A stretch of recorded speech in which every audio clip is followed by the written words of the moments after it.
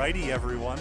I regret to inform you that I'm still getting everything finalized, and it should be done in the next 20 minutes.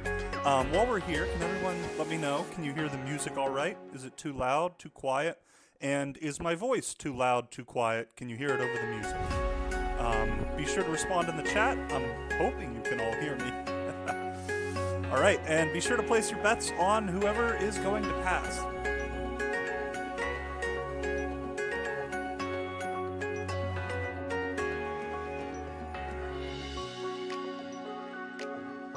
Hello, hello. We're going to try again. Can you guys hear me? Perfect. Thank you very much. Music may be a bit too loud. All right, let's reduce that music volume down. Perfect. Hopefully my mic isn't too bad. I know I was recording my episodes the other day, and it's a new mic. I realized it's not the best. All right, like I said, I need the next 20 minutes ahead of our scheduled start time to get everything finalized, but I wanted to make sure that the stream is running for a worst case scenario. Take care.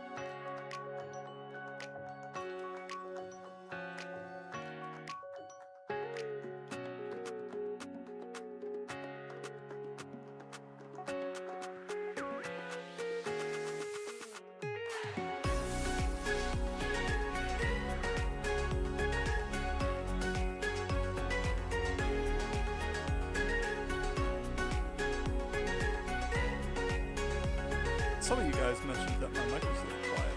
Is that any better? Can you hear me clearly? I need to lower the music even lower.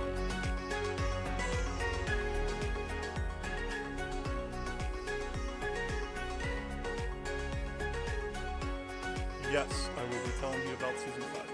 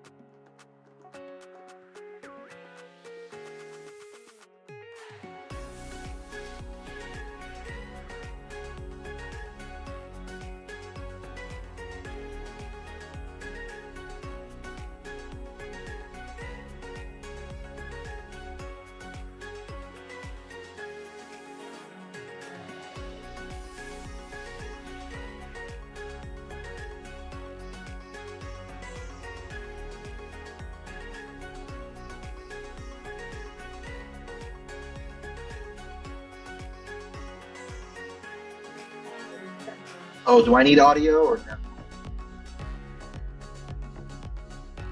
We might as well test Okay, it hold on. over Let me here. get my Can let me everyone get my hear, special headset. Can everyone on the stream hear Melon? Let me move this mic away from my face in a second. Hey, let me get my.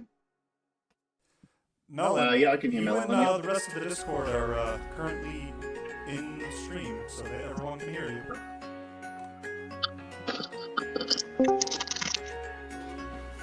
Okay, so if I deafen here, I can hear both you and Vale on the stream, but your voice is really echoed, Crane. Okay, how do I sound now? I got my Well, are you microphone like on. watching the stream and Hey, like do you have the can stream everyone in audio the on and the Discord call audio please on? mute themselves. Everyone except MK and Melon, please. Thank you. Okay. MK, what's wrong?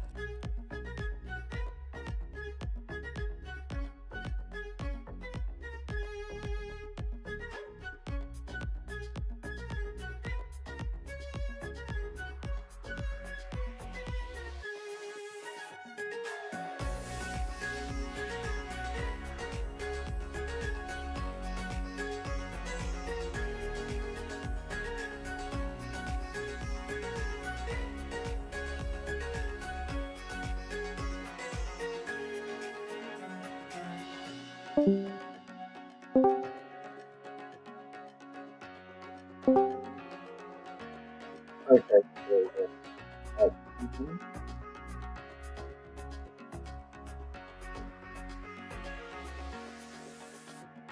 Give me a minute.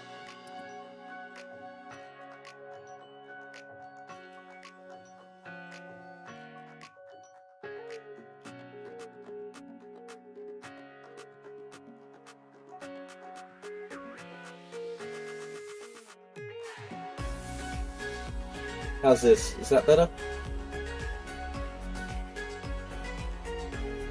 Stream, can you hear MK? And am I still echoing? I think I'm delayed by like 10-15 seconds on the stream.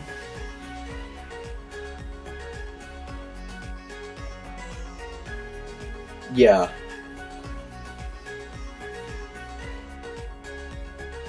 Yeah, that should work, I think.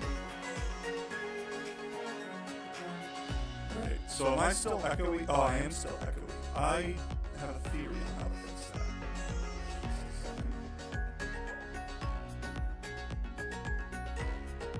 How about now? Am I still echoing? Am I clear? Can you guys hear me clearly? Yeah, you sound good. Thank you, Melon. How's the I balance sound good? between me, Melon, and MK? Do I need to adjust anything there?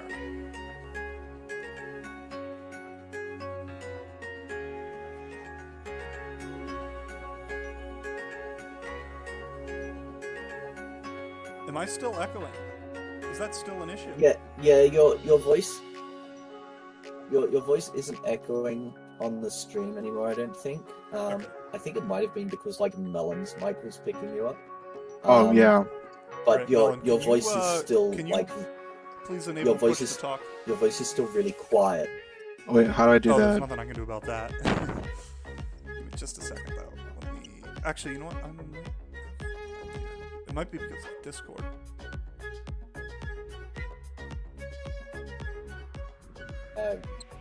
Cranky, you might need to turn your volume up because your voice is still like quite quiet compared to the music. It max both from the mic and in the thing. I can reduce the music more though. How's that? Yeah. Is the music probably a quiet? good idea. I mean, we don't really need the music anymore. We're very close, but not there yet to getting started. I have a really weird way that I'm doing the slideshow to make this work. So I have to assign hotkeys to each scene, which is annoying. It's also going to take a little bit more time. Johnny says Melon's voice is kind of loud. Okay, Oh. Melon, I can adjust that in Discord, but give me just a minute. Yeah. Okay. So just turn that down a peg. Sorry. All right, while I'm finishing this, do you guys want to introduce yourselves? Melon, you can talk a bit about Vale's Bridge too, all that kind of stuff.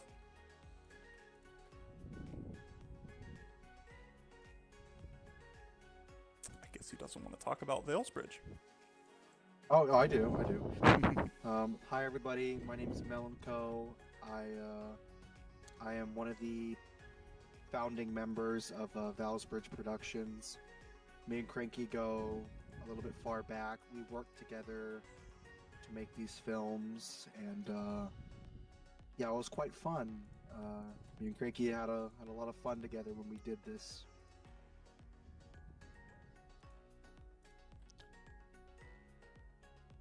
We're really excited to show everybody what we filmed in the coming years.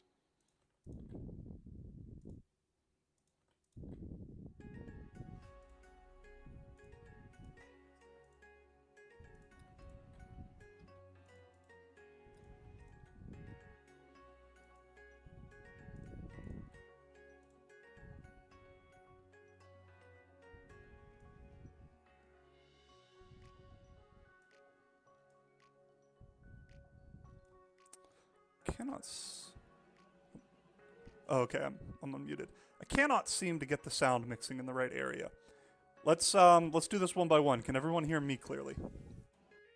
Is this good? Yeah. Can't really turn this up too much. Yep. Sounds like there's wind against the microphone or something. Yeah, sorry, it's a bad microphone. I can move it a little farther away from my face. But, yeah. Whoopsies.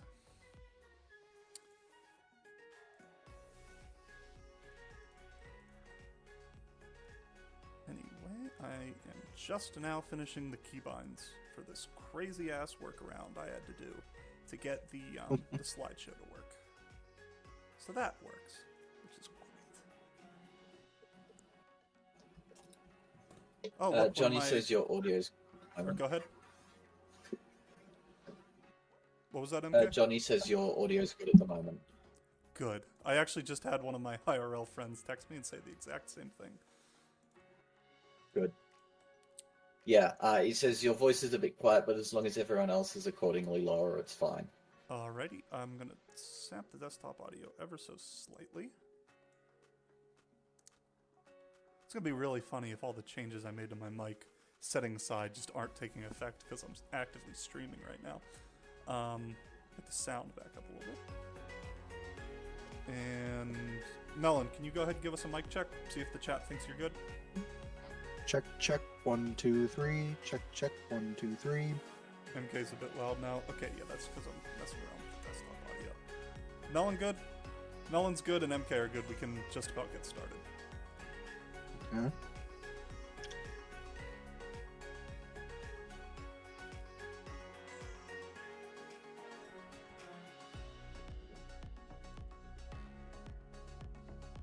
Melon is good. Mike is good.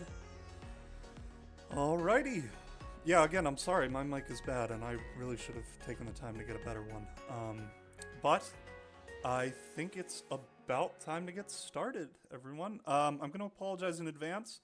I have been going like crazy trying to get the stream done the past few days. So it might be a little iffy, but the sound should be sufficiently loud for our purposes. And on some level, it shouldn't matter too much because if you go, there should be a link, a drive link in the chat right now. And if you click on that, it'll take you to an empty drive, which by the end of the night will be filled with everything we have to reveal. It's going to be a good night. I'm excited for this. MK and Melon, do you have anything you want to add before we start diving in? I'd like to say thank you for letting me be a part of this. I always love this season, and I just can't wait to see what the stuff we haven't seen before. I'm really excited to see all the surprises.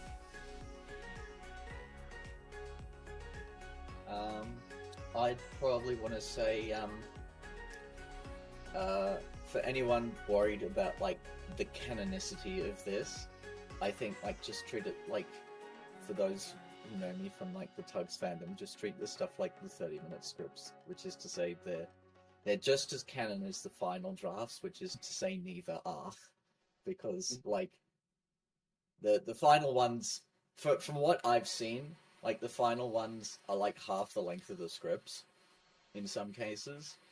So like they're missing a lot of the context, but they are finalized. Meanwhile, the drafts give the full context, but they're also emphatically very much not final. So there's a lot that would have gotten changed during the writing process. So like it gives a much better context for what the stories are/should be, but your mileage may vary, and it's down to personal preference on where that balance lies. So it's like it gives the context, but it's like it's by no means the final word. So just sit back and enjoy and have fun being creative with it. Yeah, I'm just gonna add that with canonicity, it's gonna be a headache. There's a lot of stuff that's explained in these drafts that I assume most of us are gonna kind of integrate into at least what we think of as the classic series lore. But there's also a lot of stuff, when it comes to the maps. We had no idea really where to place the Toby and the Flood locations. We had some idea of where the Stepney Gets Lost locations are, and we were way off with the stuff in Oliver's Find. And it's like for mappers, we never really had any definitive evidence from season 5 onwards, except for the continuity notes. Now we have something to go off of, but everything in these scripts, it's the very first draft. So just like MK said, you have to take it with a grain of salt, and it's going to be a huge headache kind of trying to figure out, what do we pay attention to, what do we ignore. But there's going to be a lot of really cool lore reveals tonight. The scripts themselves, they fluctuate in quality pretty wildly. There's a lot of typos. Some of them actually read like fan fiction, which was insane for us to find out about. But you guys are going to enjoy this. And I will also say the way this stream is going to be structured is we've backloaded it. So we're going to start out with some of the smaller content, and we're going to be ramping our way up. Even the actual episode order, the original one, because it's different than the final season 5. The episode order is in a similar way, where it starts out with some of the episodes that are very similar to the final versions, not really any changes, and then on average we start getting, you could say, deeper and deeper down the rabbit hole. We start seeing characters dying. We start seeing returning characters from seasons 1 through 4. We start seeing all kinds of plot twists that come out of left field. So any Thomas fan out there, I assure you this is going to be a 4 to 5 hour live stream. You're going to want to strap in and stay for the whole thing, because let me tell you, the final episode that we're going to be revealing the script for tonight will probably melt your mind. And I cannot wait to look at the Thomas wiki tomorrow morning and see, basically see how different everything is and how much it's changing in this 24 hours. So I think that's enough about me for now. We have a little intro, and then we're literally just going to dive right in.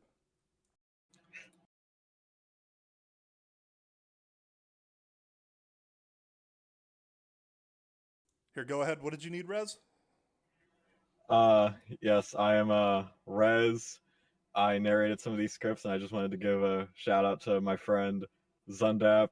I narrate his series Fenders and Fireboxes, and he might not be able to be here for this whole stream, so I just want him to know that I'm thinking of him. I'm all good now.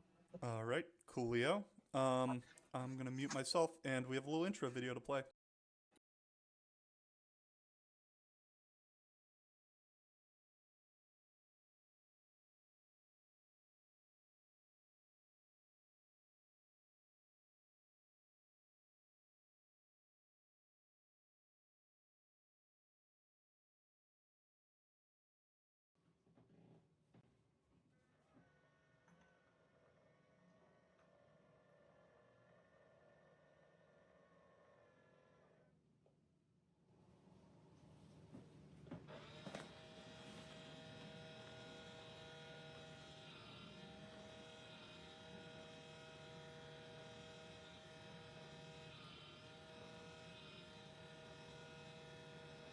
Hey down there, YouTube!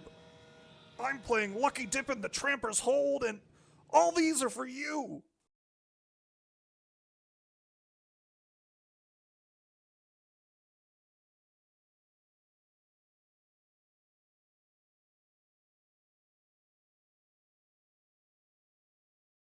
All right, now's the fun part of the night where I get to swap out of studio mode and into regular edit mode. Everyone can see the Series 5 American VO binder labeled Brits copy in the top left corner. Is that correct? Mm-hmm. Yep. Alrighty. This binder is about almost 200 pages. There's not much of value in it. And oh, you know what? I should probably put it in the drive so everyone can just look at it while I talk about it. So let's do that. So I just post this to the Valsbridge Productions account. Yes, please. All right, done for you. If Google Drive would let me do this, I can move it into Season 5 script/binder/folder published. Move, change who has access, and voila, there it is. That's going to be fun to do for all of them. Nolan, I don't know if you want to pop into the Valesbridge account and see if you can manually move this stuff over as we do each reveal. Okay, let me take a look. For anyone who's saying the link doesn't work, I have a couple people telling me it does. It should be blank right now because we haven't revealed anything yet. But if there is actually an issue with the link, if you go onto the Valesbridge Productions Twitter account, Melon should have just posted a link to the drive, and you can just access it there. Yep, it's working for me. Perfect. If some of you guys could also confirm that it's working, Melon, if there is still an issue with it, go back into the drive and I guess reshare the link. Anyway, let's get started with the Season 5 binder. So there's not really much in this one. I know there has been a hotly debated question about what the true finale to Season 5 is. And what's interesting is we're actually missing script 26 from this binder. For anyone who's not aware, this is the American voiceover binder. It's actually signed by Alec Baldwin. And it was used in the recording of the American dubs of Season 5.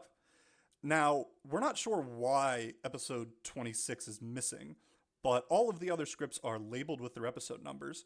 So we can confirm that the true finale of Thomas the Tank Engine Season 5, at least the American version, is Rusty and the Boulder.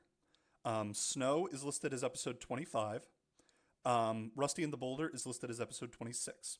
And I believe this is the version of the episodes that is on Amazon. They have the correct episode order, so if you want to watch the proper version of Season 5, you can go on Amazon right now and do that, at least after the stream. Beyond that, like I said, there's not really anything of value in the binder. I should be able to do slideshow mode on this. It's not letting me do slideshow mode. That's very concerning.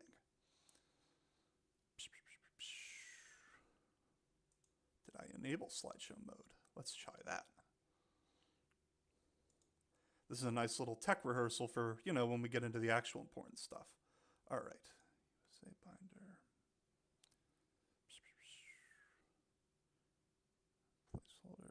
Placeholder sound, USA binder. Uh-oh, it should be enabled, but it's not. This could be a very long night now.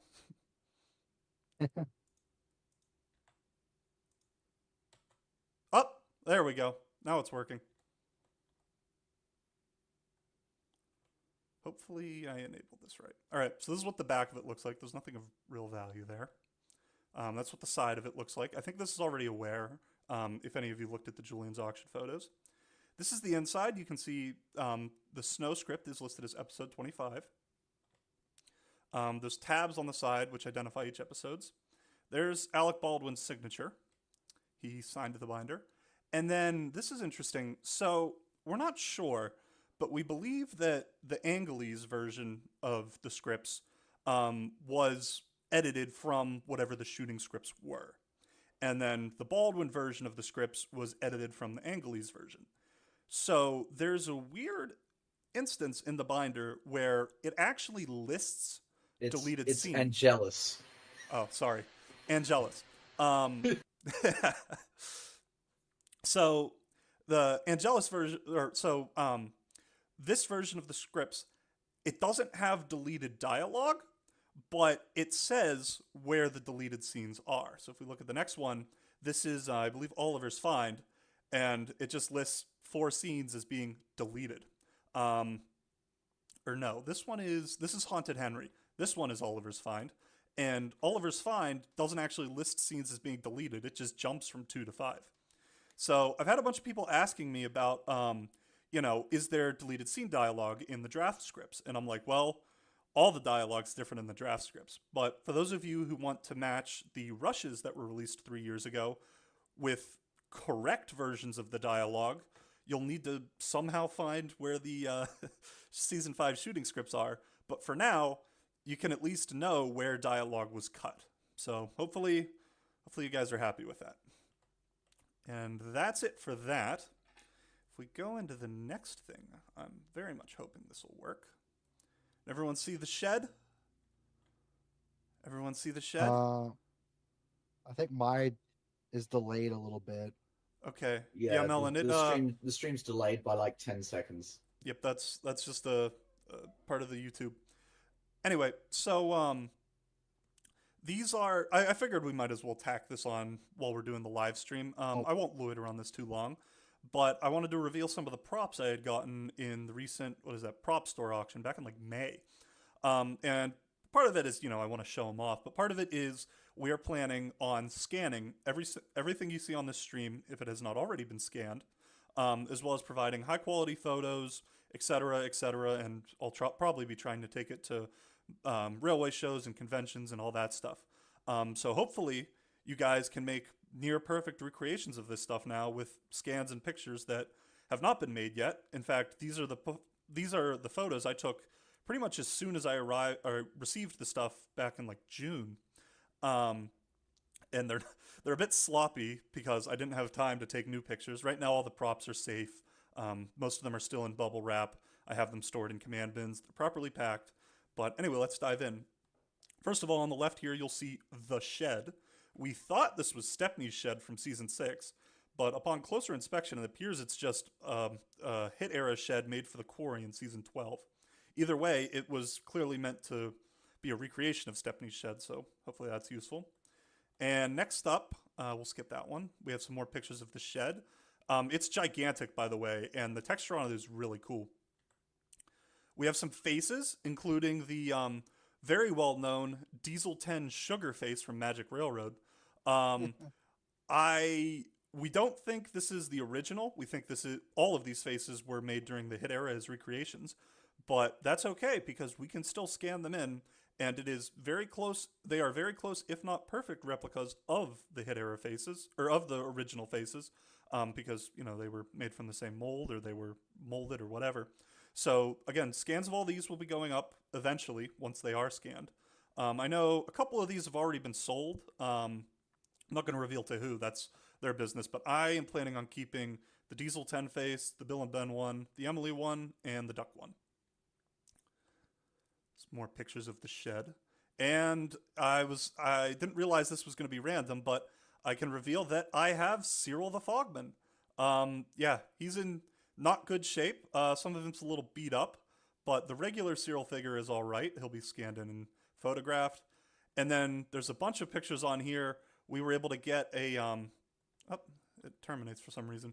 We were able to get the farm animal lots, and those probably I think have already been announced. We ended up divvying that up and selling them to a bunch of people. All right, that's enough of that. Let's get on back to the binder. We have the general correspondence section. All right. Hopefully everyone can see that. I think these are set to random, which is not good. It's not what I want. No, they are not. That's interesting. Okay.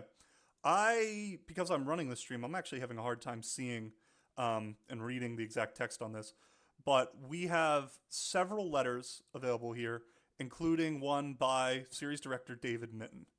If I go backwards, it'll actually show these in order. Yes, somewhat. Okay. This was also, I believe this was posted on Twitter already. This is the original script for the Donald's Duck song. This was, it appears that David or someone else from his production company actually authored pretty much the final version of the song, and they sent it off to Mike and Junior. Melon, if you can go ahead and add the prop reveal stuff and the general correspondence stuff to the binder, or to the Google Drive. We're not going to loiter on this too long because I know everyone wants to get into the scripts. Go Gotcha. through here. We have a very long, like a 4-page letter by Angus Wright, dated what's that, April of 1997, during pre-production on season 5, and he basically talks about kind of what they're thinking, just various ideas they're looking at for how to expand the brand. There's some cool stuff in here. They talk a lot about Tatmer, and David actually has some stuff in another letter talking about maybe trying to use classic series footage as stock footage for some of the music videos in Magic Railroad. But in this script, or in this correspondence specifically, Angus is actually floating the idea of doing like 40-minute TV specials, and they pretty quickly shoot it down. He basically says we could do 40-minute TV specials, and then he's like, but we talked about this recently and we decided it's a bad idea outside of Japan. You can see some of this. There's some other odds and ends in here that he talks about. It's definitely very interesting to read through, but we're not going to go through all of it right now. And then these are kind of interesting. This is the letter from David Mitton. This is to Angus. He wanted them to develop a reference database for all of the season 1 through 4 footage. There's a bunch of back and forth about what that should look like, but he actually mentions that creating the season 4 music videos was a huge task for them because they had to root through all of the original footage. And as a result, he wants this database created to speed it up because, as most of you know, they did 1 song in season 3, 6 songs in season 4, and then 10 songs in season 5. So we have some odds and ends about that.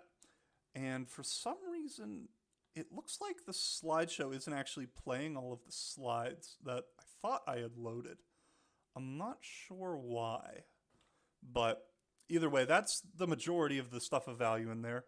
Melon, did you go ahead and get those added to the published version of the drive? Where do I access those? It's on the Veilsbridge production drive. There's a folder labeled Season 5 Private and Season 5 Published. Oh, yes. If you just want to go ahead and Let me move get those. to that. All right, Yes. let's let me get moving find- on. We're already a half hour into the stream and we haven't even touched the scripts yet. So let's keep going. Next up, we have David Maidment's letter. So for those of you who don't know who David Maidment is, he was brought in on Series 5 to be the railway consultant and advised them on the realism of the show. And he also provided several story ideas. His original letter, which is, I believe, from like 1996, so predates regular production on season 5, was located in the binder. It's weird. It appears that he originally reached out, and I guess they told him no or they weren't interested. And then while Britt and David were working on writing season 5, Angus forwarded them his old letter and basically said, hey, you should talk to this guy again. So this is read, I actually forget who's reading this. Let me check the Discord real quick. Me.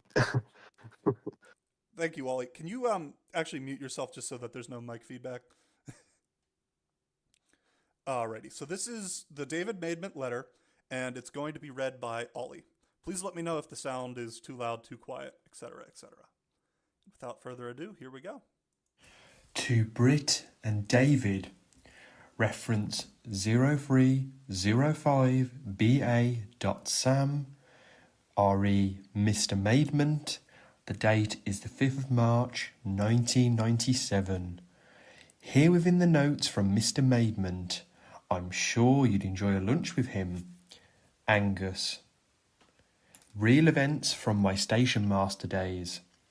The day the Guinness tanks derailed across the junction at Aberbeg, creating a whiskey galore event, and my attempts to open up the line round the derailment using the Ebb Vale banking engine, a sort of Thomas, I was a very inexperienced new boy and had to be rescued by the engine, or rather my local signalman who came with me to guide me.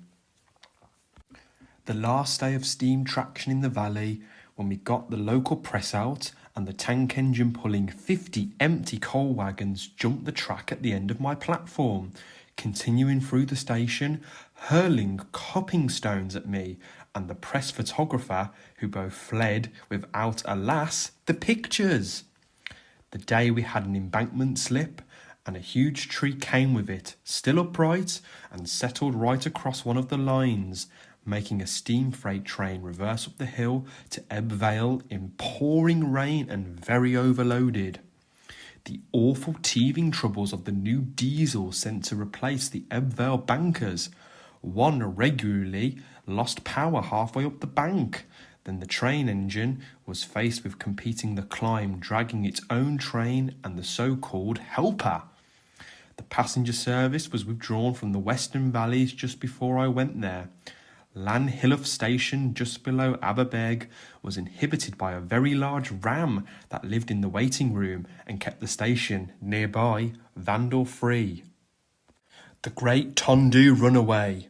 A train of 52 coal empties was being drawn into a colliery in the Gar Vale when the engine snatched at the train and the coupling broke between the first and second wagon. The guard was already walking forward to uncouple the engine, and as the wagons began to roll down the 1 in 50 gradient towards Tondu, he set off in pursuit, but soon gave up. The wagons swept through level crossing gates, just missing a bus, and got to the bottom of the gradient, a mile from Tondu station, doing 70 miles an hour. The signalman just before the junction could have set the points for a siding and derailed the train into the river, but he wasn't sure if the guard was still on board, so he let the train run. The local supervisor rang me up in Bridgend and said, "Listen to this, Gov," and I heard the whole train pass him over the phone at incredible speed. Just ahead was a sharp reverse curve through the junction. Normally it's restricted to 5 miles an hour. The whole engine shed staff at Tondu turned out to watch what they thought was going to be the pile-up of the century, but only saw the engine and driverless train hurtle through the junction, seemingly on 2 wheels, and set off up the gradient towards Margam. A couple of shunters dashed off in a car and chased the train, and managed to catch it as it slowed to a stand, and just before it began to roll back towards the Tondu junction and roared through in the opposite direction. 37 out of the 51 wagons had red-hot axle boxes. It was our great escape. We had even begun to evacuate the village as the runaway bore down on it. A flood swept away ballast under the track at Llanharan, and a freight train was derailed, catapulting its load of 500 copper ingots, which were £500, into the loose ballast where most of them got buried. We spent weeks digging them out, and never did find 4. Many rumours abound on where they had gone. Also on the train was a van loaded with cornflake packets, which finished up in a field of mud. The local farmer tried to help, but his only tractor got stuck there for 3 days, at the end of which the cornflakes were very soggy. During the rescue operation, one of the track repair staff suddenly yelped, stuck in his hands beneath the floodwater between the sleepers, and plucked out a fish about 10 inches long. One day, I spent all night at Bridgend Yard, helping to re-rail a diesel shunter. I finally went home at 6 a.m. and had just gone to sleep when a loud knock at the door got my landlady up, in order to tell me that an engine was derailed in Tondu engine shed. After a lot of cold water over the head, I eventually arrived at Tondu in pouring rain, where I was not much use in trying to organise the re-railing there. One of the supervisors sent me home to bed, having noticed that I was staring at my feet, which were shod in 1 black shoe and 1 brown shoe. The fat controller was much embarrassed, my staff enjoying my discomfort for weeks to come. At Aberberg, I used to play cricket with a colleague on a pitch adjacent to my railway, for which I was on call. One cricket scoreboard entry reads, "Maidment, retired, derailed, 4. I had just snickered a boundary when this local signalman summoned me with his loud hailer to tell me of a derailment at Abervale, when my presence was urgently required, in cricket whites. At Gillingham in Dorset, on the Salisbury-Exeter main line, I had no transport. other than the trains, and the only way I could pay the crossing keepers each Thursday was to commandeer the engine off the local pickup freight train and hang out of the cab, holding out the pay packets for the crossing keepers to catch, just like the single line tablet or staff. My favourite train was the evening school train, which took the pupils from Gillingham Mixed Grammar School back towards Salisbury. The train consisted of a steam engine and 4 coaches, with the boys locked in the front 2 and the girls in the rear. It used to take 79 minutes to meander the 15 miles, with long stops at Tisbury and Dinton to load mountains of soaping wet watercress punnets, and even longer at Semley to gravity shunt an empty milk tank onto the rear of the train, in addition to the watercress loading. I sometimes used to help the guard load the cress when traffic was heaviest, as always performed under the ruckus encouragement of the school kids. It seemed the last bastion of the Victorian Railway before modernisation took over. It was as late as 1964. Royal Train True Happenings. The old Royal Train was limited to 80 miles an hour. It was modernised in the early 1980s, with new bogies to permit 100 miles an hour. The Queen does not like speed, so the train was normally timed to cruise at 70 to 80 miles an hour, especially on night trips. One day, leaving Euston in the late evening, the royal party was 20 minutes late arriving, and I had to decide whether to hold the train further to allow the 100 mile an hour mail and newspaper train to proceed. The police didn't want us around for security reasons, so I instructed the driver to travel at the newly permitted 100 miles an hour until we neared Rugby. About 10 minutes later, as we roared through Harrow and Wealdstone at full speed, a white-faced footman burst into my saloon screaming, "For XX's sake, slow that train down! The Queen's bathwater is hitting the ceiling!" One night, near Wrexham at about 2 a.m, the royal train was held up for 15 minutes because the signalman had gone to sleep. It took 2 of us several minutes of thumping with our fists on the locked signal box door before we could wake him up. He was not drunk. On one trip to Glasgow, we had stopped for a couple of hours in the night so that we could arrive fresh at Glasgow at the appointed minute. All sorts of things went wrong, including an engine failure, which resulted in the royal train being propelled by an engine in the rear, and I advised the royal couple through their secretary that we would be arriving 20 minutes late. The Scottish crew on the rear engine were not giving up, however, and they whistled us along at 80 miles an hour, rather hair-raising, and I noticed we were crossing the Clyde only 10 minutes late. A frantic phone call to the Queen's secretary was not relayed onwards, with the result that on arrival in Glasgow, Prince Philip was still in his shirt sleeves playing with a personal computer. The Queen is alleged to have rebuked Philip with the remark, "I'm all right, I've got me hat on." On arrival at a small station in central Wales, we had gone to the Royal Welsh Show. We missed the red carpet by a few feet. The local station staff had measured wrongly. Prince Philip's acerbic reaction was to comment to me that, "I see we have a learner driver on this morning." On one trip, I regret that I caused the Queen to have hysterics. Normally, our progress in the morning to the station where the royal visit was to take place was very sedate. On this occasion, we had to run at 80 miles per hour from Warrington to Wigan, as we were on the main line, and we would otherwise delay a Scottish express. We duly went round a 70 mile an hour curve north of Warrington at 60 mile an hour, followed by Euxton Junction at 84 miles per hour, 90 permitted. The phone lines then went blue. Apparently the Queen was still eating breakfast. The royal saloon had its dining table lengthways, and the vehicle rolled as we took the first curve, sending the Queen's coffee into her face. A few seconds later, she got the reverse pole, which put the rest of the coffee in her lap. The fat controller was not popular. The Queen, unused to this sort of speed, actually thought we'd been derailed. I only just stopped myself saying, "Mom, we do this to our ordinary passengers all the time." On an overnight trip to Fife, the police got a hoax bomb threat for the Forth Bridge.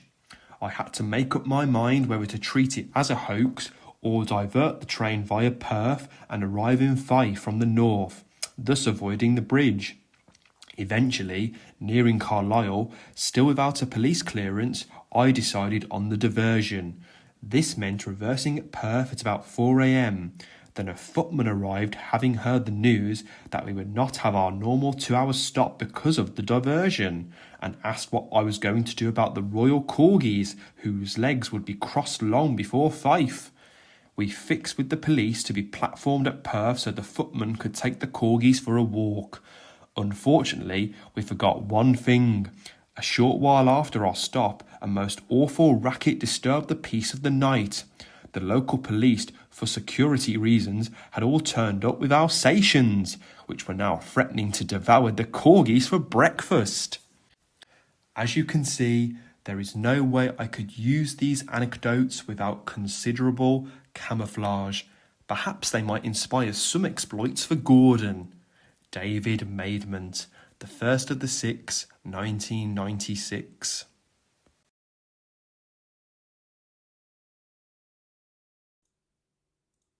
All right, yeah. That's the original David Maidment letter that inspired numerous episodes of season 5. That is available on the Drive, as well as a bunch of other stuff. If you guys could go ahead and double check that that's available.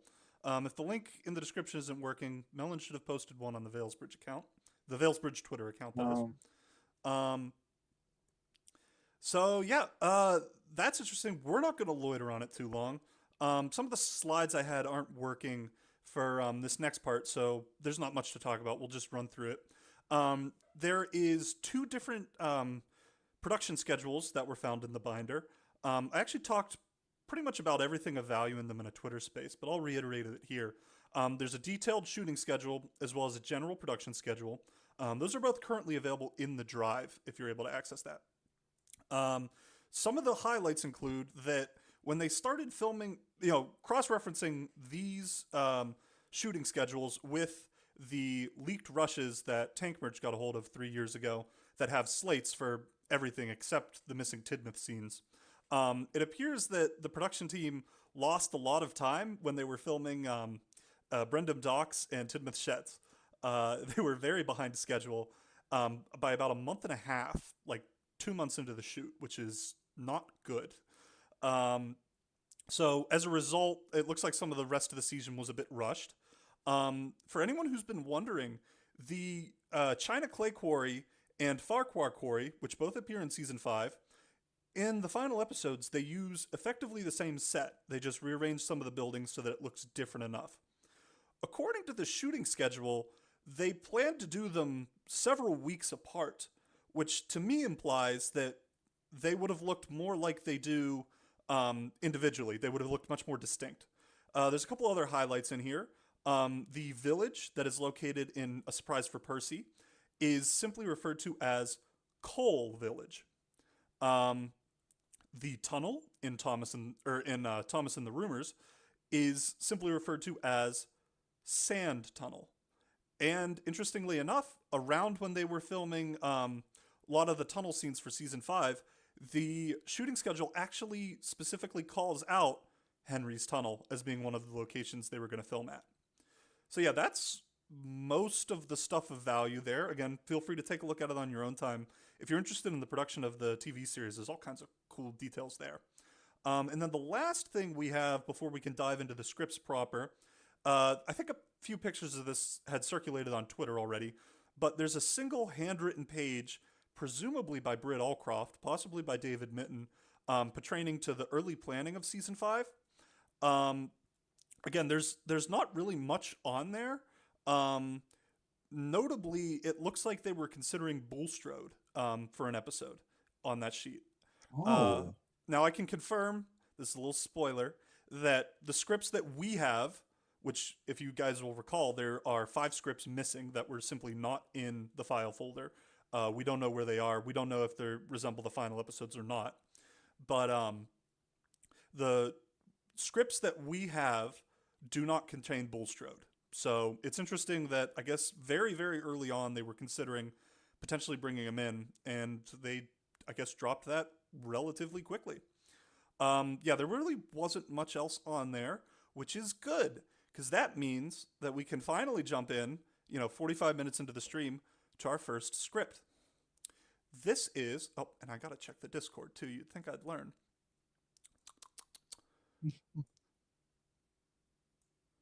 All right. This is Toad the Brake Van, read by Jackson. Here we go. Episode 1. Toad the Brake Van. Toad is bemoaning his lot to Oliver, his main working partner.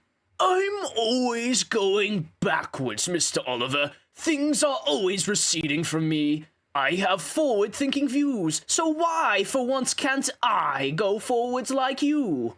Oliver politely tells Toad just how valuable he is at the back of his trains. You help me brake. You help me keep the couplings taut when we go down hills. And what's more, you keep the trucks in order. Sorry, Toad. You're far too valuable to be in front. Fronting's for engines, not brake vans. Brake vans are very useful where they're put, so no more moaning, please. But Toad kept on moaning. Even the trucks were getting bored with him. The trucks decided to teach Toad a lesson. We'll do it on Gordon's Hill, one whispered to the others. Dully, when Oliver is struggling up Gordon's Hill, a coupling on one of the forward trucks breaks. Toad suddenly realizes he is now traveling forwards. The guard, knowing something as dreadful is about to happen, jumps clear, leaving Toad to his own devices. From now on, we experience some pretty hairy moments as Toad speeds along the line. He narrowly misses this and that. Signalmen desperately try to divert him, sometimes into truck-filled sidings, sometimes through yards, but none succeed in slowing him down. Meanwhile, of course, Oliver, realizing the seriousness of the situation, pursues Toad. Oliver is in effect, reversing at speed. On his way, he sees the damage and commotion that Toad has incurred, and becomes increasingly concerned for his safety. Toad, meanwhile, although terrified, is also quite enjoying the experience, but gradually realizes that all must end in tears. He sees a hill ahead, and railway workers waving red flags. Toad reckons they are there to stop him, but all they are doing is warning him of some danger ahead. In fact, what is ahead is the construction of a new line. The line ends beside a huge, filthy, muddy pool. A smart-thinking worker switches the points, ensuring Toad will traverse down this new line, thus avoiding a mighty crash into work wagons, cranes, etc. Toad, meanwhile, is quite convinced that he will be halted at the apex of the hill. But the trucks are so powerful, they just push him ever onwards. Down the new siding Toad goes, and into the muddy waters. His forward trip is over. Oliver arrives and surveys the carnage. That night, Toad spoke to Oliver. I'm sorry, Mr. Oliver, sir. I didn't mean to cause you an embarrassment. That's all right, Toad. Perhaps now you've learnt a valuable lesson, replied Oliver. That I most certainly have, Mr. Oliver. If you're going forward, you must make sure you're totally in control. Otherwise, you'll probably end up in the mire, Oliver added. They both chuckled, and the other engines laughed as well.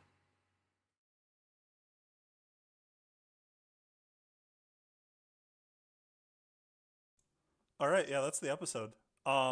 This one was particularly weird because most of the scripts in the file folder are about 10 minutes long. This one is like 3 minutes long. Most of the other ones are 3 to 4 pages. This was less than a page and a half.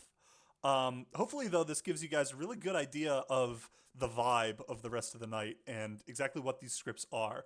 I don't think I noticed too many typos in that one. And like I said, for the most part, it's pretty similar to the final version. But yeah, that was Toad the Brake Van.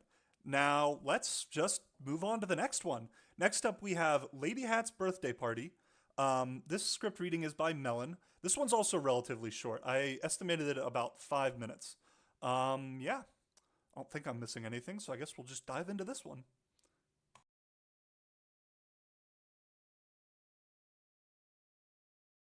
Lady Hat's birthday party. We open in the Fat Controller's lounge at his home. He is admiring his well-pressed special outfit. He is going to wear it for Lady Hat's party at Knapford Station celebration rooms. His outfit is carefully packed into a suitcase because he has work to do before the party, which is scheduled for 3 p.m. As he leaves, Lady Hat reminds him not to be late. I shall be just like Thomas, spick and span and right on time, he replies cheerfully, and off he goes. We find him at a small station about an hour's drive from Knapford. The engines are far too busy to give him a special today. The station master and porters admire his outfit. Very smart, sir, I must say, said the station master. The Fat Controller looks at the station clock. It reads 2 p.m. Right on time as usual, he smiles, as he takes his leave. His car is sparkling clean. He drives off. A little way down the road, his car breaks down. He is most annoyed. The car clock reads 2:15. Just then he hears something. Pop, pop, bang. It's Caroline, the car. He flags her down, and her driver willingly gives him a lift. I cannot be late. It is Lady Hat's birthday party at 3 o'clock, and I promise to be there right on time, he tells the driver. Caroline does not like being driven fast. It's not good for my pistons, she says, angrily as she speeds down the road. Of course, she overheats and comes to a steaming halt. The Fat Controller and the driver look under her bonnet. There's nothing we can do now. I'm awfully sorry, said the driver. What to do, mumbles the Fat Controller. A distant church strikes a half-hour chime. He looks at his watch. Goodness, it's 2:30 already. Just then a motorcycle with a sidecar comes up and stops. The Fat Controller explains his plight.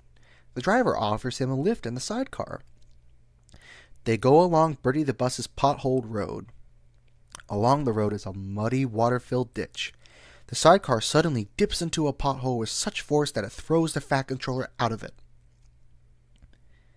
He flies through the air and lands in the ditch. The driver helps him out.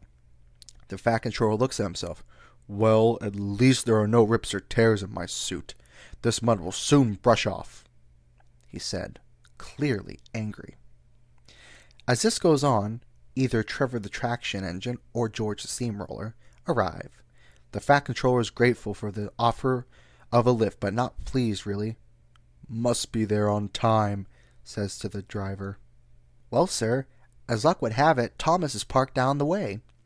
The Fat Controller is delighted, but realizes that an oil valve on the engine is blowing at him, smothering him in smuts. He is most relieved to find Thomas. He speaks to Thomas's driver, only to find out that the fireman was taken ill and will not be back. That's why Thomas is parked in the siding. Oh well, said the Fat Controller, almost resigned to his fate. Better late than never. I'll be the fireman. Do you think we'll make Knapford by 3 o'clock, Sid? Of course we will, sir. You stoking and Thomas behaving will be in there with time to spare, you mark my words. Thomas felt proud and excited. The Fat Controller is my fireman. Just wait till I tell the other engines, he said to himself as they sped down the line. The Fat Controller was now in his shirt sleeveless, shoveling coal. For all his worth, and at last they arrived at Knapford. The clock reads 2:56 p.m. The Fat Controller is the most delighted. Well, I suppose it's better to be dirty and late than never. A flower stand is close by. He buys an enormous bunch of flowers that almost disguise him completely. He enters the big reception room on the dot of 3 p.m. Everyone there is very posh. The Fat Controller is recognized simply by his top hat. Lady Hat steps forward. "What a beautiful bunch of flowers! What a splendid present!" And she takes them from him.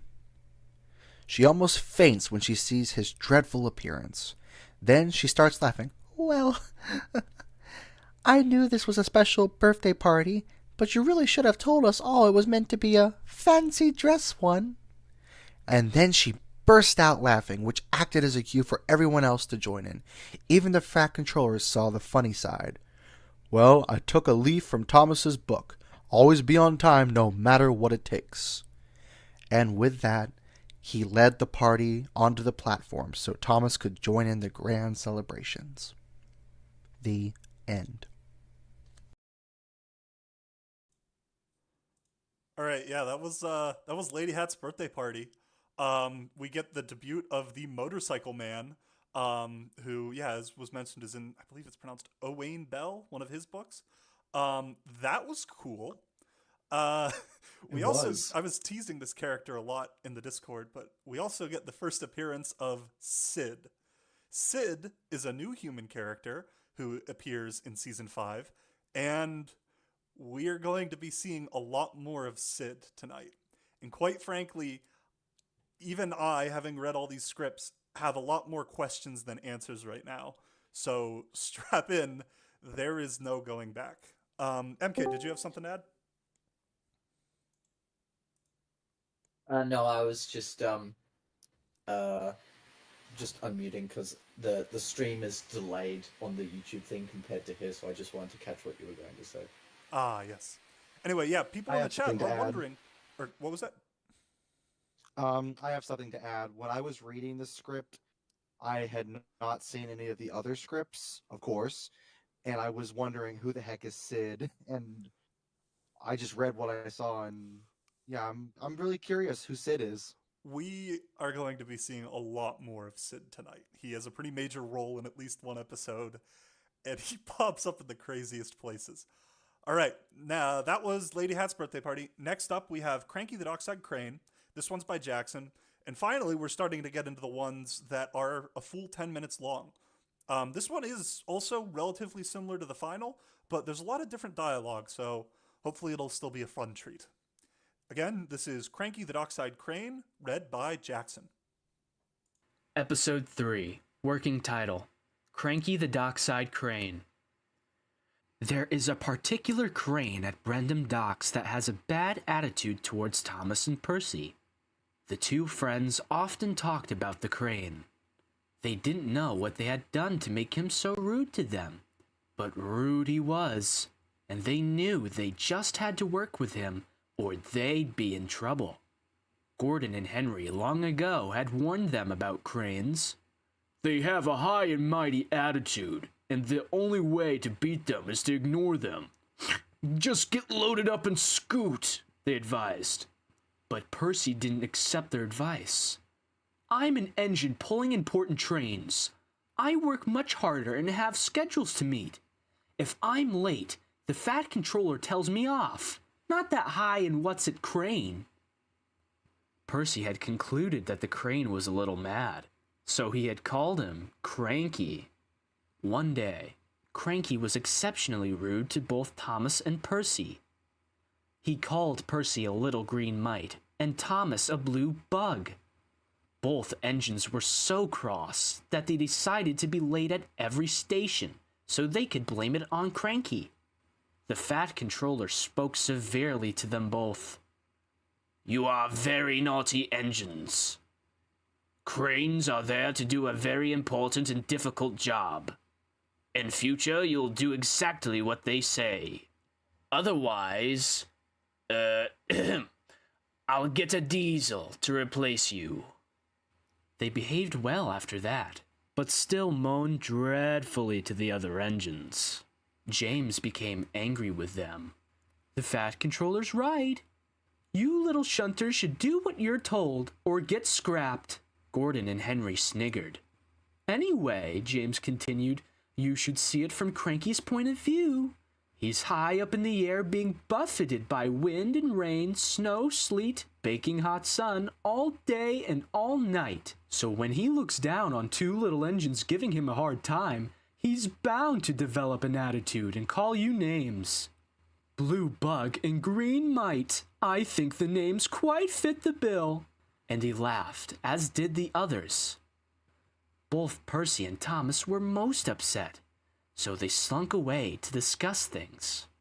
Cranky somehow found out that the big engines agreed with him about Thomas and Percy. So, whereas he was most polite and helpful to them, he was becoming more and more beastly to Thomas and Percy. The day came when many ships came to the docks to be loaded and unloaded. Every engine was busy. The Fat Controller was marshalling operations, but was nowhere to be seen when Cranky played his games with Thomas and Percy. Come on, push those trucks closer to me, he yelled to Percy. Percy dully obeyed, only find that he had pushed the trucks too far, and Cranky's load spilled all over the place. This made Percy angry and late. Cranky played his tricks on Thomas as well, making him late too. In fact, both engines were so late that the Fat Controller told them to go to the sheds and not come out until he told them to. Thomas and Percy were both sad and angry, but there was nothing they could do.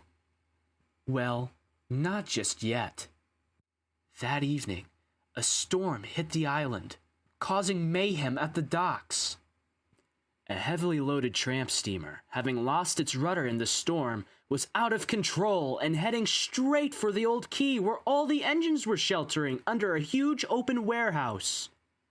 The tramper smashed into the quay and hit the main supports of the warehouse.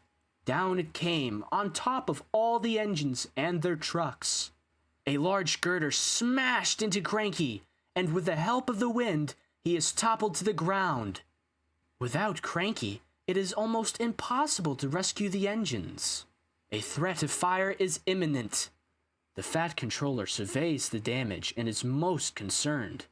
Then he remembers that Percy and Thomas are in the sheds. Send for them immediately, he bellows to his staff. The two friends arrive and can hardly believe their eyes. Percy sees Cranky lying on the ground. Percy smiles. Oh, how the mighty have fallen, he sniggers. This is no laughing matter, Percy, shouts the Fat Controller. I shall speak to you later. Yes, sir. Sorry, sir. But, sir... What is it now, Percy? The Fat Controller shouts. Well, sir, I think if Thomas and I attach a hawser to Cranky, we might be able to raise him up. The Fat Controller, workmen, and engine drivers all agree and put Percy's plan into action. With much ado, Cranky is uprighted, and as soon as he is, he starts freeing the engines from the wreckage. As dawn breaks, all is well. All the engines thank Thomas and Percy. They are interrupted by a loud, high, and mighty cough. It's Cranky. I can only say thank you. Thank you. Thank you both. Without your help, we would have all been done for. I'm so sorry I was rude to you in the past. From now on, you'll be Blue Hero and Green Hero, and my friends for life. All the engines cheered, but Percy was still a bit gruff. Pah! Personally, I'd rather be called Percy, but I suppose any apology from that high and mighty crackpot is better than none at all. And off he chuffed, completely forgetting that his hawser was still attached to Cranky. Of course, the obvious happens. We freeze frame as Cranky is halfway in his fall to the ground.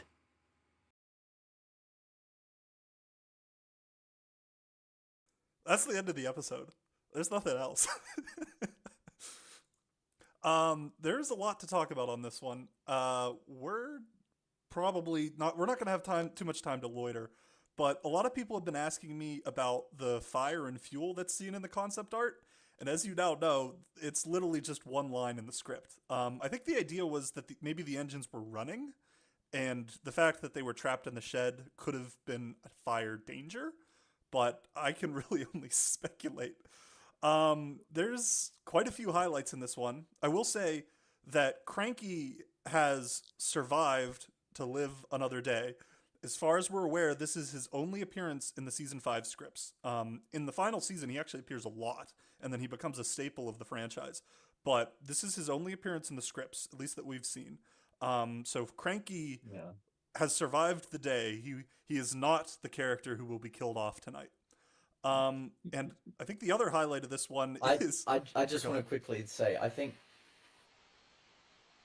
Go ahead, MK. Oh, I was just going to say the thread of fire, going off the concept art, you can see like there's the big like fuel tank, and if you look on the set in the episode, you can actually see it poking out of the rubble. So they did put it on the set as like a thing.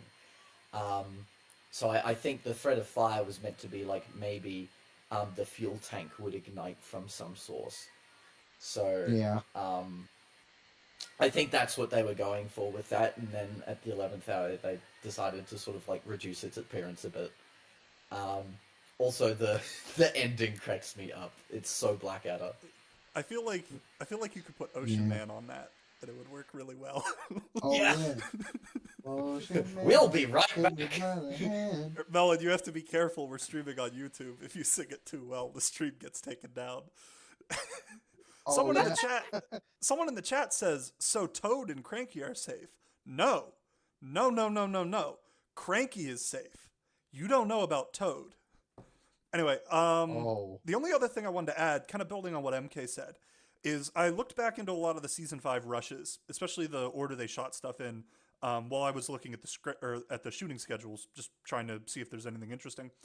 And it looks like, if I had to guess, filming the climax of Cranky Bugs is where they were losing a lot of time. It's like the last thing they filmed.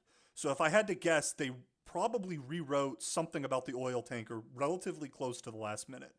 And as much as I love the episode, let's be frank, the way they filmed the very end of the episode is kind of weird. It's at like a completely different section of the docks. The logic of how Thomas and Percy are raising Cranky doesn't make sense. So I won't waste your guys' time too much with speculation, but that was... there's a lot to unpack here, I think, is the takeaway. Can also add that, if you didn't notice, this version of the script appears to take place over several days, if not weeks, unlike the final version. So anyone who was looking for a good excuse, I guess you could say, as to why Cranky just appears to teleport from one section of the docks to the other in the final version, I guess there you go. It's that the episode is meant to take place over a while, so I don't know, maybe they had to move him or something. Anyway, that's enough of that. It's time for the next script. This one is read by Rez. It's a fan favorite. It is episode number 4, Stepney Gets Lost. And this, I think, is the one that really kind of starts to kick off the big and the mind-melting reveals. Most of what we've seen so far has been relatively tame, just some canceled scenes, couple cameos. Things are about to go off the rails, and let's just say they're not really going to get back on. Anyway, without any further ado, Well said. this is Stepney Gets Lost, read by the talented Rez. Stepney Gets Lost. Stepney, who runs the branch line in Bluebell Valley with his friends from the narrow gauge lines, was restless and moaned about his lot and the lack of adventure. His driver often reminded him how lucky he was to be rescued by Rusty, the narrow gauge diesel engine, from the scrapyards, and that complaining was like looking a gift horse in the mouth. Stepney never really understood that gift horse thing. As far as he was concerned, he was not as useful as he thought he could be. He often met Rusty as she busied herself around the narrow gauge line, repairing this, building bridges, clearing branches from the tracks, in fact, just being thoroughly useful each and every day. One day they met up, and Stepney told her about his discontent. Rusty looked at him angrily. "So you think you'd like to do my job, do you? I can tell you, my driver and I were only the other day saying how lucky you were, always traveling around the valleys with happy visitors who are always kind and polite to you. All I get is hurry up and do that, go there, go here, do this, do that, all in the space of a few minutes. You should count your blessings, Stepney. Mark my words, it could be awfully tough being a working engine. Stepney looked downcast. He knew she was right, and after all she had saved him from scrap. I'm sorry, Rusty, but it's just that, well, I'd just like to do something a bit different, like taking Thomas's train as a special treat. That's all I ask. Rusty knew exactly what Stepney was trying to say, so she promised to try and help him. That evening she spoke to her driver, and as they chatted, the Fat Controller arrived. He had some difficult work for Rusty, and after he had given her driver the instructions, her driver spoke to the Fat Controller about Stepney. The Fat Controller smiled. "A bit bored, is he? Well, I'll teach him what it's like to be a real working engine. Just you wait and see." Early next morning, after the firelighter had set Stepney's fire, his driver and fireman arrived. They were not happy. You see what you've done with all your moaning, Stepney? The Fat Controller has scheduled us to help Toby and Mavis work the stone quarry. Maybe this'll teach you to stay quiet in future. The only thing moaning is good for is making things worse. Oh well, orders is orders. And off they went. Although Stepney felt sorry for his driver and fireman, he was very excited and sped along the line through beautiful countryside. Soon they travelled through mountain passes, over rickety bridges, until at last they entered the quarry. Stepney's driver spoke to the quarry foreman, who soon put them to work shunting trucks. Toby was very glad to see Stepney, as was Mavis. It was the first time Mavis had met Stepney, and she instantly liked him. She showed him what to do and how to park the right trucks in their selected sidings. Big rock in these sidings, ground rock in these, gravel in these, dust in those, and if you were really lucky, foreman will tell to take the trucks to Farquhar Station. That's when he can have a rest. But Stepney didn't want a rest. He liked working. Soon he was as dusty as Toby and Daisy. Non-narrator res here for a moment. The script specifically says Daisy with an E in it. Back to the story. This made him feel very important. Now I'm a really useful engine, he said proudly to himself. The foreman was duly impressed with Stepney. He told Stepney's driver to take a long train of trucks to Farquhar. "After that you may as well go home. I'm sure you don't want to do night work, do you?" Stepney spoke first. "Oh yes, please, sir, please." His driver looked sternly at him.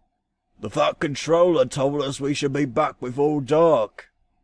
But I suppose a little night journey would be quite fun," he replied. "I'll arrange it with the Fat Controller, and thank you," said the foreman. So instead of going to Farquhar that afternoon, they arranged a night special. This train consisted of trucks loaded up with small stone which was to be used in the construction of a new section of railway in the valley. Night fell. Stepney said goodbye to Toby and Mavis, and off he set. It was a beautiful moonlit night. The valleys and mountains seemed to glow. The rails hummed, and Stepney was very happy. They arrived at the construction site. It was very active. Stepney shunted his trucks into a siding, and after his driver had a quick word with the foreman, they set off for home. His driver spoke to the fireman. "We have to look for a junction, Sid. The foreman said if we toot the signalman, he will change the points for us." Then the mist came down. This made everything very spooky. The line took them through Deadwood Forest. Now narrator as again. The script specifically says, the place where Percy was spooked. Do with that what you will. Back to the story. At the bottom of which was a signal box, and then the junction. Stepney's driver saw a dim light in the far distance, so he tooted. Little did he know that the signalman was fast asleep after a huge supper of shepherd's pie, and was quite oblivious to Stepney's toots. What's more, he had left the phone off the hook, so the foreman wasn't able to relay a message to him about Stepney. Stepney's driver saw a green signal light ahead. "Must be okay, Sid. The signal's green, so home we come." But the points were set to the wrong direction. Stepney nor his driver noticed this, and in any event, they wouldn't have known which way was home. They just trusted the signalman. After a while of travelling, the mist lifted. Stepney's driver became concerned. "I'm sure this is the wrong line. We were meant to be travelling down a single track, but there's two." Stepney was worried. He sensed something was terribly wrong and wanted to stop, but his driver wouldn't let him. Quite suddenly, as they rounded a bend, they saw huge marshalling yards ahead. Worse still, Stepney realized it was a diesel yard, and that meant scrap. Smelters and break-up sheds, the very thing he had once escaped from. His driver slowed down. They crept through the yards. Eventually they came to Buffer's End. A rail ran alongside huge smelting sheds. The smoke lit by the huge fires made Stepney shudder. His driver and fireman alighted. His driver spoke to him. "We're going to see the foreman. He's bound to help us. Just stay quiet and all will be well." Stepney watched them go. As soon as they had vanished from sight, diesels appeared, one in front of him and one behind. Stepney recognized them, and they recognized him. "Got you this time, Stepney. We'll scrap you tomorrow." They hissed and snuck away. Stepney was terrified. Meanwhile, his driver and fireman were enjoying hot mugs of chocolate and rough-cut sandwiches. The foreman was a big friendly chap, and he reassured them both that Stepney would be okay till dawn. But Stepney wasn't okay. Several workmen called wreckers had been alerted by the diesels of Stepney's presence, and that he was to be scrapped immediately. The wreckers gathered around him. "Seems a pity, really. He looks in good shape to me." Orders is orders. If the boss says scrap him, then scrapped he has to be.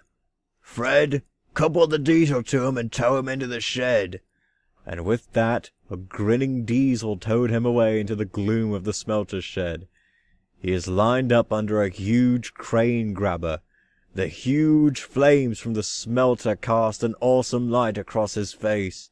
He looked up and saw the grabber slowly descend upon him. Just as it reaches his cab, it comes to a shuddering halt. Stepney is most relieved. Suddenly, his driver and fireman, accompanied by the Fat Controller, appear in front of him. The Fat Controller gives him a stern telling off. His words short and blunt. "Go home, Stepney, and never stray again." And ever since that day, Stepney has never moaned about his lot in Bluebell Valley, but chats to Rusty about his great misadventure. Rusty secretly thinks that Stepney was awfully brave, but she keeps her thoughts to herself.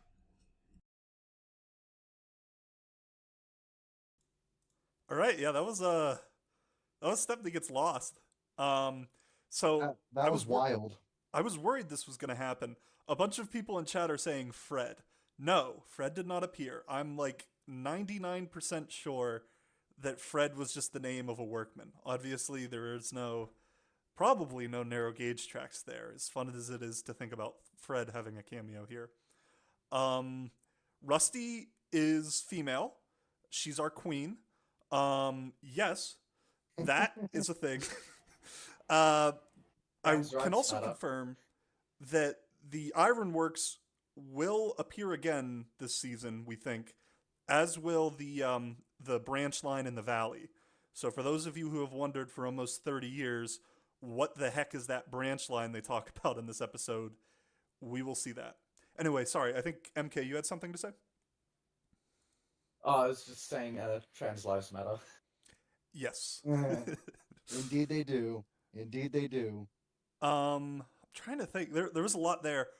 What I think happened with Daisy is we think the scripts were typed. We think they were typed out on a computer and printed. And because the one mention of Daisy in the script is a typo, I'm wondering if it was originally supposed to be Daisy and Toby, and they used like Control F and Control R to replace Daisy with Mavis, and there was a typo on Daisy's name right there, so they missed it on the first pass. Similar to Michael Scott on The Office in that one episode when he tries to change like the butler in his script from Dwight to something else. That's what I'm Something guessing else happened. really. Or go ahead. I was gonna say something else really interesting here to me is that in the final episode, only Bert is named. Here, neither Ari nor Bert is named. That was my takeaway too. When I was first reading this, I thought that there was just one Diesel because of that scene at the end, and then I realized later on rereading that there is actually two Diesels.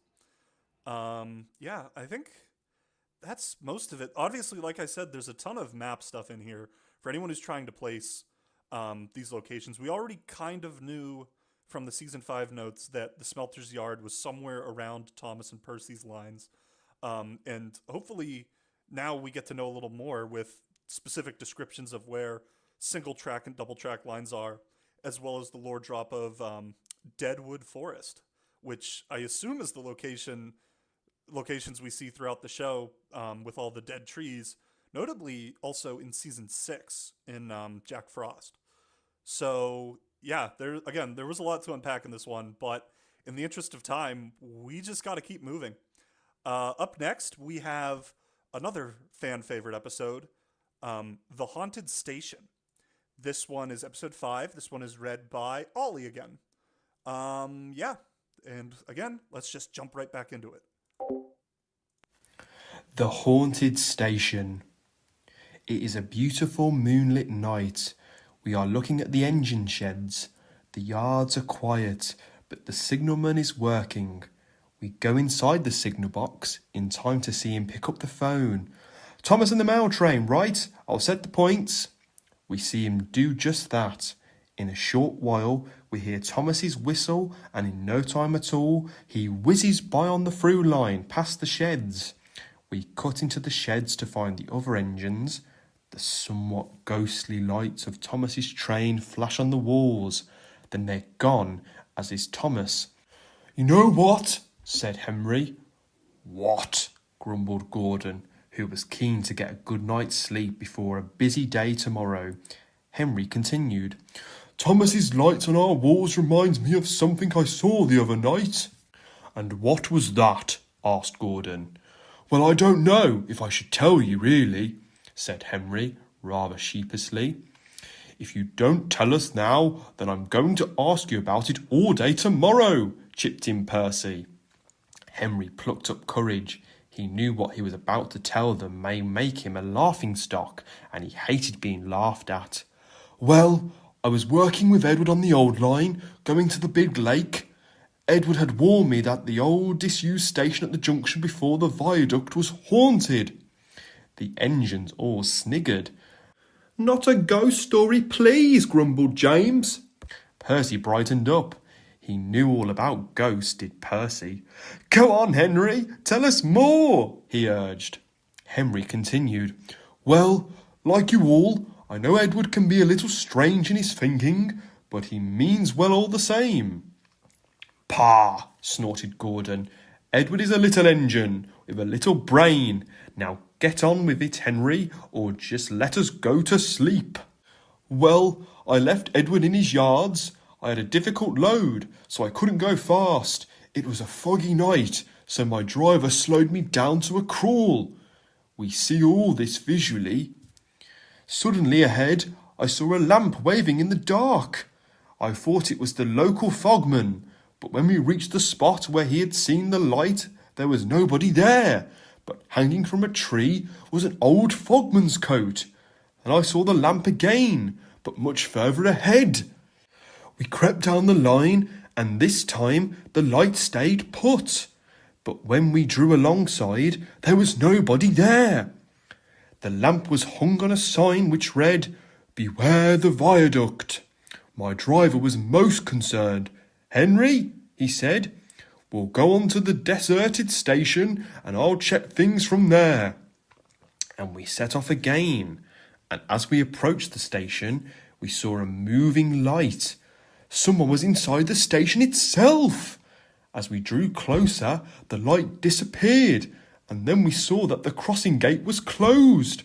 As we drew closer, the old signal shone a red light, but we knew there was no signalman at that box.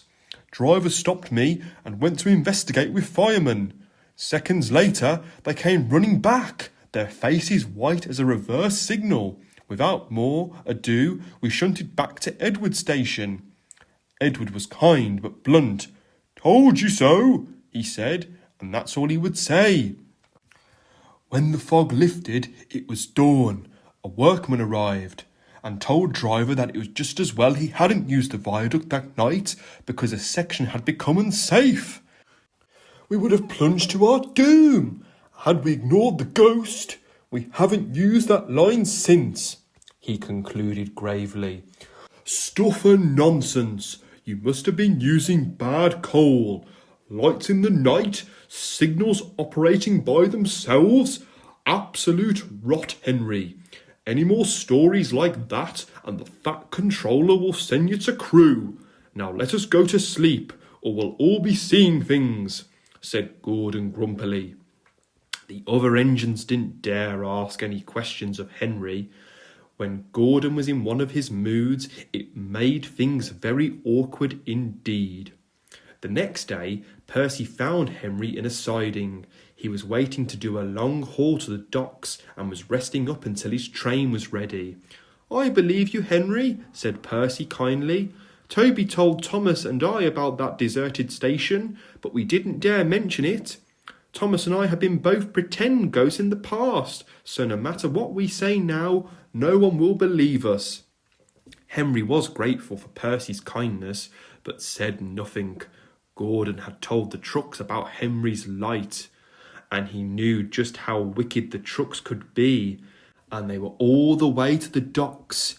At the docks, all the way back to Edward's yard at Wellsworth Station. Henry's seen the light at last, they joked. About time too, added others. Ooh, Henry, seen any spooks lately? And so it went on. But as dusk fell, Henry's driver spoke to him.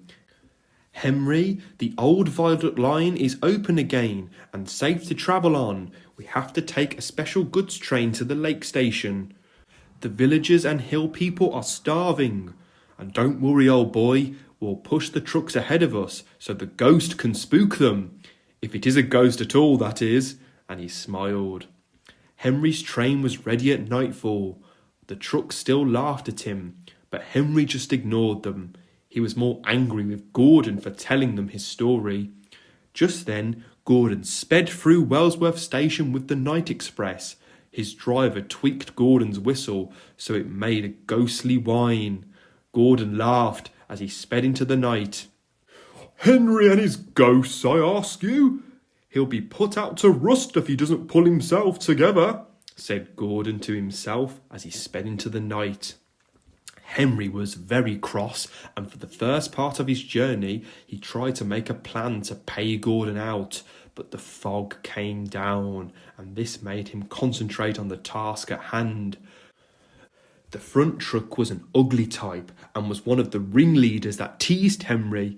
Oh, Henry, is that a light I see before me? And the truck laughed, as did the others. But their laugh soon changed to gasps as up ahead, shining through the fog, was a lamp waving in the air. Steady, old chap, said Henry's driver soothingly. This might be for real. But when they drew alongside, the lamp and an old fogman's coat was hanging from a branch. The trucks now believed Henry, but Henry didn't listen to their pleas to stop. He proceeded carefully. Then, as they approached the old station, a ghostly light moved around. The trucks panicked, and despite the old signals shining red for stop and the crossing gate closed, they surged ahead, smashing through the gate and down the incline to the old viaduct. Henry's driver and fireman tried the brakes, but the trucks were too heavy. On, faster, faster! Otherwise the bogeyman will get us, they screamed. Henry's driver looked back, and to his amazement he saw a red lamp waving frantically at them. For all the world the lamp seemed to be catching them up, and it was. Goodness me, Sid, the ghost is chasing us! The fireman looked back, and to Henry and his driver's surprise began to laugh. Do you know, said Sid, if I'm not mistook, That's old Bailey the Fogman. I thought he'd left those shores years ago. And another thing, he's using the old manually operated, centrally levered rail inspection truck. Well, bless my soul, but what can be wrong? Well, if I could stop this train, we might find out, driver replied urgently. But it was too late. The spook truck's hard even onwards, despite the gallant efforts of Henry's driver and fireman. A large rock had rolled onto the viaduct. The trucks realised their mistake, and there was nothing they could do to stop. The lead truck hit the rock, and over the side went the first few trucks. By sheer luck, a coupling broke, and Henry was able to stop the remains of his train. As Henry's driver and fireman looked over the viaduct to the valley below, trying to see the truck's debris through the fog, Bailey the ghost stopped his mobile and called to them. I tried to warn you all about viaduct, but you took no notice. Didn't you learn from the first time then? He asked rather peevishly. Soon they were all friends. Henry's driver thanked Bailey over and over again until Bailey stopped him. I'll tell you what you can do for me, lad. Just ask Mr. Fat Controller if I can live and operate that old station. There's nothing I would like more than that, and I promise no more spooking Henry. And they all laughed, even Henry, but the truck stayed quiet, as all good trucks should. A few months later, the Fat Controller invited Henry, Edward, Toby, Thomas and Percy to the grand opening of the new old station. Bailey, the old fogman, was now dressed in a smart guard's outfit and was very proud. The Fat Controller stepped forward. Let's hear the 3 cheers for the friendliest, ghost on the island of Sodor. Long may he, spook us. Everyone cheered and laughed. All's well that ends well, like every ghost story should, said Percy to Henry. Henry was too happy to reply. He just smiled and tooted wildly. And how did he pay Gordon out? Well, that's another story. The end.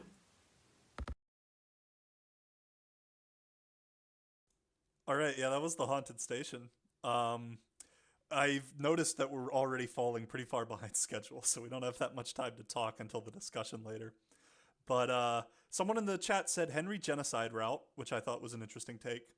And if anyone's wondering about that ending and wants to know what episode it leads into, I got some bad news for you. We have no idea. I'm going to remind you guys that about 5 of the episode scripts are missing. And as most of you probably already know, there are multiple episodes this season that, deal with Gordon, facing adversity and or, having an accident. And there is nothing in any of them that explicitly calls back to Haunted Henry.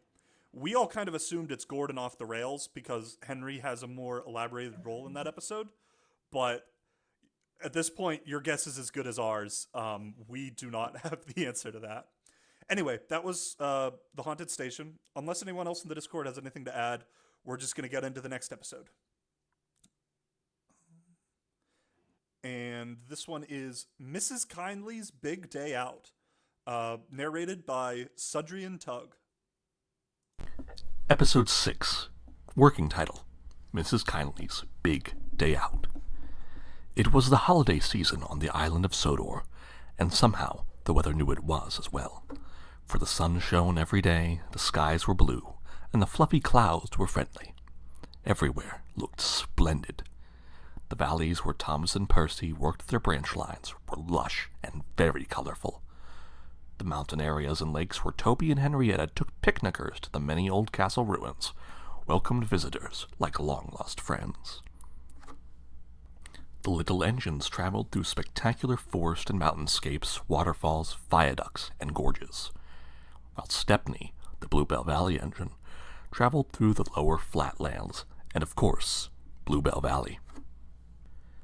Edward was busy at the docks, meeting the ships bringing more visitors. Edward traveled through farmlands and past orchards, where sometimes he would be told to stop so the visitors could buy fruit and veg and the very famous Vicarage honey. He would then drop them at Wellsworth Station, where Henry and Gordon would speed them along the main line to various big stations. Some engines, however, had to work bringing coal to the yards to feed the ever-hungry, hard-working engines. Today, it was Duck and Oliver's turn to ship coal, but when they arrived at the yards, the Fat Controller told them a very special load needed to be collected from the docks and taken to the new harbor complex in Tidmouth Bay. Duck was most excited. He had his own coastal line named after him and told Oliver all about it. I helped build Tidmouth Holt and the New Valley line, but what I like most is the long coastal runs between the little fishing villages. The people are so friendly, the scenery is so easy to look at, and the air. Oh, the air. Well, I think it makes an engine feel just perfect. And he went into a daydream. Toad broke the spell. Well, Mr. Duck, I must agree, but I heard tell that our special load at the docks is a fairground.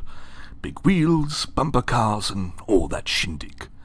The air might be beautiful, but the noise may not be quite to your liking. Just then, a strange-looking aircraft, called the Tiger Moth, flew past flying a banner behind it, which read, "Visit Harry Topper's Fair at Tidmouth Bay." Meanwhile, James the Red Engine had been given the task of collecting produce from the many farmlands in the mid-island regions. Although he hated trucks, the thing that kept him from being grumpy was the beautiful countryside, the windmills, the watermills, the flatland canals, and the kindness of the farmers. James was highly thought of by the country folk. "You're a very handsome engine," they would often remark. This made James feel very proud. He was on his way to Farquhar when he came to a part of the line called Mrs. Kindly's line. It was so called that because long ago Mrs. Kindly had saved Thomas from speeding into a landslip. From then on, the Fat Controller built a small signal box, and a signal was erected quite close to Mrs. Kindly's house, just before a bend. It was around that bend that the landslip occurred. James's engine driver knew this line well, and he slowed down because the signal ahead was in the stop position. Then he saw Mrs. Kindly waving to him. When he stopped, Mrs. Kindly spoke to him. My car's broken down, and I meant to meet my sister from the mainland at Knapford Station. She's on Gordon's Express, and it's due at 4 o'clock. Can you help me, please? The driver looked at his pocket watch. My goodness, Mrs. Kindly. It's 3 o'clock now. I don't know if we can. The fireman butted in. I'll tell you what, Jim. If we take Mrs. Kindly to Farquhar, we can telephone the Fat Controller from there and see what we can do, he said. Good idea, Archie. That okay with you, Mrs. Kindly? Of course it is, and thank you so much. So she jumped aboard. They soon arrived at the station, and the fireman phoned the Fat Controller. Mrs. Kindly snuck, you say? Let me think. Ah, yes. I think we'll give her a special day out. I'll send Herald Helicopter for her. He'll be able to land in the yards. Goodbye. The fireman told Mrs. Kindly about the plan, but kept the special day out plan a secret. Just then, Bertie the bus arrived. Toot toot, can I help? He asked. Mrs. Kindly spoke to him and told him about her problem. As she did, the familiar sound of Harold could be heard. I'd much rather travel with you, Bertie, but I'm afraid I would be late to the station. Thank you anyway. They all watched Harold land. The co-pilot helped her aboard. Then off he buzzed. Dust flew everywhere, much to James's annoyance. His driver spoke to him. Never mind, James. The dust will keep the bees off your boiler. And he laughed. Meanwhile, Mrs. Kindly was enjoying herself immensely.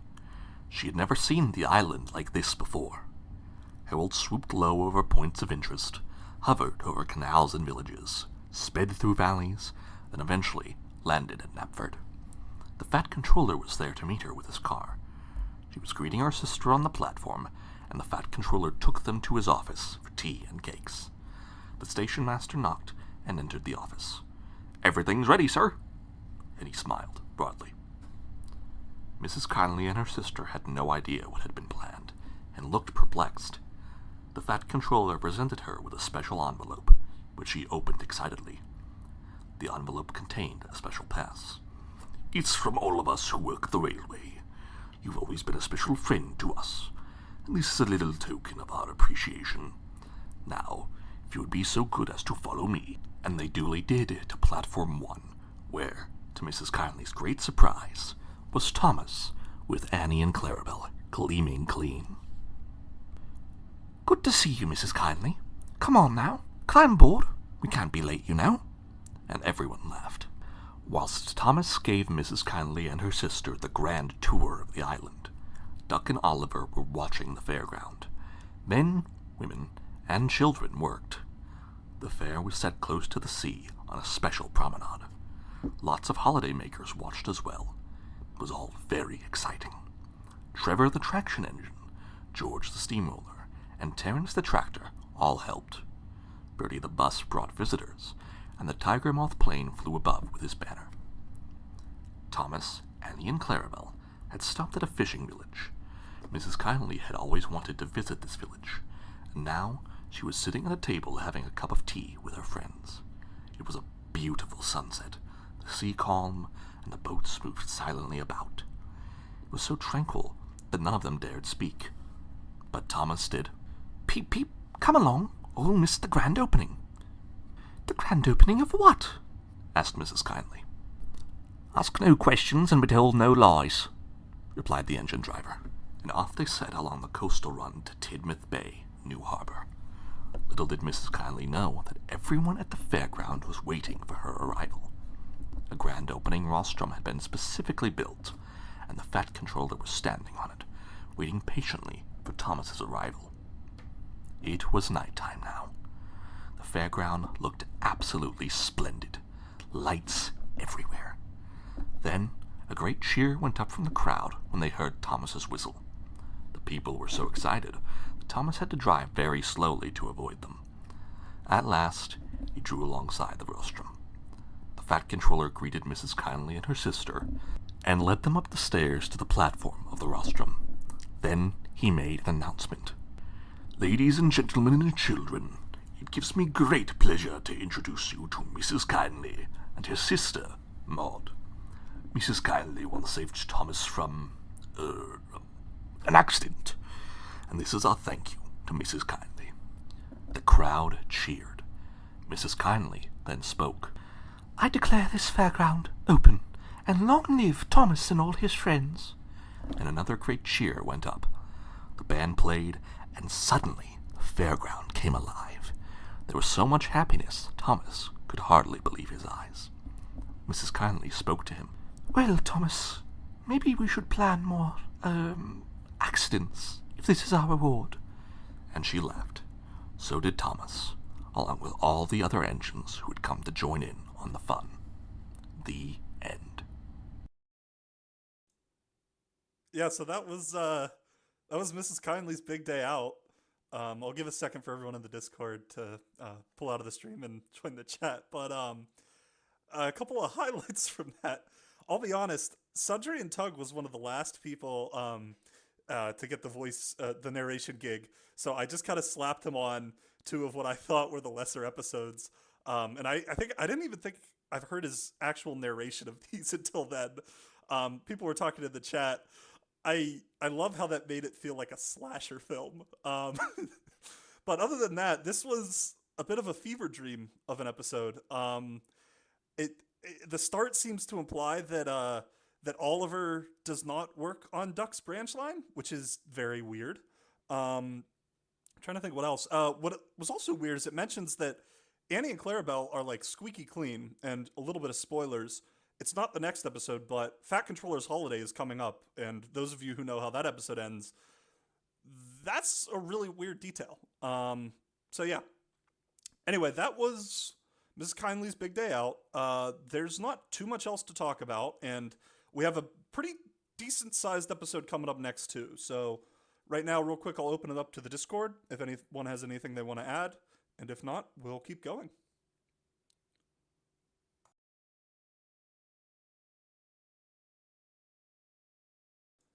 Guess not. All right. Next up, we have what is actually one of my personal favorite episodes from my childhood, George the Steamroller, read by Shayna, also known as Songstress. I hope I'm pronouncing your name right. Anyway, here we go. Man, mod. Episode 7. By George. Working title, George the Steamroller.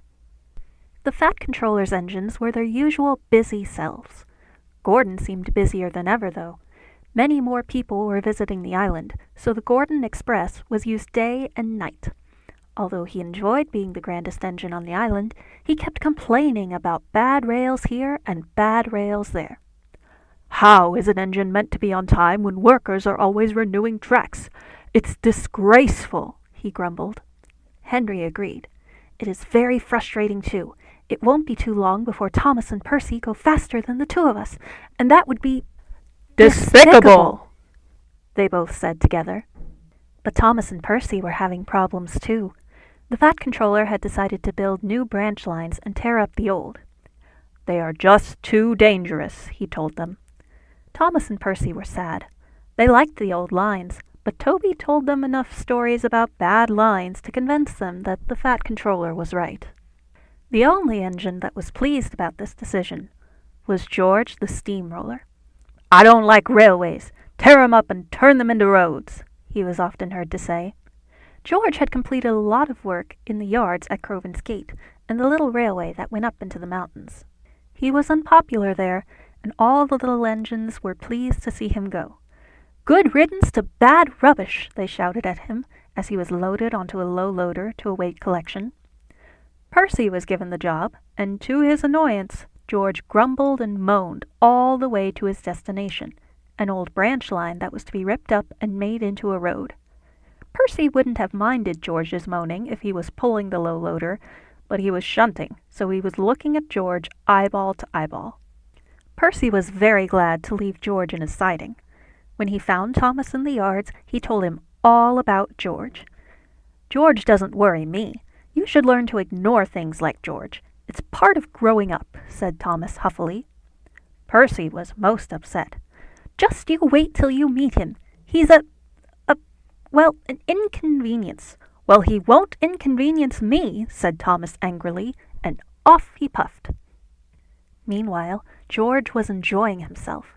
He was pulling a machine that ripped up sleepers and rail. A large Foden lorry was helping him. It delivered tarmac, and George just loved rolling it flat. The work went well. The workmen were having their lunch, and George was simmering quietly, having admired his morning's work. Ahead was a level crossing, and just then Thomas stopped at the signal. His guard opened the crossing gate, and Thomas puffed by, ignoring George completely. "Puffed up good for nothing. I'll show him who's boss around these parts. Roads, roads, and more roads, I say," he grumbled. That afternoon, the workmen reached the crossing. There was some confusion about what they should do, but George was impatient. "Tear it all up and tarmac it," he said loudly. And they did. When Thomas returned on his branch line later on, it was dark. He, nor his driver, had any idea about what the workmen had done.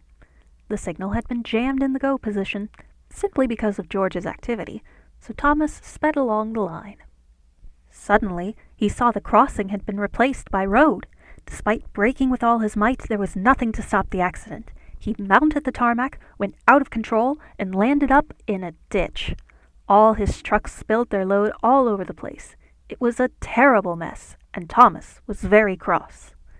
"I should have taken more notice of Percy after all," he muttered gravely to himself. Thomas had to be taken to the works to get mended, which meant Percy had to do a lot more work. He was determined to pay George out, but couldn't really think of a plan. The Fat Controller spoke severely to George, but George didn't care. "What does he know? He runs rail, and I build roads, and neither the twain will meet," he sniggered. And on he went, ripping up track. The big Foden lorry was concerned about George's attitude, so he spoke to him. "You know, George, you should have more respect for the engines. They're very friendly to me, and I like them. And anyway, George, if it wasn't for them, you wouldn't be useful, would you?"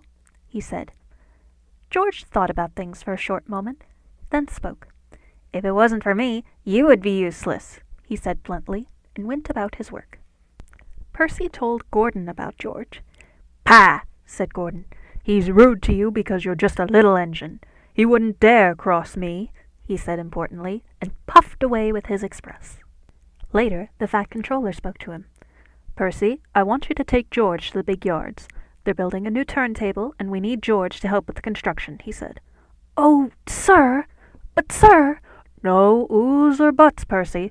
Just do what you're told. It's a happy railway that runs without arguments."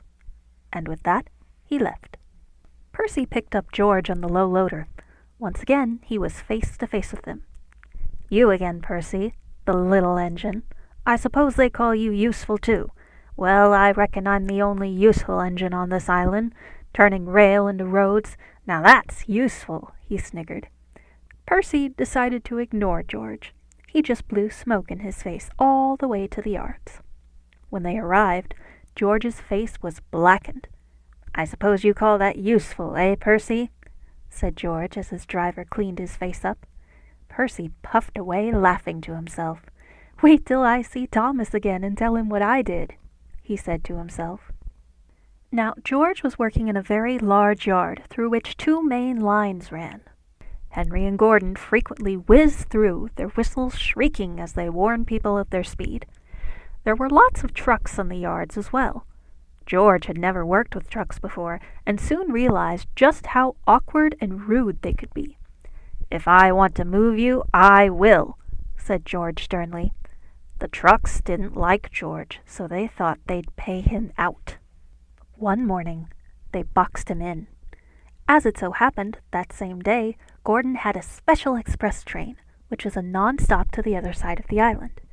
Gordon loved this run. He could do maximum speeds on certain sections, and Gordon always wanted to beat records set by other express engines. Gordon was very happy as he whizzed along the line, through tunnels and bridges, through stations on and on. People waved to him excitedly as he journeyed past villages. "I am surely the greatest," he boasted. Now, George and the trucks were quite oblivious to Gordon's run. Gordon was not too far away, but they weren't to know that. The trucks faced an angry George. "Get out of my way," George hissed. But the trucks just laughed, so George took it upon himself to start clearing the area. He chose a line of trucks and pushed them, little knowing that they were being pushed onto the through line, the very one Gordon was traveling on. "I wouldn't do this if I was you, George," said a truck. "Pah! What do you know? I must get on with my important work." And he continued to push them. The front trucks were now over the main line. They heard Gordon's whistle in the far distance. "Oh, now there's going to be trouble," they moaned. But George didn't hear them and carried on pushing them. Gordon saw the yards ahead. Both he and his driver spotted the slow-moving trucks. They were going far too fast to stop. They could try, but it would be most upsetting for the passengers, most of whom were enjoying coffee, tea, and biscuits. "There's only one thing for it, Gordon. We'll just have to accelerate and bash them aside," the driver said. Both he and the fireman braced themselves as they charged at the trucks. And what a good idea that turned out to be! Luckily, the trucks were not coupled together. They hit one of the empties as well, square on. The truck flew into the air, and Gordon proceeded to a gradual stop. No one in the carriages noticed much more than a jarring, and when they alighted at the station, they realized just how brave Gordon had been. They cheered him and thanked him so much that he blushed with embarrassment. "It was nothing, really," he said coyly. His driver and fireman were furious, though, and reported the whole incident to the Fat Controller immediately. George was removed from his very important work, and it wasn't until both Percy and Thomas went to the wood yards to collect sleepers for the new railway that they saw George. His wheels and roller had been removed, and his flywheel was being used to drive a big saw that was cutting wood to make, believe it or not, sleepers. Thomas and Percy both laughed. "Well, George, now you are a very useful engine," and they laughed as they took their load of sleepers to the new railway. George has learned his lesson, and if he's very good, he may roll roads again. The engines, however, prefer him being very useful in the woodyards. The end. Please note, Gordon's accident was taken from a real event documented in a book.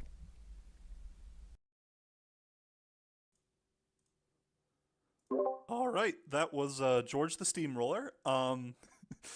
There's a lot to unpack there. Notably, I actually was not aware of the Fod and Laurie's sentience until now. I saw him in the script. I didn't realize he talked. Notably, this was the only episode out of all of the scripts that instead of simply ending with the end, mentions that it was based on a real event taken from a book. I wish I could tell you more about that, but I genuinely have no idea. One of the other highlights of this one, if you notice, for those of you who are concerned with the maps, the lore, and the continuity, it mentions that they're ripping up and replacing a lot of Thomas and Percy's old lines. And I'm not sure if that means that they're simply, refurbishing them, or if it means that some of the, what we like to call spaghetti lines on the map, which is like the 6 or 7 lines that run out of Elsbridge and other parts of Thomas's branch line, are maybe actually getting replaced with new stuff like the Valley line. I'm sure people are going to dissect that, but there's no easy answer. Anyway, this one was certainly interesting. We have another big one. This one's going to make some fans very happy and maybe melt a mind or two. But before that, do we have anyone else from the Discord with anything they want to add? No, I'm just here for the ride.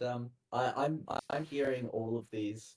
I'm hearing and finding out about all these the same time as the rest of you because I kept myself spoiler free until now. So I'm just along for the ride. Yep, I'm personally very happy that I got to see something new tonight because, like I said, I had no idea about the Fod and Laurie. Anyway, so yeah, that's a new character. I actually. I did. Actually, I wonder if that's. I did the space same out as, because so much was. The Dyson Laurie. Maybe. Sorry, I spaced out because so much was going on. But was Duck there or nah? No, as far as I'm aware, No. Duck was not there. Okay. A bunch of people were asking me is the scene with Duck and George any different? And I'm like, yes. Can't really say anything else. Also, someone in the chat said, I wonder actually if the. Oh, sorry. I was just gonna say, I wonder if the lorry is meant to be like the green Dyson and Co. low loader that got an Ertl toy, which might explain why it, of all things, got an Ertl toy. Yeah, that was my thought as well. Anyway, someone in the chat said, always bet on Laurie 4. Amen. Okay, also, I completely forgot to mention this until now. Most of the images you see were quickly assembled by me over the past few days, pulled from the wiki. A couple of the specific ones were done by the talented 01 Salty.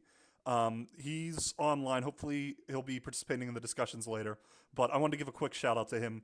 I've been talking to him over the past few days. He threw together some edits for some of these crazier stories. We haven't seen too many of them now because for the most part, these episodes have been pretty tame, but we're in the thick of it, and it's only going to get crazier. So, without further ado, I am very proud to announce Episode 8, Duncan Gets Spooked, narrated by the talented Enterprising Engines 93. Here we go.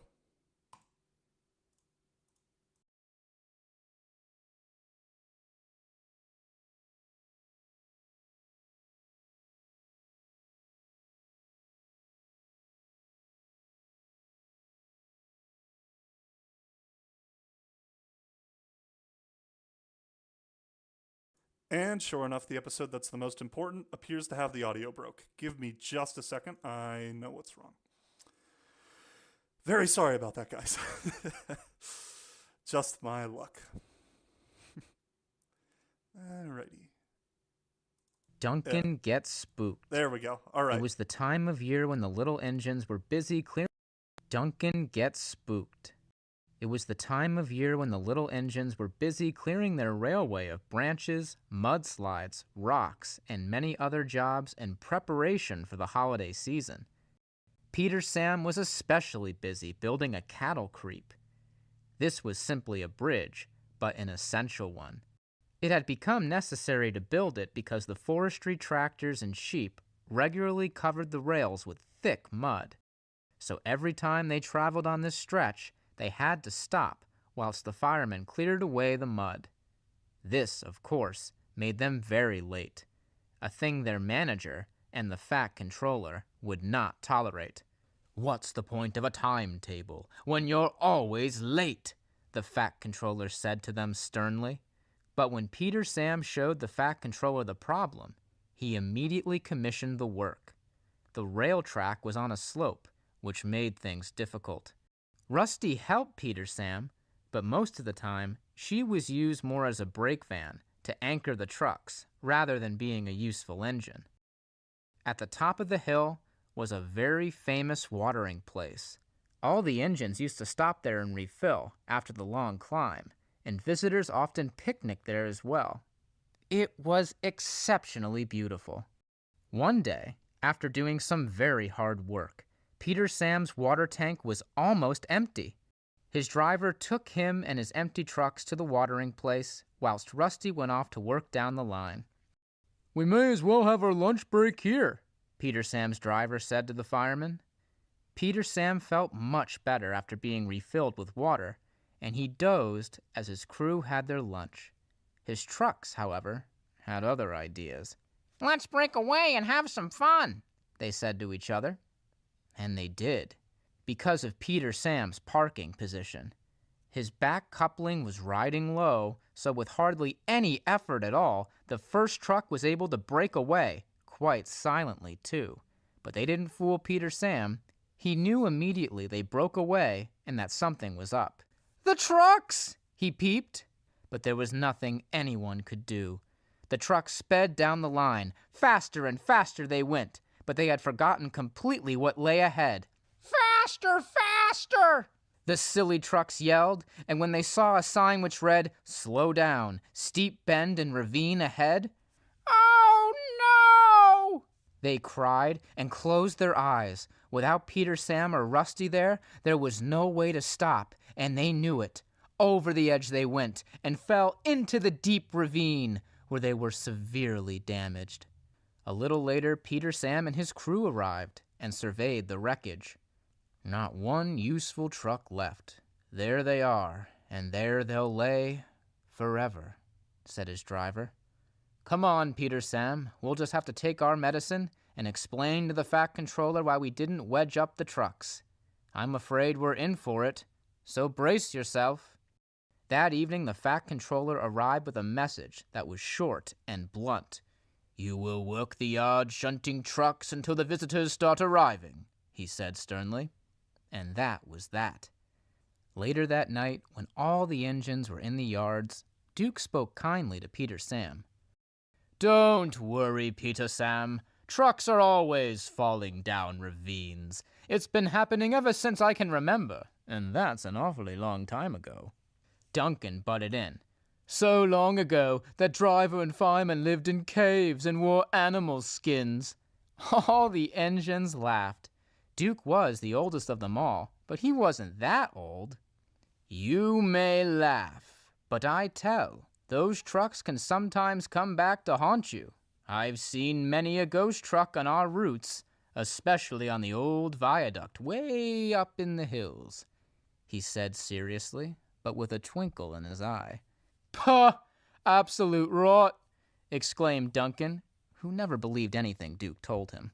But Duke stood his ground. "It's true," he replied. "Oh, please tell us about it," Skarloey urged, and the others agreed. So Duke began his tale, which we see visually. Well, a long time ago they had just built the old viaduct. A great many strange things had happened whilst they built it. The gorge it crosses is deep and mysterious. At night the mists make strange shapes, and the winds sound like ghostly voices. You see at the bottom of the gorge there is a swamp. Many a truck was lost in this swamp, never to be seen again. It's those same trucks that haunt the valley. But worse still is the ghost of a little engine that was also lost in the swamp. He was coming back from the quarry with a load of trucks. He was late, but instead of resting, his driver decided to cross the viaduct. Now, they hadn't really tested the strength of it, but the driver thought it must be strong enough to take him and the few trucks he was pulling. So over they went. A workman had carelessly left a piece of rail on the track. Because of the mist, the driver never saw it until it was too late. The little engine hit the rail, and over the side he went. He and his trucks were lost forever. Luckily, his driver and fireman jumped clear, but the little engine was gone. Not even the horses could find him. Horses were often used to rescue us if we broke down, you know, but sometimes, when the moon is full and the mist just rising, that little engine makes his journey across the viaduct, only this time without accident. And that's true, Duke concluded. Well, if I was you, Duke, I'd stay in the sheds and never come out. It would do us all a favor, too. Ghosts, viaduct, pah! Stuff and nonsense, Duncan said angrily, and puffed away to his shed. The other engines stayed quiet, though. They had all seen strange things in the quarries and mountain trails to know that Duke could be telling the truth. Nothing more was said as they all went to sleep. Next day, as Peter Sam was shunting in the yards, Henry stopped by the water tower. Peter Sam and Henry got on well together, so he told Henry about Duke's story. Henry smiled. You should always be wary of ghosts, said Henry wisely. Just then Duncan puffed by. Woo, woo, woo! Look out, Peter Sam, there's a ghost in your smoke box. And off he went, chortling away to himself. Peter Sam was most upset. Never mind him, Peter Sam. It's those who doubt that get spooked the most, said Henry, as he puffed away. We'll fix that, Duncan, said his driver kindly, and he told him his plan. Peter Sam's driver secretly spoke to Duncan's driver, who agreed to play the trick on Duncan. The following day, Duncan had to take coal trucks to the slate mines and then bring slate trucks back. It was a long haul. His driver decided, as part of the plan, to go the old route, which meant they had to cross the old haunted viaduct. When Duncan crossed over it, he smiled. Haunted viaduct? Pah! It's as tame as Driver's pet rabbit, he scoffed. Well, during the day, the gorge looked wonderful, extremely picturesque and tranquil. But at night, it was completely different, as Duncan was about to find out. As Duncan worked at the mine, things somehow reminded him of Duke's story, and when dusk was falling, he made it clear to his driver that he was keen to go, offering up the rather tame excuse that if we don't go back to the sheds before dark, Skarloey will take my favorite parking space. His driver laughed. We can't go until we've got a full load of trucks, he said, and winked secretly to the firemen. They could tell Duncan was nervous, so their plan was bound to work. The moon was full in the night sky when they left the mine. The mist at the foot of the viaduct was beginning to rise, and the ghostly breezes made their strange sounds. Duncan's driver and firemen knew that at this time of year, fireflies often gathered on the viaduct. They were attracted to a certain type of tree branch, of which a local miner, who was in on the plot with Duncan's driver, had placed at the far end of the viaduct. He had also arranged for a couple of horses covered in white sheets to wait in the woods. Duncan bravely whistled as he neared the viaduct, and the sound of it echoed around the gorge. It took its time, though, and as Duncan approached the viaduct, he heard his own whistle, but he didn't really recognize it. Then he saw, at the far end of the viaduct, through the swirling mist, a ghostly apparition, which to Duncan looked for all the world another engine, The fireflies were doing their job. Halfway across the viaduct, Duncan stopped, his face ashen white in fear. It's Duke's ghost! Look! Both his driver and fireman looked, but the fireflies had vanished, disturbed by the miner in white overalls leading the white-sheeted horses. That was enough for Duncan. He shrieked, went into full reverse, and wouldn't stop until he reached the mine. He hid in a shed and just wouldn't move until daylight. He promised never again to joke about ghosts and decided to believe Duke and his stories from that day on, which made Duke and the other engines very happy indeed.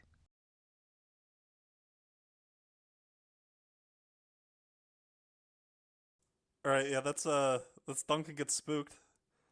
I hope you guys liked it. That was the return of Duke. I hope you guys enjoyed seeing Duke. I think I've said a lot of my favorite episodes today, but I did always enjoy Grandpuff and Sleeping Beauty growing up, and it's crazy to see Duke appear outside of his 4 other episodes. I think it was on this script. I could be wrong. There's a note on the script. It's hard to decipher. It looks like Britt is saying something along the lines of, "Do we really want to rebuild Duke?" Which was very funny. And as a side note, if you haven't looked at the actual scripts, there are a handful of notes by, I assume, Britt and maybe David. Some of them are actually pencil written on the document. Some of them appear to have been copied over from something else. They are all extremely hard to read. They're not very in-depth either. It's like 1 or 2 words mostly. But that's going to be a new challenge for the fandom. Anyway, so that's all I had. We have another great episode coming up. Does anyone else in the Discord have anything they want to add? No, I think we can go ahead. Alrighty. This next one was one I was not the biggest fan of the final version of this episode, but I have to say I really, really enjoy the original script version of it. So much so that I decided this was going to be one that I read.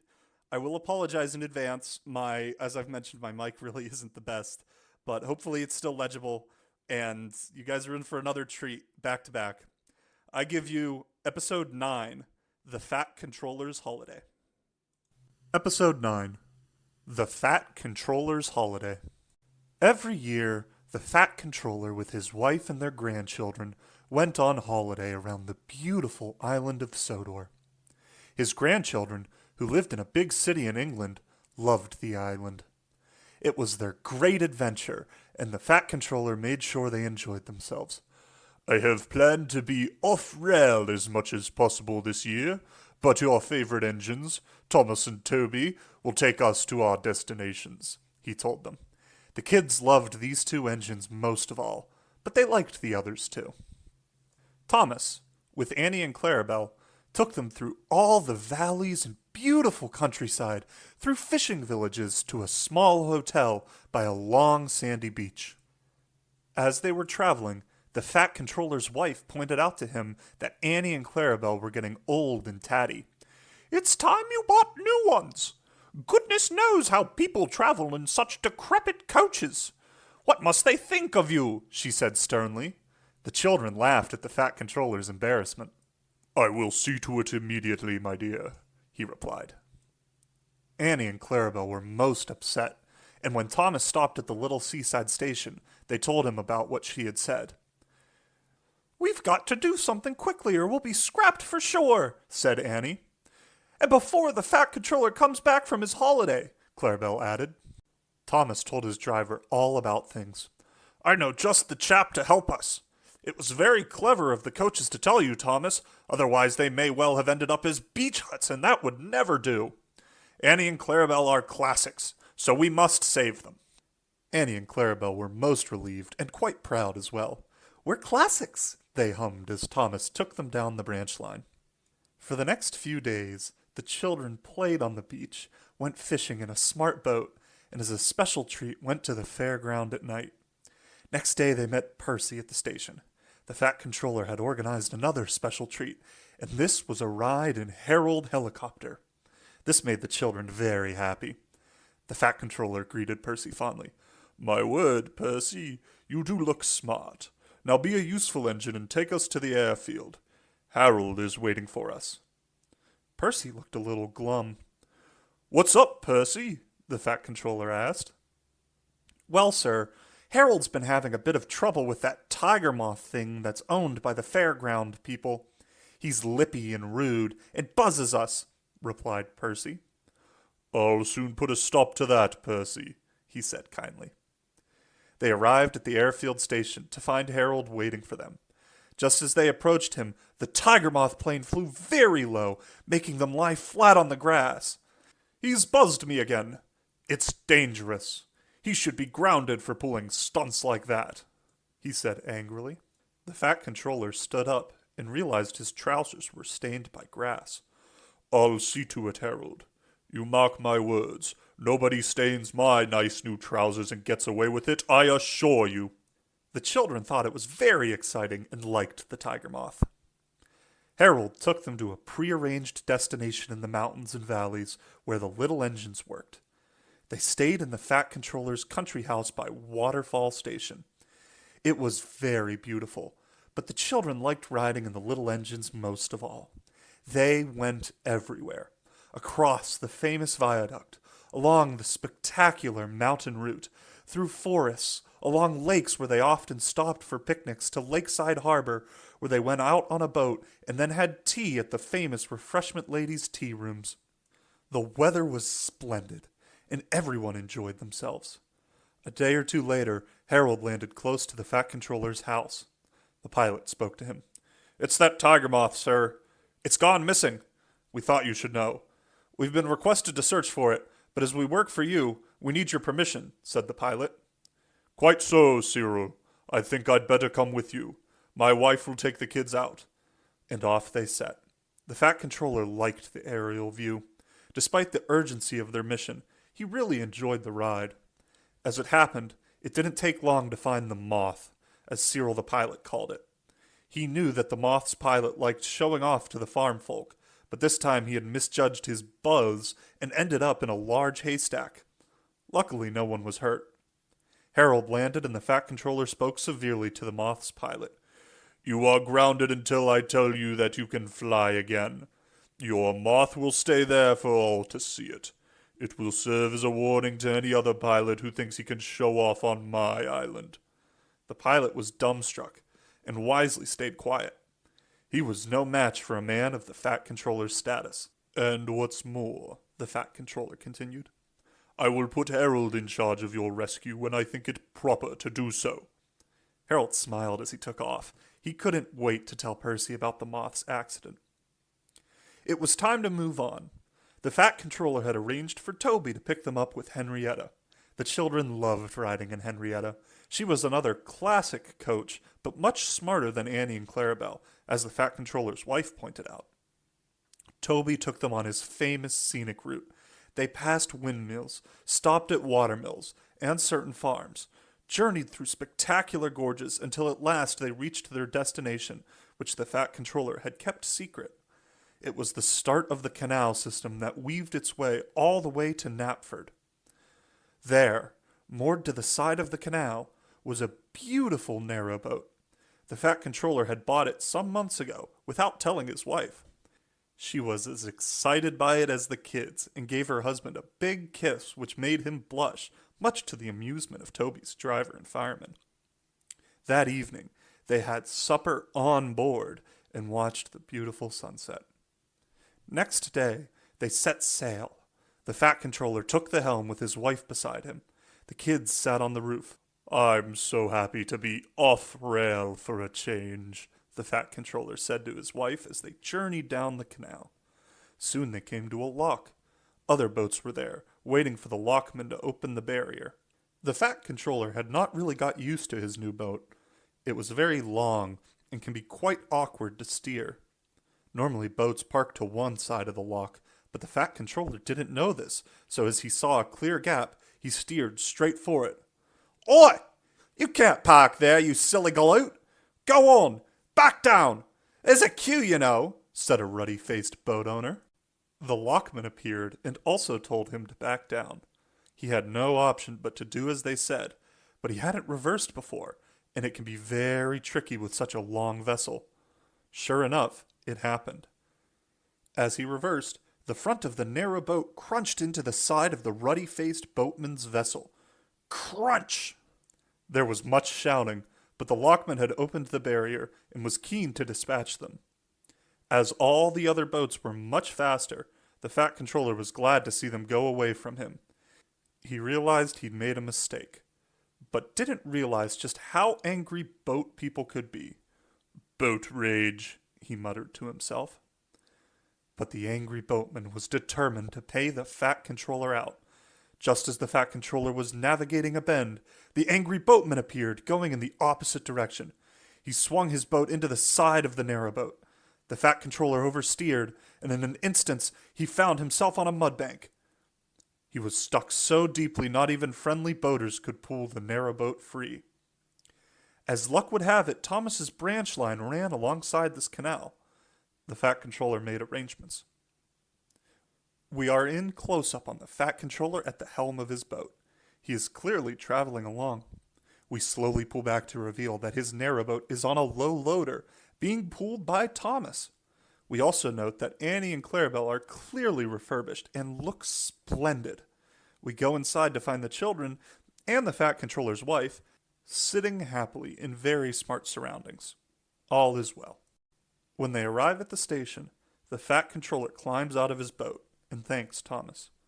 Then he inspects Annie and Clarabelle. My word, what a splendid job. Not only were you very clever to have this work done whilst I was away, you must be the finest carriages on the island. What a great end of holiday present. Very clever, he muttered to himself as he joined his wife and the kids. Annie and Clarabelle smiled happily. We might be old, but we're smart. Thomas, his driver, and fireman laughed. It was somehow a perfect ending to a very eventful holiday. The end. All right, that was the Fat Controller's Holiday.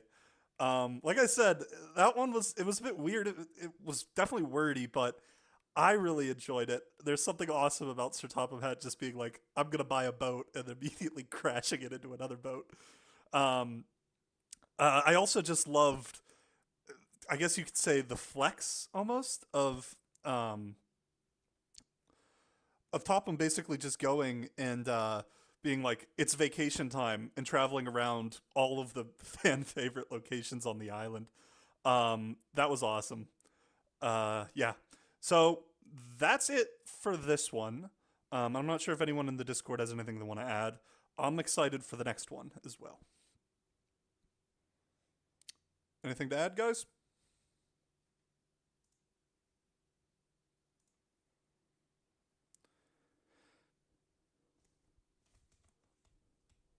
Yeah, that was fun. Yeah. All right. Next up, we have another one narrated by me. And let's just say it is time for the Bailey Bridge. I give you episode 10, Toby and the Flood, narrated by myself, Wharfscale Cranky. Episode 10, Toby and the Flood.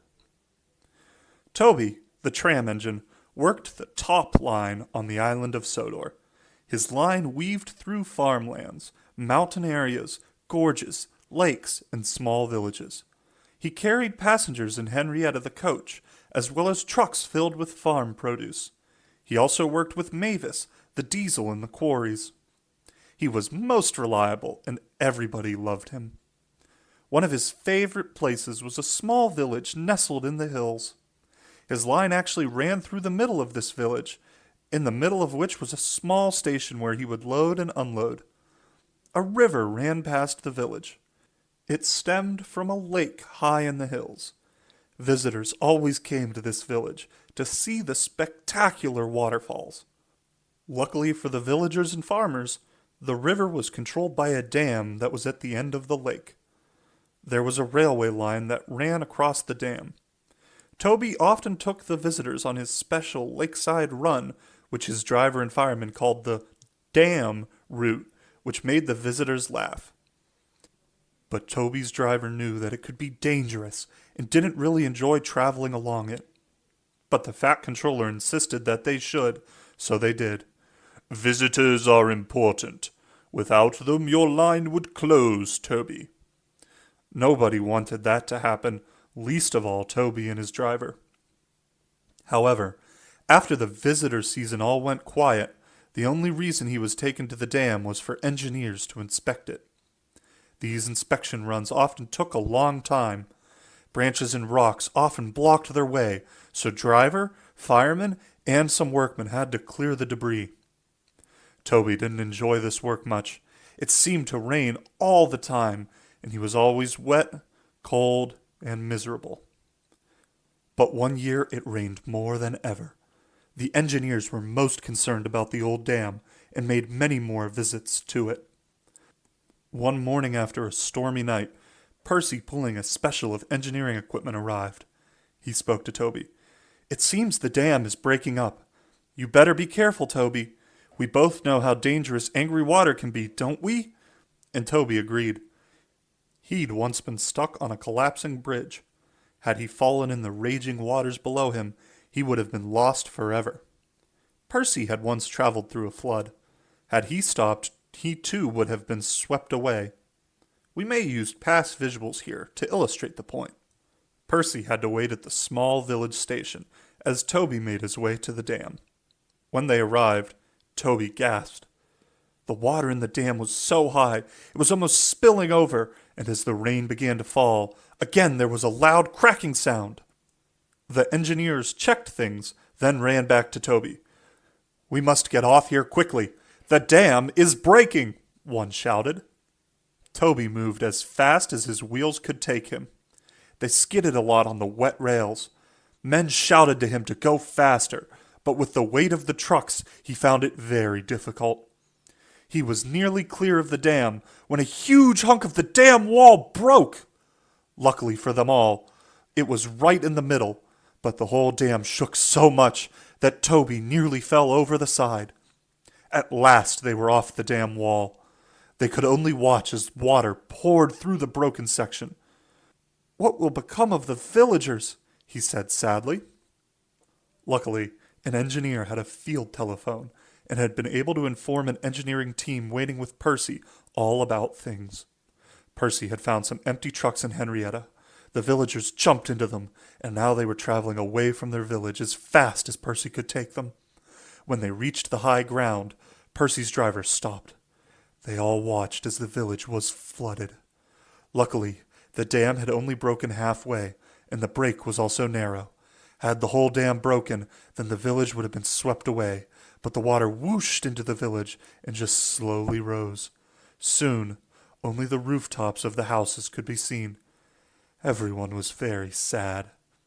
When Toby tried to make his way back to the village, he found that a small rail bridge had been swept away. He was stranded along with the team of workers and engineers. Toby's driver used the field telephone to contact the Fat Controller, who acted immediately.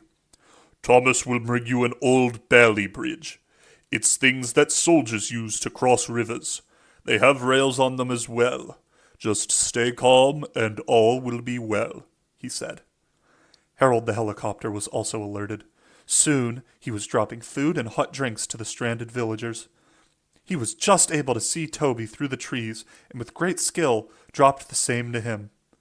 Everyone was most impressed and felt a lot better after a few mugs of hot soup. Thomas, with his Bailey bridge load, approached the village on a different line, and when he arrived, although the water had receded a bit, it was flowing quite fast. Percy was on the opposite side. A man fired a rope across to him, and once it was secured, things started to happen in earnest. Toby watched as slowly but surely the Bailey Bridge was built. The sections of the bridge were shaped like barges. A rail track ran in the center of them.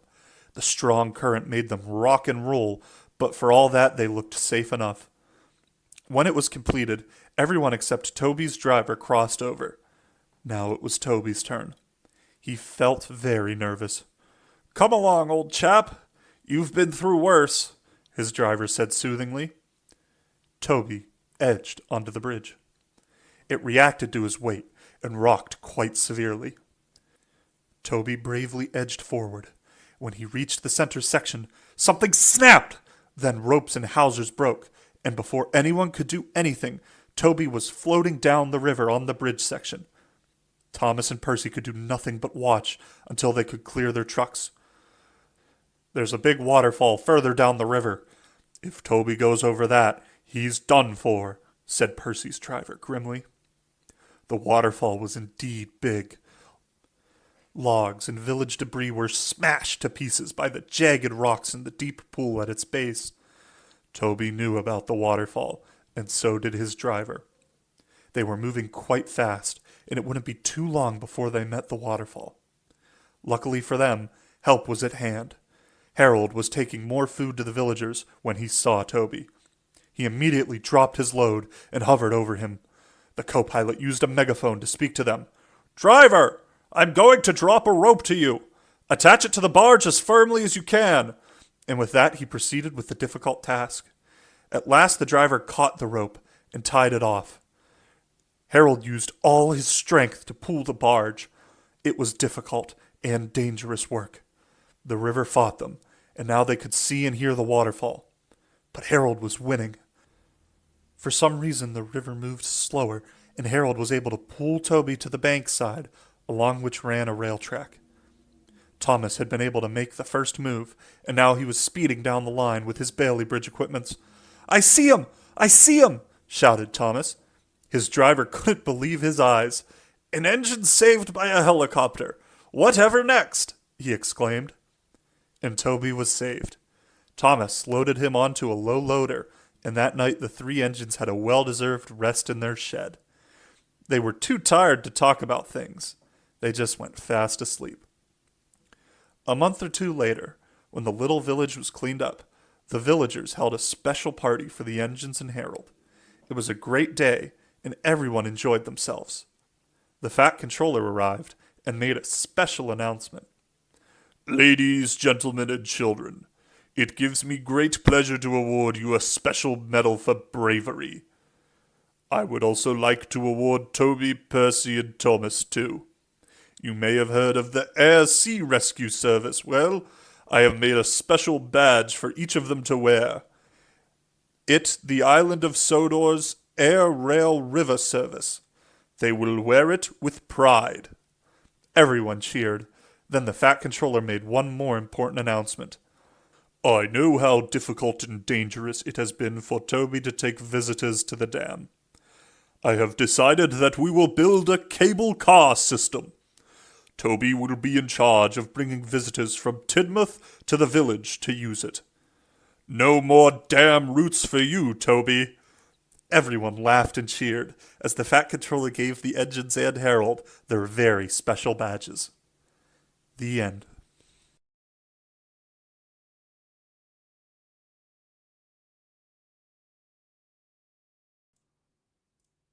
Alrighty, that was Toby and the Flood.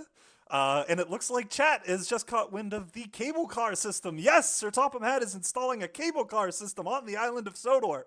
That is going to fuel fan stories for years to come, I imagine.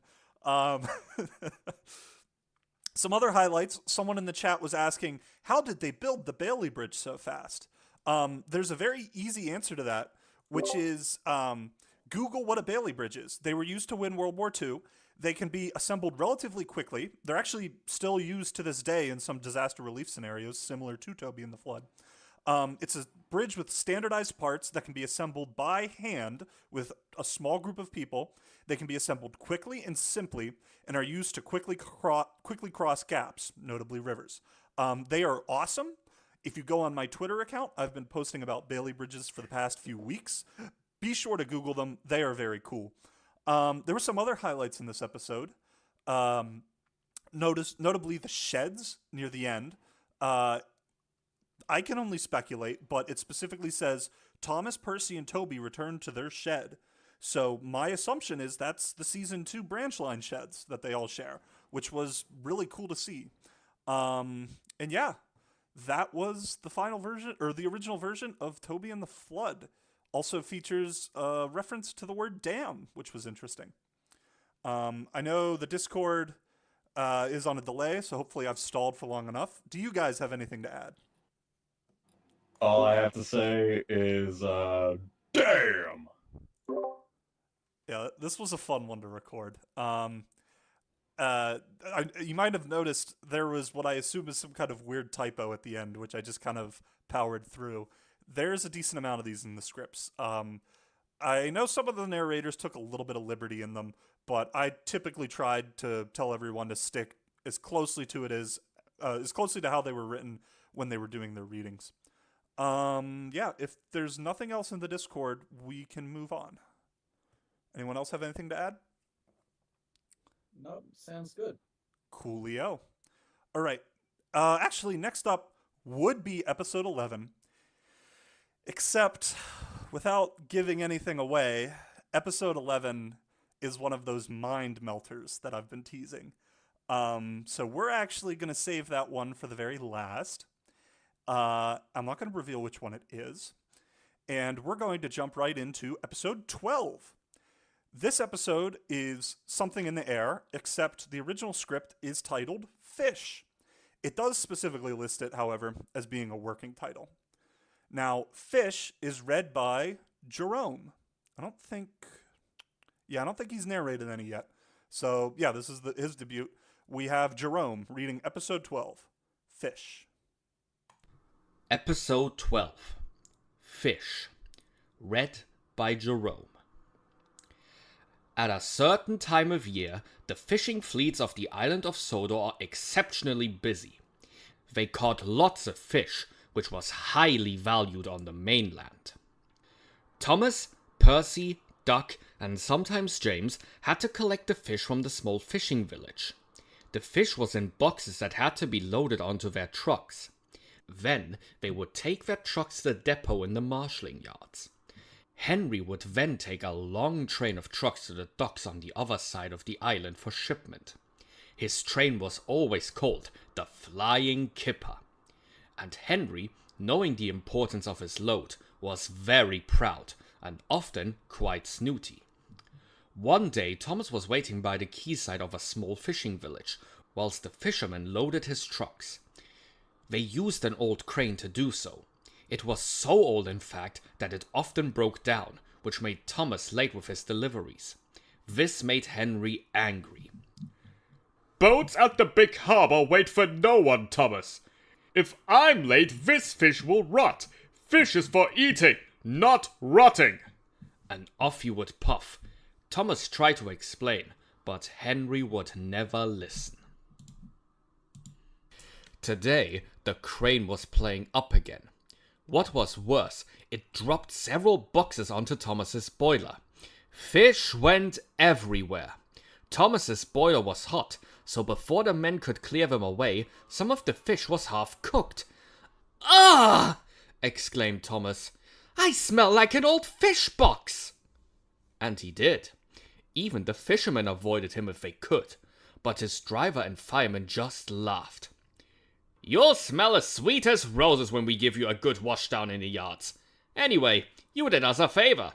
The fishermen said we could cook any fish we find, and we found lots in your cap, so we're going to have a fry-up on Fireman's shovel, and we'll use your fire to cook on," his driver said. Thomas was most upset. Not only did he smell of fish on the outside, his cap smelled of fish as well. "No engine will ever speak to me if I smell this bad," he said dolefully to himself. He remembered when Gorn had fallen into a ditch and smelt of ditch water for days. Thomas teased him for weeks about that, so the last engine he wanted to meet today was Gordon.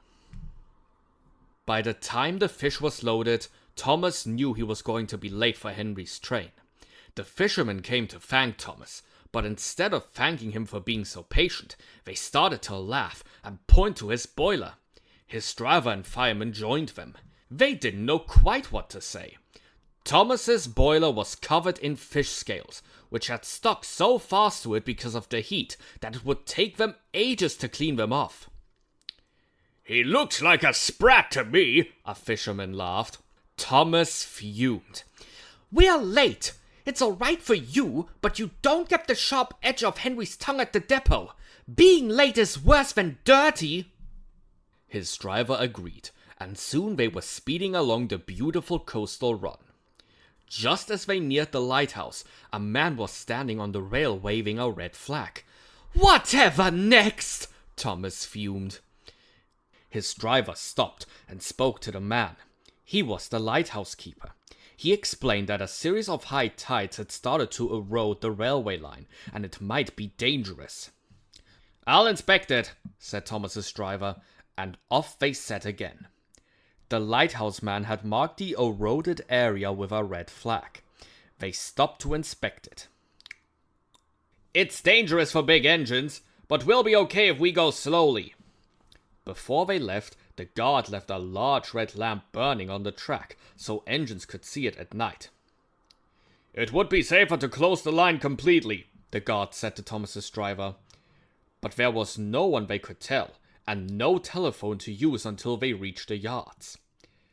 As all this delay was happening, Thomas was getting more and more angry. A seagull added to his woes by sitting on his dome.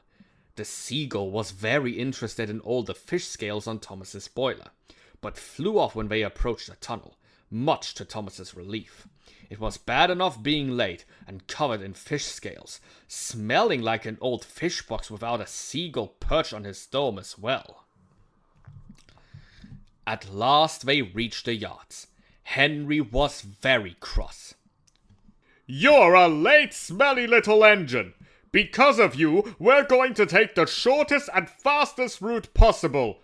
But I like that coastal run, so I'm not as angry as I should be," Henry said.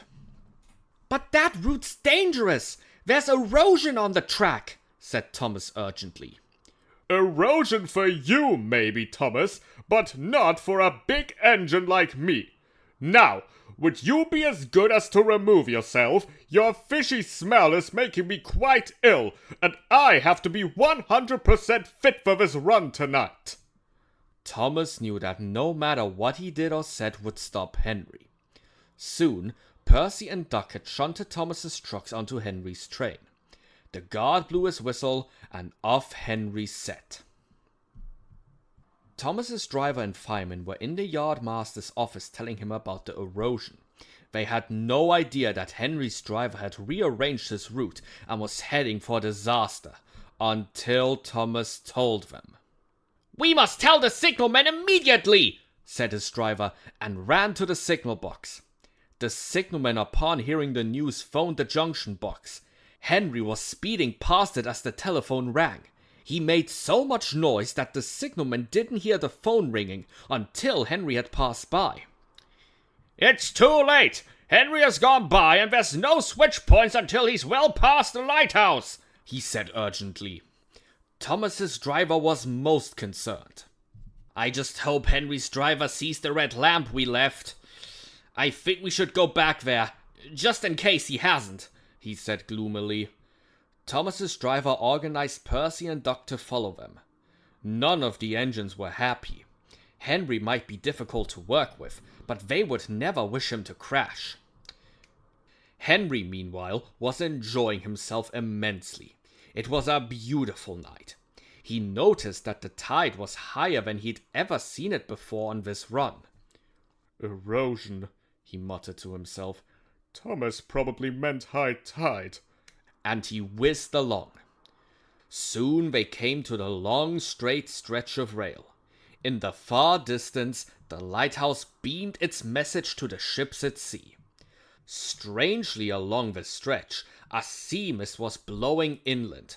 It was thick enough to blind the red light, which Thomas's guard had left to warn them. Henry's driver saw it at the very last moment. He applied the brakes, but it was far too late to save Henry. The high tide had washed even more of the track bed away, so the rails were suspended in midair. When Henry hit this section, he took off, lurched to his side, and with a colossal splash, entered the water. Luckily, although the tide was high, It was not deep at this point. Miraculously, Henry stayed upright, but his long train of trucks did not. It was a very fishy mess. Henry's driver and fireman were okay. They hung on tight to his controls, and although it was a very bumpy ride, they did receive as much as a cut between them. Thomas, Percy, and Duck soon arrived. Percy and Duck went off to spread the news and get help. Thomas felt very sorry for Henry. "I just wish he had listened to me," he sighed. The next day, they had to wait until the tide was high again before huge sea cranes with a barge could get close enough to lift Henry. Once there, it didn't take too long before Henry was settled comfortably in the barge. "This is rather nice," he said to himself, but he hadn't realized that his load of fish and boxes had to be loaded on board as well. Henry was up to his funnel in fish. He felt very uncomfortable, but said nothing. The Fat Controller was most annoyed with him. "I don't expect my engines to go for a swim when they are meant to be delivering valuable goods. You have caused an expensive inconvenience," he said sharply. There were lots of people and visitors on the quayside at the docks when Henry's barge came in. "Look!" cried some kids. "They've caught all that fish, and a huge green whale thing," said one. "That's no whale, it's the monster of Sodor Island," said another, and everyone laughed. Henry felt very miserable indeed, and wished now that he had listened to Thomas. He was lifted out of the barge and shunted into the dock sheds. "You will stay there until all that fish is cleaned off you, Henry," said the Fat Controller sternly. Later that night, Gordon arrived and parked alongside Henry. He had to do Henry's work that night. He looked at Henry and smiled. "Sometimes, Henry, I think you take your work too seriously. Just because they call your train the Flying Kipper doesn't mean you have to smell like a fish," he joked and puffed away laughing to himself. The end.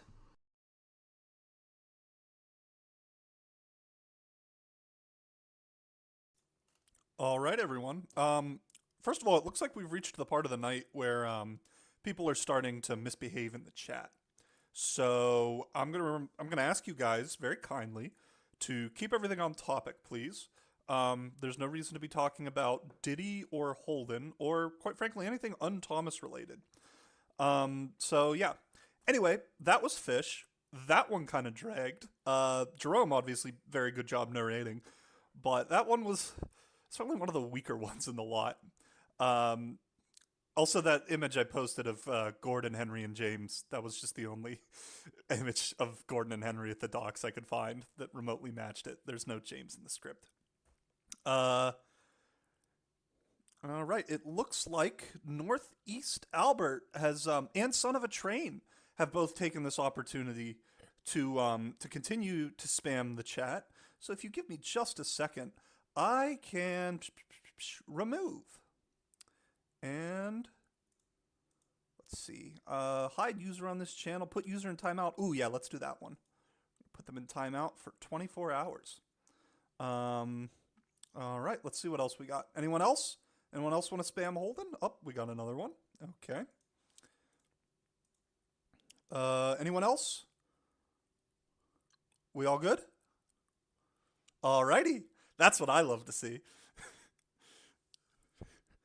"You will go to the Shadow Realm where you will not to return," said Sir Topham Hatt. Anyway, anyone in chat have anything to add?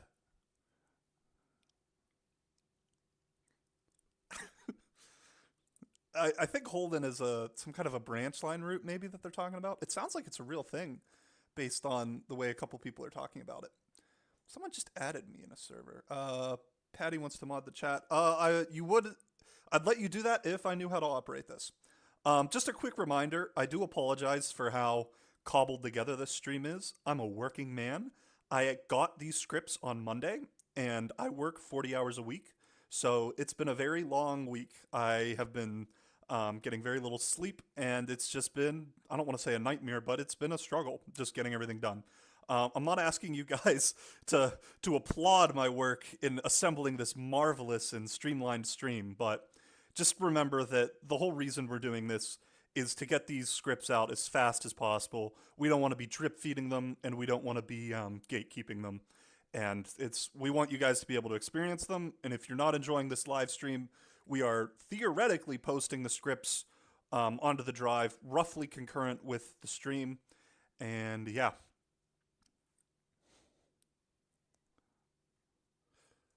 When all these are up, I need to narrate them all as Michael Brandon, doing the Michael Brandon voices, and then release them for everybody to do it as they please. Oh yeah. That'd be great. Anyway, I just realized so that basically, just to reiterate what Cranky was saying, please excuse the double teething troubles. Yes. I also did just realize that I had the Discord audio off for a good chunk of that, so very sorry, MK. All right, I'm trying to think. I think that was it for right now. Now Melon had to go, so I'm now pulling like double duty, uploading the scripts onto the drive and running the stream. I do want to say, we haven't really talked about this much. I would love to see you guys make recreations of these episodes in any way you can. Obviously, I would love to see you guys do insert a lot of this extra narration back into the episodes and get some deleted scenes using the Season 5 rushes. I'd love to see a version of Fat Controller's Holiday with like all the narrow gauge stuff added back in using clever editing, all that stuff. Anything you guys can think of, as well as, of course, the wooden railway, trains, and Tomy recreations and all that kind of stuff. And hey, if any of you guys are experienced enough, what I'd really love to see is G1 recreations of some of this. Anyway, that's enough yandering on. Up next, we have a script that I have been hyping up a lot in the Discord and the Twitter spaces. It is very different from the final episode.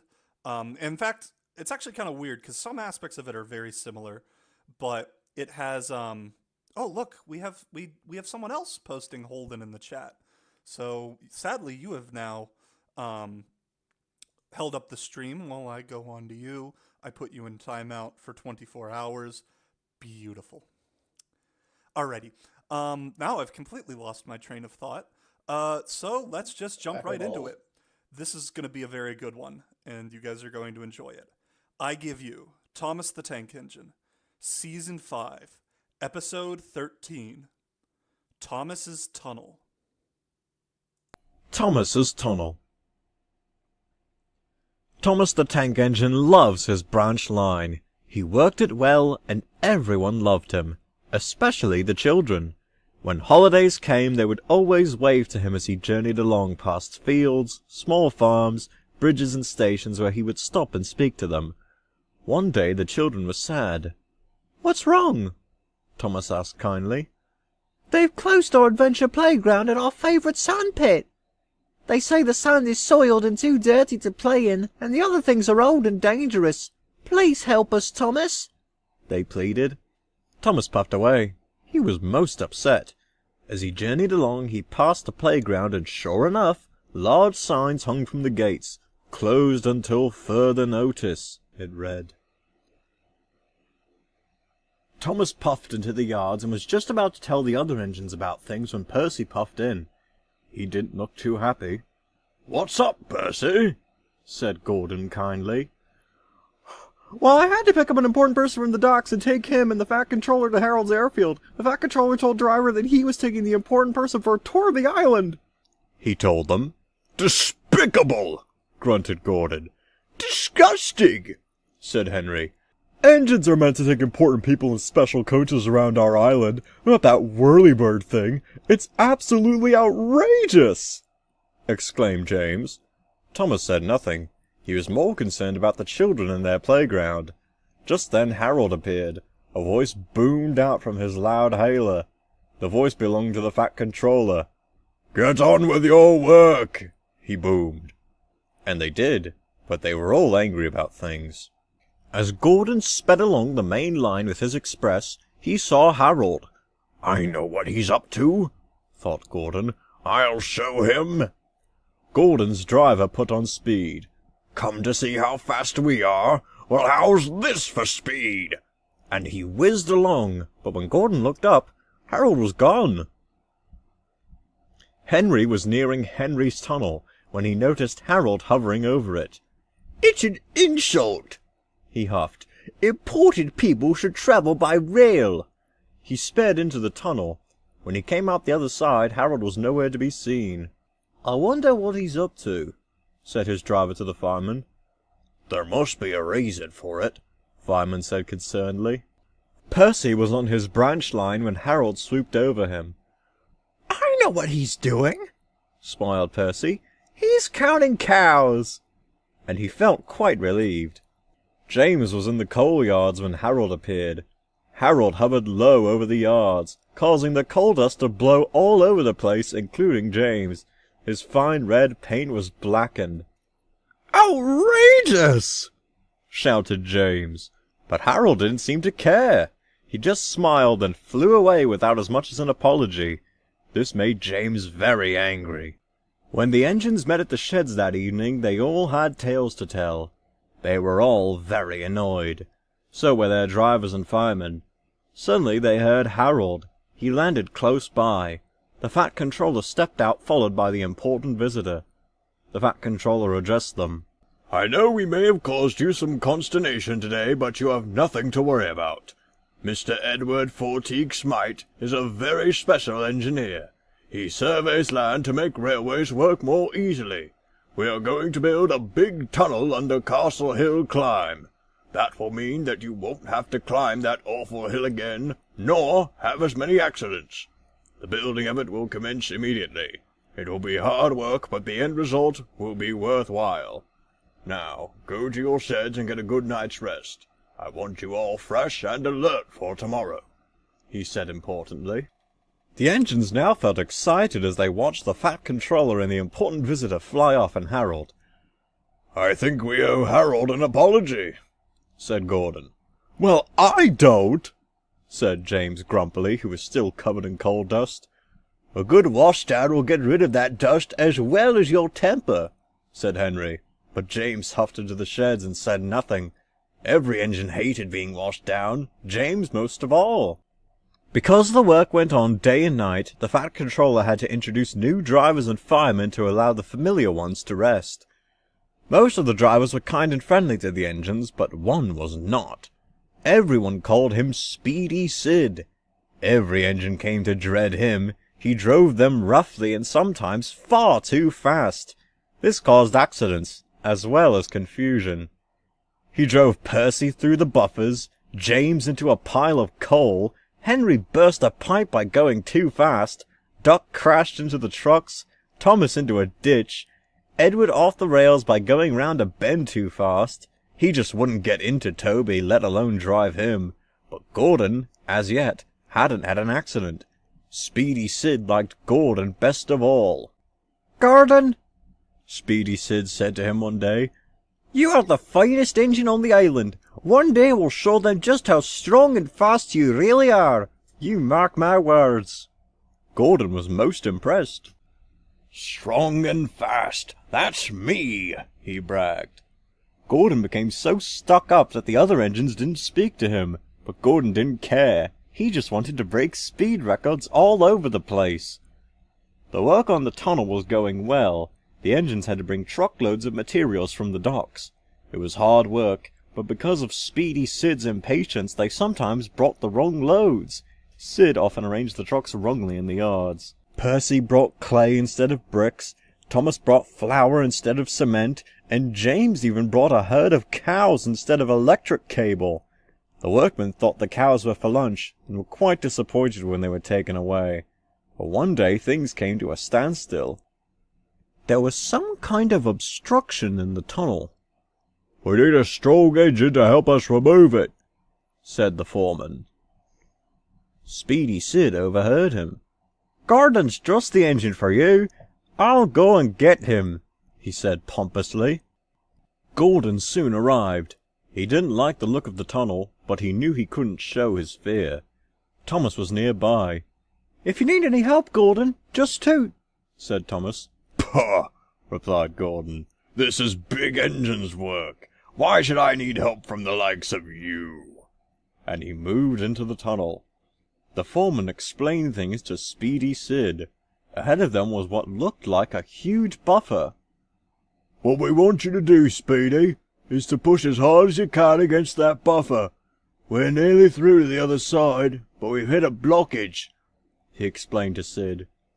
So Speedy Sid tried, but as hard as they pushed, they couldn't shift the block. Come on, Gordon, we'll take a run at it, he said. He shunted Gordon back out, then making sure they had plenty of steam up, he shot forward.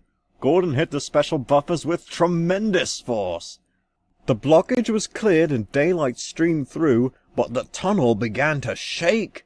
Men ran for their lives as sand poured down from the roof, covering Gordon completely. Only his face could be seen sticking out of the end of the tunnel hole. There was much confusion. Harold brought the Fat Controller and the special visitor. There was no rail track leading from the new end of the tunnel. We'll just have to pull you out, Gordon. Thomas and Percy will help, said the Fat Controller grimly. Thomas and Percy worked hard. They took empty trucks into the tunnel, then brought them out filled with fine quality sand. Soon the sidings were filled with sand trucks, but by now Gordon's tender was clearly seen. A small voice called from it. Get me out! Get me out! It was Speedy Sid. He had been saved by using the small locker room in Gordon's tender. Both Thomas and Percy were coupled up to Gordon. Using all their strength, they slowly pulled Gordon clear of the avalanche of sand and shunted into a siding. Harold took Speedy Sid to the hospital for a checkup whilst Gordon sulked in the sidings. The Fat Controller spoke to him. This was not your fault, Gordon, but next time you brag about your strength and speed, make sure you prove what you can do on a clear track, not one with a blockage at the end of it. I want my engines to be useful, not tunnel excavators. Then he went across to thank Thomas and Percy. You were splendid and brave, he said to them. Please, sir, said Thomas, could we give all this fine sand to the children? Their playground's closed down because of fouled sand and other things that are dangerous to play on. The Fat Controller smiled. Of course we can, and what's more, I'll get our special visitor to design a new playground for them, he said. This made Thomas and Percy very happy. Every time Thomas passes by the small village, he toots happily to the children as they play in their very useful playground.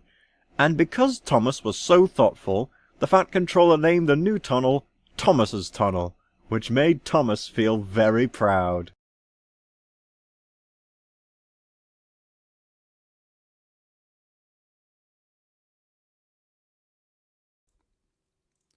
Yeah. So, that was Thomas's Tunnel.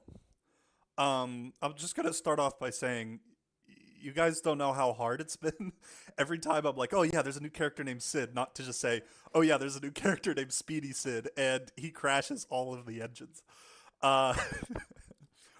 It was, I see some people in the chat talking about how this script's a bit messy. Yeah, it kind of is, but my counterpoint to that would be, this is less messy than the final version, funny enough. The final version does not have Sid, but the final version also does not make any sense.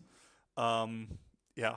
Yeah, screw the final version. This is Speedy Sid, so it wins by default. Speedy Sid and the Bogeyman from Haunted Henry rather become my new favorites. And just for the record, everybody, it's Bogeyman, not Boogeyman, Bogeyman. So it's some kind of like trained Boogeyman. I can't wait to see what y'all do with that. Yeah, this is Sid's island. We're all just living on it. I gotta say, just real quick, I gotta say, I've been keeping an eye on another Discord chat, and there are already there's a couple of people who have changed their name to like Speedy Sid. Let's and go. There's people calling for Speedy Sid fan content. Speedy Sid That's so 2028. good. Speedy Sid 2028.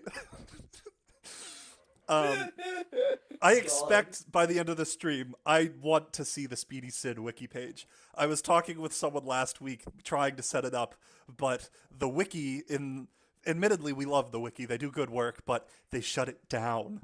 So now we must make the Speedy Sid wiki page, and it must be glorious for all to see. So yeah, I had a lot of people. 2028. The one thing he won't crash is the economy. Heck yeah. I see people talking about Gordon's corridor tender. I don't know enough about the technical basis to comment on that, but yeah, I was surprised by that too. That Sid could just hide in the tender. Another thing, a lot of people had asked me, Thomas and the Rumors is based on multiple magazine stories by Andrew Brenner. Are you 100% sure that the canceled plotline in it is not from the magazine stories? And I was not 100% sure, but here we go. You guys now know everything I do, so feel free to comment on that. There was some references to some of the magazine stories, like the almost hit era thing where they deliver the wrong trucks to the building site, which was really weird. But yeah, Speedy Sid for President 2028. Next up, we're really in the thick of it now. Well, first of all, Discord, you guys got anything to add? Nope. One more note, specifically with the part where Sid, our dear Speedy Sid, ends up hiding up in the locker room, in the small locker room in Gordon's tender. There's thoughts that maybe that's referring to a corridor tender.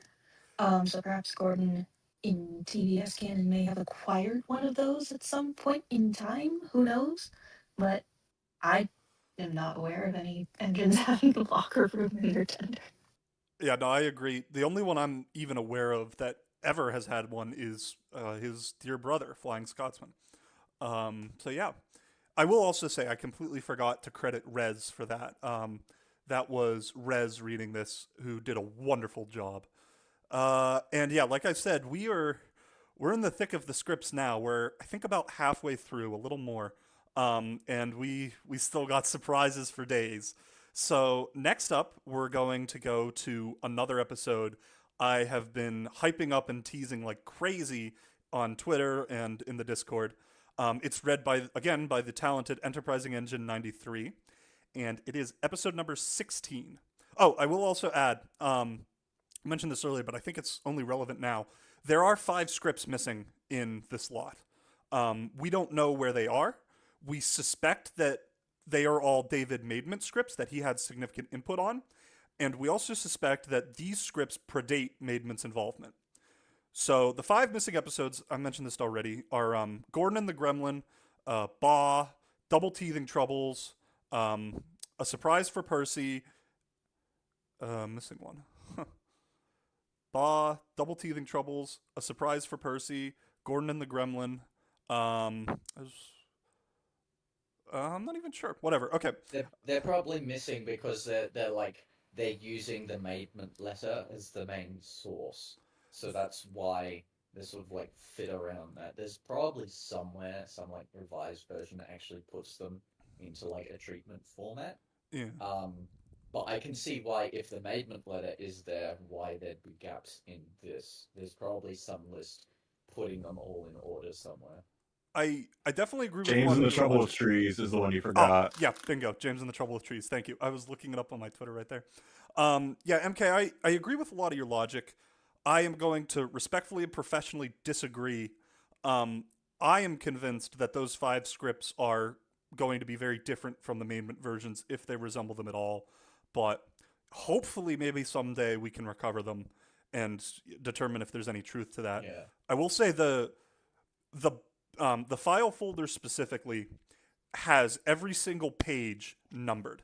It has a regular page number, and it identifies what episode that script and that page correspond to.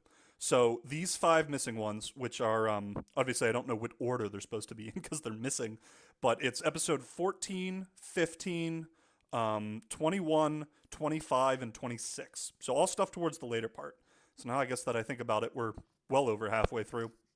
But we can really only speculate. I'm convinced that they're effectively lost episodes. MK is convinced the script versions might not even exist. We can really only speculate. Yeah. Anyway, I think like maybe No, I was just go gonna ahead. say, Go I think maybe David outlined something for it, and that Britt just like put a big X through, and that's why they're not there. And they just used the Mayment letter instead for those selected ones. That is a good theory. I will add something I probably should have mentioned. I haven't looked too closely into this, but using the page numbers on all of the scripts, because it's all one cohesive thing. There's like 100 pages there, and they're all labeled, which is very useful. I can confirm it's not like a one-page outline like Toad the Break Fan was. They're all like 3 or 4 page long scripts. So just to put, or at least. Oh, okay. So the page numbers skip, which Yes. means that we're missing something from the continuous document. Okay. Yeah, obviously we can only kind of speculate on 25 and 26, but the other 3 I can confirm they would have been full-length scripts. I will also say this appears to have been one package that David faxed over. We don't really know. Like I said, I'm posting pretty much all of the documents into the drive.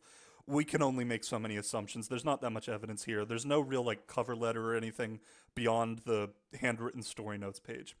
Anyway, The hopefully missing 5 episodes were actually supposed to be a 5-part story arc where Sir Handel is tried and punished for his crimes. Yeah. And then Little Giant is brought in to replace him, and then Speedy Sid kills him, and then somehow that leads to Speedy Sid taking over the island. Yeah, that brings up a couple things I should probably address. I think we've gotten far enough in the stream. I think it's safe to say Little Giant does not appear. That is something we put on the posters as a joke. We really wanted to have all the like season 6 and 7 characters on there because I was hyping up like, oh, they could appear and they could die. We had to cut them because we ran out of space, and I wanted to include Little Giant for fun, and it was very funny. But let's manage expectations a bit. He will not be appearing. And I will also say, for all we know, that missing Gordon story, probably not Gordon and the Gremlin, but where Gordon is supposedly paid out after the events of Haunted Henry, it could be one of those 5 episodes as well. Obviously, the first missing script is, number 14, and Haunted Henry was episode number 5, but at a certain point we can really only speculate. Anyway, I've wasted more than enough of your time. It's time to jump into a mind-melting episode that I've been hyping up, read by the fabulous Enterprising Engine 93. It is episode 16, Snow, working title. Snow. It was winter on the island of Sodor. Snow fell, covering the land in a beautiful white blanket. But as beautiful as it looked, it was far from useful. The farmers had to look after their cattle and feed them every day. Harold Helicopter often helped them by dropping bales of hay to them. He also patrolled the valleys, gorges, valleys, and small villages just in case anyone needed help. Sometimes, during an especially hard winter, water became scarce because the watermills and windmills used to pump water to the small farms and villages froze up. It was then up to the Fat Controller's engines to clear the lines to these places and ship water to them in special rail tankers. Any engine that could travel on a branch line helped to clear the snow. Some used snow plows. Some were helped by Terrence the tractor and other machines. It was hard work, and no engine enjoyed it too much until they reached their destination, whereupon they would be treated as heroes by farm folk and villagers alike. Gordon, Henry, James, and a few other engines kept the main lines clear. They often pushed special machine trucks that would clear the snow with huge revolving blades. The snow would be thrown high in the air and onto the verge of the tracks, forming high embankments. Mainline traffic was very important to the well-being of the island, so the engines often had to work day and night to keep the tracks free of snowdrifts. Edward had to keep the viaduct clear, not only of snow, but of ice as well. He was also in charge of clearing Gordon's Hill and the lines going to the docks. Edward was an old engine and not very strong, whereas Boko was very powerful. Boko pushed a large snowplow, which pushed drifts aside with ease, but even he met his match sometimes. Snow blowing off of the flatlands covered the tracks for miles. Boko could clear some of it, but often overheated and had to rest. The men then tried to use tractors and even Trevor the traction engine to help them. One day, Edward was resting in the yards close to where the little engines worked. Duke, the oldest of the little engines, was resting by his shed. Edward decided to talk to him. "All by yourself, I see," said Edward. Duke sighed. "It's the snow, you know. I'm too old to clear the stuff. And me old boiler and pipes aren't what they used to be. So they leave me here. And when they've cleared the lines to the mines and villages, I take empty trucks to them and bring full ones back. This year's snow is about as bad as 35. Now that was bad, and it caused so many accidents. It was dreadful," said Duke thoughtfully. Edward was interested. "Well, as we've got some time to waste, why don't you tell me about it?" Edward said. "Well, I can't tell you them all, Edward, but there is one that I'll always remember. The snow that year was so deep that you couldn't even see the roof of our sheds, but we managed to work, no matter the snow. We had been given due warning about the snow, so as it fell, we kept the lines open. Now up there in the mountains, there are slate mines, as you know, but the routes to some of them are often dangerous, even in fine weather. There is one particular mine which is so high up in the mountains, it can almost take a day to get there. A small village was built at the base of the hill, where the trucks were pulled up to the workings by a winch arrangement. The fully loaded trucks would pull empties up the hill. The full trucks would then be left in sidings.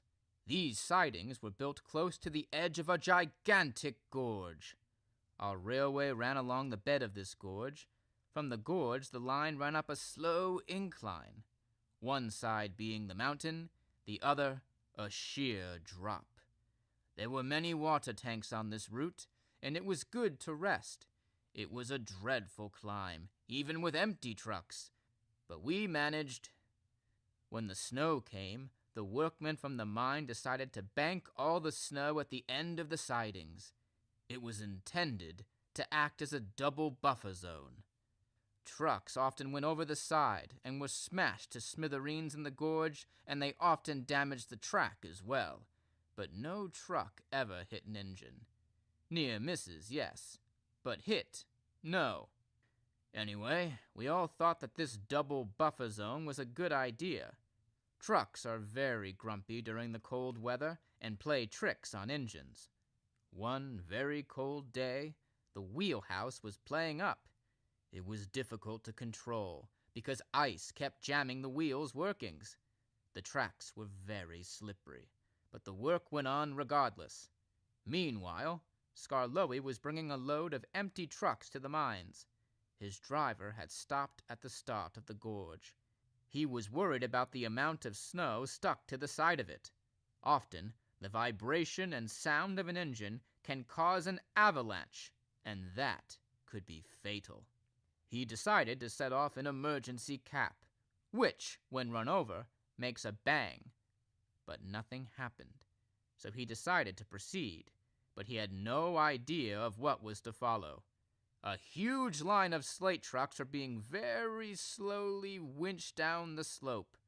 One of the empty trucks being pulled up came off the rail, pulling others with it. The hawser could not take the strain and broke. The full trucks hurtled down the slope. At the base, some flew off the rails and wrecked houses. But the front trucks carried on at great speed and crashed into the double buffer zone. For a brief moment, it seemed that the snow buffer had stopped them. But that was not to be. Skarloey and his train was almost directly below the buffer zone. His driver had heard something, but was not sure what it was, so he slowed down just in time to see a huge lump of snow fall right in front of him. He looked up, and to his horror, he saw the whole of the buffer end descending. It was a huge avalanche, and he knew he could do nothing to avoid it. He and his firemen hid in the cab as the avalanche of snow and trucks crashed on them. There was an awesome silence for a while. Then Peter, Sam, and I took men and equipment to the gorge as fast as we could. The mine manager phoned the yards here for more help. Rheneas and Rusty took men and rescue equipment to the scene. It was a long haul for them, and they were very concerned for the safety of Skarloey, his driver, and firemen. But when they arrived, they were amazed at how many helpers there were. Even farmers and local villagers were all digging for all their worth. Soon, Rusty's rescue crane had pulled the full slate trucks clear of the scene, and then came the funny part. As they scraped away the snow, they discovered that the heat from Skarloey's boiler had made an igloo hut in the exact shape of him. It was if he was an ice engine. Everyone chipped away at the ice, and there was Skarloey smiling at them, not even scratched. His driver and firemen, likewise. They had been kept warm by Skarloey's fire, and had even made hot drinks on it as well to keep their spirits up. Everyone laughed and cheered, but they knew it had been a very close thing. Shortly after that, they decided to close that mine. It had just about served its purpose anyway, thank goodness, Duke concluded. That was a great story, Duke. Thank you for telling it to me. You engines might be small, but you're very brave. And with that, he puffed away. And given to exaggerate occasionally as well, Duke said to himself, and smiled. All right. So now we can talk about snow. I saw people in the chat saying, oh wait, you know what? I gotta turn the Discord sound on. There we go. All right, Discord sound's on. I saw people saying in the chat that must be the Mid-Sodor. I mean, Rusty, Peter, Sam, and Skarloey are all there. So to me, I don't think that's the Mid-Sodor. Assuming it's even real, you know, Duke probably made up at least part of it. But let's assume it's completely real. This would imply that several years have passed between the start of season 4 and, you know, halfway between season 5, because, you know, Duke is telling all these old stories about stuff that would have happened sometime during or after season 4. Some people are saying no Gordon Snow Machine. It really wasn't in here that much, but it was there. And what I thought was interesting is Henry and James have snow machines too. So yeah, that's... Man, who cares about that? Let's talk about Boko! Boko! Our dear engine! Yes, dude, I told you guys that some of these episodes are like reading fanfic, and I hope you understand what I'm talking about with this one specifically. Shit just keeps happening. It starts with Harold the helicopter, helping villagers in the snow, and then engines bringing water tankers to them. Then it goes to the mainline engines and Edward working on his branch, and Terrence and Trevor are there. Then it goes to Boko. Then it goes to Edward and Duke. Then it goes to the Skarloey Railway engines. So it's a mess in terms of the narrative, but to call it fan service is such an understatement. But yeah, I have to say though, I'm very disappointed. All these narrow gauge assholes, and none of them have a knighthood. Honestly, I thought that there's gonna be like a swerve where it's like, because you said before that you saw no Sir Handel, it was gonna be like, psych, this story takes place in the Mid-Sodor Railway, so he's Falcon. Da, da, da, da. I saw someone point out earlier, I think it was George the Steamroller, specifically says that, like, I think it's like George the Steamroller is like arguing with all of the little engines, which to me would probably that include Sir Handel, but I don't know. I can only speculate. But yeah, I will also remind you there are at least 2 narrow gauge episodes remaining. So maybe we will see Sir Handel. I have not seen Sir Handel. He could pop up in the back of a script. Who knows? Yeah. So Discord, you guys got anything else? By this season. Yeah, yeah. He's He was camera shy this season. he was banished to the Shadow Realm. Yes, we don't talk about him. Oh, going back a bit, I feel like you guys would like to know that everybody's new favorite character, Speedy Sid, does have his own wiki page now. Let's Just as an go. FYI. Let's go. Has anyone been able to identify if Speedy Sid is connected to a magazine story? Because that sounds like the exact kind of thing Andrew Brenner would have wrote. But yeah. All right. If no one has anything else, I guess let's just keep going. Up next, we have episode 17, Fire Engines. This is another script reading by Jerome. Here we go. Episode 17, Fire Engines. Working title. Read by Jerome. It was springtime on the island of Sodor. The trees were full of blossom, the fields were green, and flowers bloomed. Thomas and all the other engines loved this time of year. "Everyone's so much happier in spring," said Thomas to Percy and James. "All except the fat controller. He seems to be working us harder than ever," grumbled James. "Only because he wants Titmoth Holt Hotel finished in time for the summer holidays," said Percy. "Anyway," he continued, "I like working by the sea. All that salt air makes an engine feel, well, cheerful in his smoke box." "Ha! All that salt air makes my eyes sting. But the countryside, well, that really gets me fired up," James replied before moving off. He had to go to the docks to pick up some fuel trucks. Thomas and Percy had to go to the scrapyards and metalworks to help Henry, Doc, Oliver, and Edward. They had to take some empty trucks with them. It was a beautiful day, and the journey picturesque, until they approached the scrapyards. No engine likes these works, because hulks of old steam engines lie rotting in heaps. But what's even worse is the threat of meeting diesels, who are often rude and aggressive. Today, however, there were none to be seen. As Thomas and Percy were shunting their trucks into a siding, they saw an old coach. The coach looked in good condition. They spoke to their drivers who went to inspect it. The coach had a very sad and dirty face. "Why are you here?" Percy asked. "I can't go fast. They called me old slow coach and told me I wasn't useful anymore, so they pushed me into the siding, and I've been here ever since. Only the mice ride on me now," the coach said sadly. "But you're in perfect shape. I just cannot understand it," said Thomas. Then their drivers returned.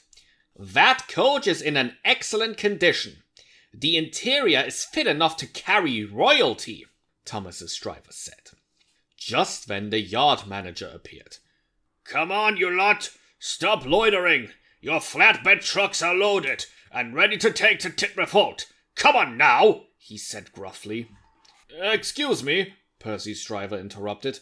"We are interested in this coach. Can you tell us about it, please?" The manager looked. "Oh, old slow coach. Been here for years. Most of it is timber, and we're only interested in metal in these yards. We'll break it up someday, that's for sure.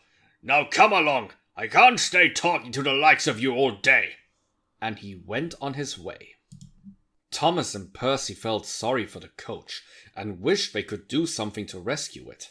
But they had work to do, which was far more important. They collected their flatbed trucks, loaded up with metal to be used in the construction of the Fat Controller's Grand Hotel, overlooking the bay at Titmoth Holt Station, which now had new sheds and yards. Their journey took them along the coastal route. It was a new line, and excellent to travel along. But before they reached the Holt, there was trouble. Up ahead they saw a fire. 2 fire engines were spraying foam and water over some blazing fuel trucks. They belonged to James, who was safely in another siding. James was blackened and angry. The firemen are blaming my funnel for starting the fire. They told me I was blowing sparks from it, and that's what started the fire. Absolute rot, he said angrily. It was probably something to do with being all fired up on your country run, Percy said cheekily. Pah! I'd expect you to take sides with useless trucks, Percy. You're such a silly little engine. And he wheezed and said no more.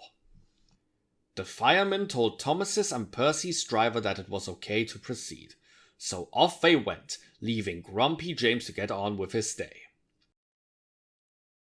Soon they approached a halt. The line went around a huge construction site where the Grand Hotel was being built. It was already taking shape and looked quite splendid, even in these early stages.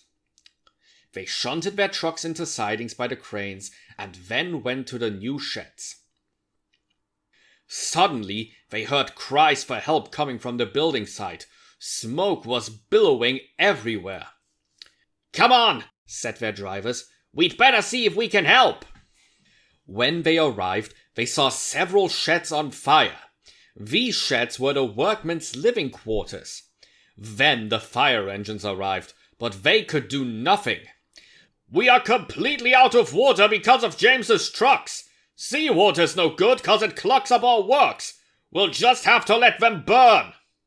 "But it could easily spread and seriously damage the hotel," said the site foreman. Then Thomas had an idea. "Why don't you use the water in our tanks? We're full up with it," he said. They had just been refilled whilst in the new sheds. The firemen wasted no time at all. "You're a very clever engine," said a fireman as they put the hose pipes into their tanks. Soon the blaze was completely under control. Workmen stood around whilst others searched in the debris for their belongings. But there was very little left to find. The site foreman spoke to the drivers and firemen.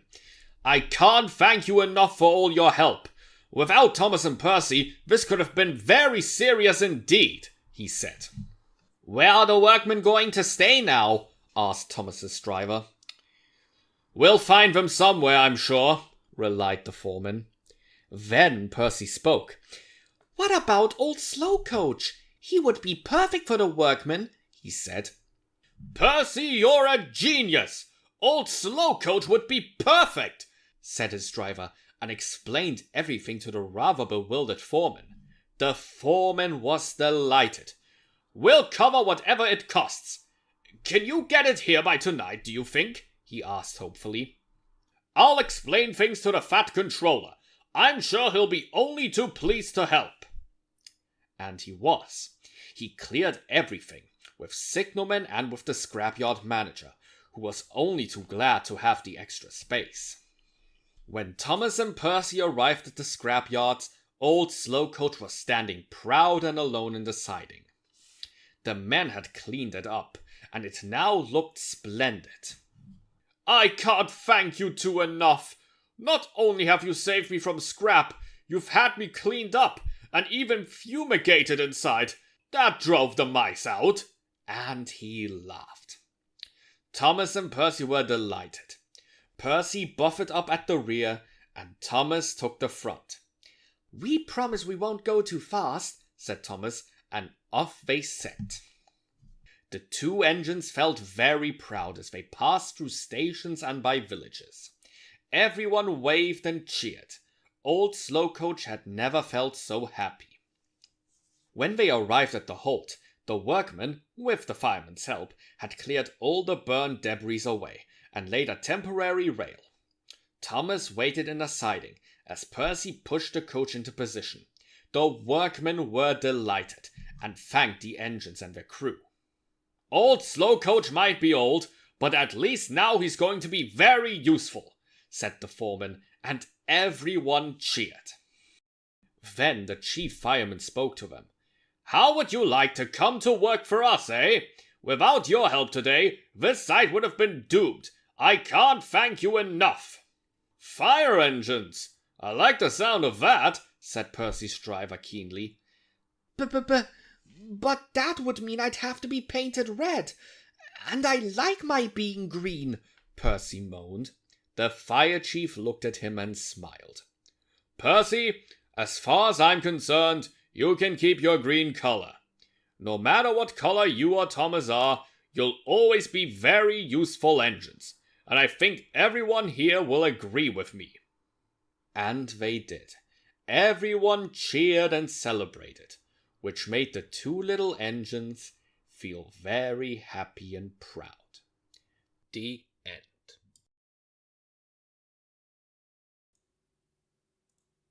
Alrighty, I'm unmuted on everything. So that was Fire Engines. I actually had no idea about Old Slow Coach because I had read this one, but like I've mentioned, it's really hard to read, and I think there was literally only 1 or 2 uses of pronouns in there. But yeah, I guess we have another trans character, which is awesome. Other than that, there's not too much to talk about here. We have someone in chat had a very good note. Sir Topomat is constructing his version of the Grand Budapest Hotel, which I thought was funny. And someone else pointed out that supposedly in the Latin Spanish dub, Old Slow Coach is addressed as male in the final episode. So yeah, I guess we have another gender fluid character. So Discord, you guys got anything? I don't know. They might. Or go ahead. I love that we have male Slow Coach and female Rusty in this season. We were robbed, guys. We were robbed. Yeah, these episodes are insane. And like I said, I want you guys to make as many adaptations in redubs and usage of the rushes as you can, because this is huge. I promised you guys some of this was going to be crazy reveals. And I hope you can all agree these are not disappointing. Okay, so unless there's anything else in the Discord, which feel free to speak up if there is, it's time for another one we've been teasing a bit that I have had a ton of people asking me about. It is episode 18, Lost and Found, read by Rez. Let's do this. Lost and Found. Oliver, with his brake van towed, worked in the big yards where all the trucks were gathered together. There was a turntable for the trucks placed at the top of a slight incline. Oliver would push a truck onto this turntable, and a workman would turn it to a particular line. Once set, this truck would move off by itself and be guided by points to its right area. Here it would join the other trucks and would be coupled up to them. Then Percy, Thomas, James, Gordon, Henry, or any other engine would come and pick the train of trucks up. It was tough work for Oliver, but important work too. "I'm glad we found you, Oliver," said the VAT controller to him one day. "Without you, we'd be quite lost." And he smiled. But Oliver was keen to do more adventurous work, and was bold enough to tell the VAT controller. "I understand your feelings, Oliver, but you are very useful here. But if anything does crop up, I'll let you have a go," the VAT controller replied. "Oh, thank you, sir," said Oliver, and then went about his work. All the other engines were busy as well. The VAT controller was building a new area at the docks. It was to be a grand passenger pier. Toby, Percy, and Thomas brought rock from the quarries and pushed their laden trucks into sidings by the works. The VAT controller was close by, whilst they were taking on water. He was talking to some engineers and architects. "What I want is a fine dockside building so that the passengers have somewhere nice to sit and wait for their ships. It is important that our customers are well looked after," he said sternly. The engines heard everything but said nothing. Though they were excited, they knew that once the VAT controller had a grand idea, he would follow it through to its completion. The VAT controller left, leaving the architect and the engineers huddled over plans. "I know what he wants, but I just don't know how we're going to be able to build in time for the gala opening," said the architect. Meanwhile, Oliver was having a difficult time with the trucks. They were awkward and rude. "We're overworked and tired, and it's all because of you sending us down the wrong rails. We want Percy. He understands our needs," they said. "Pah! Percy's far too busy. Now stop all this moaning and get down your rails," and with that he gave them a hard bump which caused an accident. A truck was on the turntable when the bumped trucks hit him. He was derailed, spilling his load and jamming the works of the turntable. "You stupid engine!" shouted the turntable operator. "Now you'll have to shunt them yourself!" And he did, but by mid-afternoon there was chaos. As hard as Oliver tried to get things right, he got into more and more of a mess. Now he found himself surrounded with trucks, most of which were in the wrong sidings. Coal trucks were mixed with brick trucks, rock trucks mixed with clay trucks, flour trucks mixed with scrap iron. It was an awful mess, and what was worse for Oliver, Henry and James were being kept waiting. "Just can't get the right shunters these days," James snorted. "Despicable, and a waste of valuable time," hissed Henry. "It's these trucks' fault," replied Oliver as he tried to sort things out.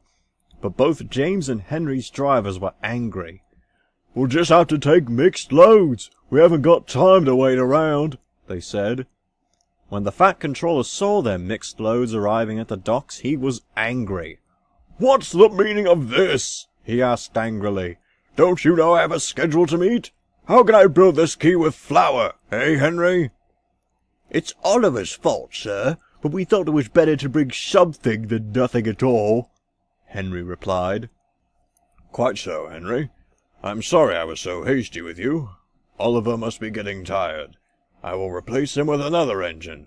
I'll give him something else to do." And he thought deeply. Oliver was resting in his shed that evening when the Fat Controller arrived with his driver and fireman. "Oliver, you have caused a confusion today. I am disappointed. I thought you had learned to control trucks, but I am mistaken. You shall work the mail train for the next few weeks. Maybe the night air will bring you back to your senses." And off he went. Oliver felt very down. "Cheer up, old chap. Fireman and I fancy the mail train run. And what's more, we only have 2 long vans to look after. Far better than all those trucks," said his driver kindly. Oliver tried to smile, but it was difficult. He felt he'd let everyone down. By the time he reached the docks, he was feeling much better. It had been a speedy run along the coast rail, and the sea air had brightened him up. 2 mail coaches were waiting for him, so he coupled up quickly and off he set. He had to stop at many stations. He was right on time, and everyone was pleased to see him. From the coastal run, they had to go inland, and when they reached Dryard, there was a delay. "We have to wait for Harold Helicopter to arrive. He's got some important mail aboard, and it must be delivered by this morning," said the station master. "What a pity! We were doing well, too. Now we'll be late on our first run," said Oliver's driver. "Sorry, but that's the way it is sometimes," replied the station master. Quite soon Oliver heard the familiar buzz of Harold. He landed nearby in his airfield. "Sorry, old boy, needs must and all that.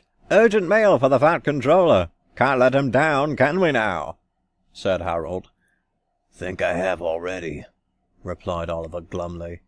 Harold said nothing. He knew how important it was to an engine to be on time all the time, no matter what. Soon Oliver was on his way. His driver let him go as fast as he could to catch up time. Then they came to a signal, which was in the red for stop position.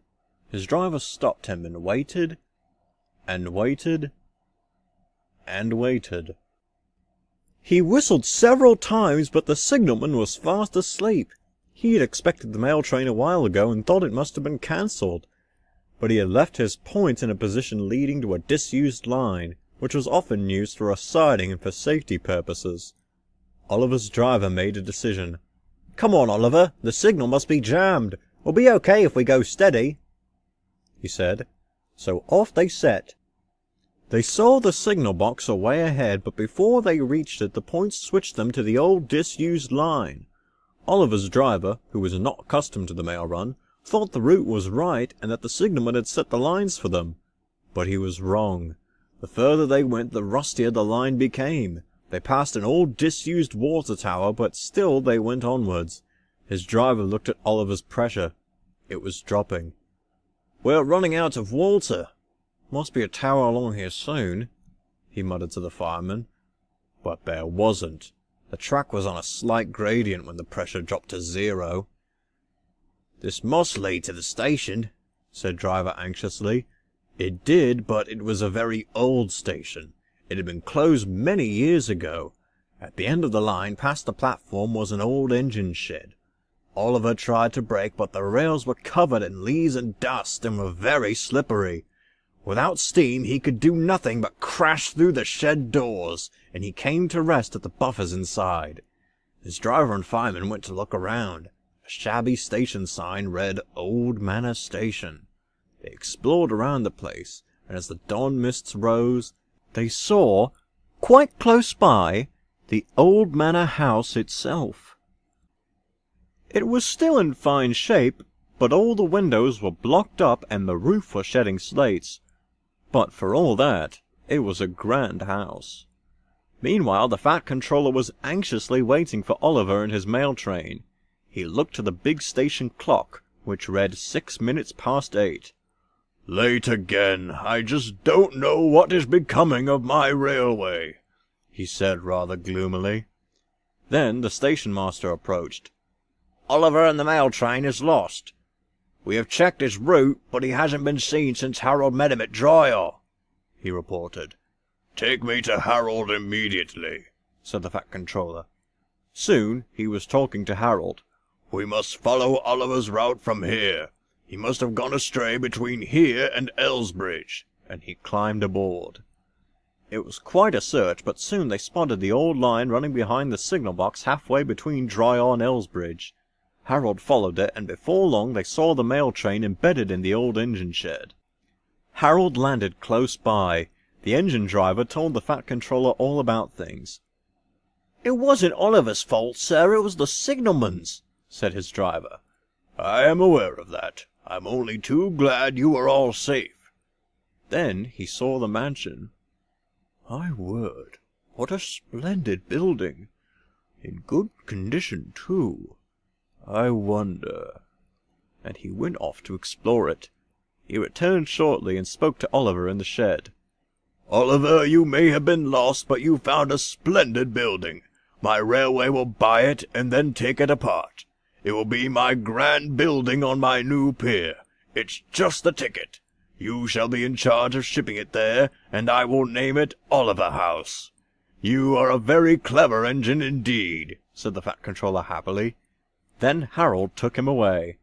Later Percy arrived. He left some coal for Oliver and a water bowser. Then he took the mail train away. "Well, Oliver," said his driver, "getting lost isn't so bad after all, is it?" "Being found is much nicer," he smiled. His driver and fireman laughed. "Lost or found, Oliver, you'll always be a very useful engine."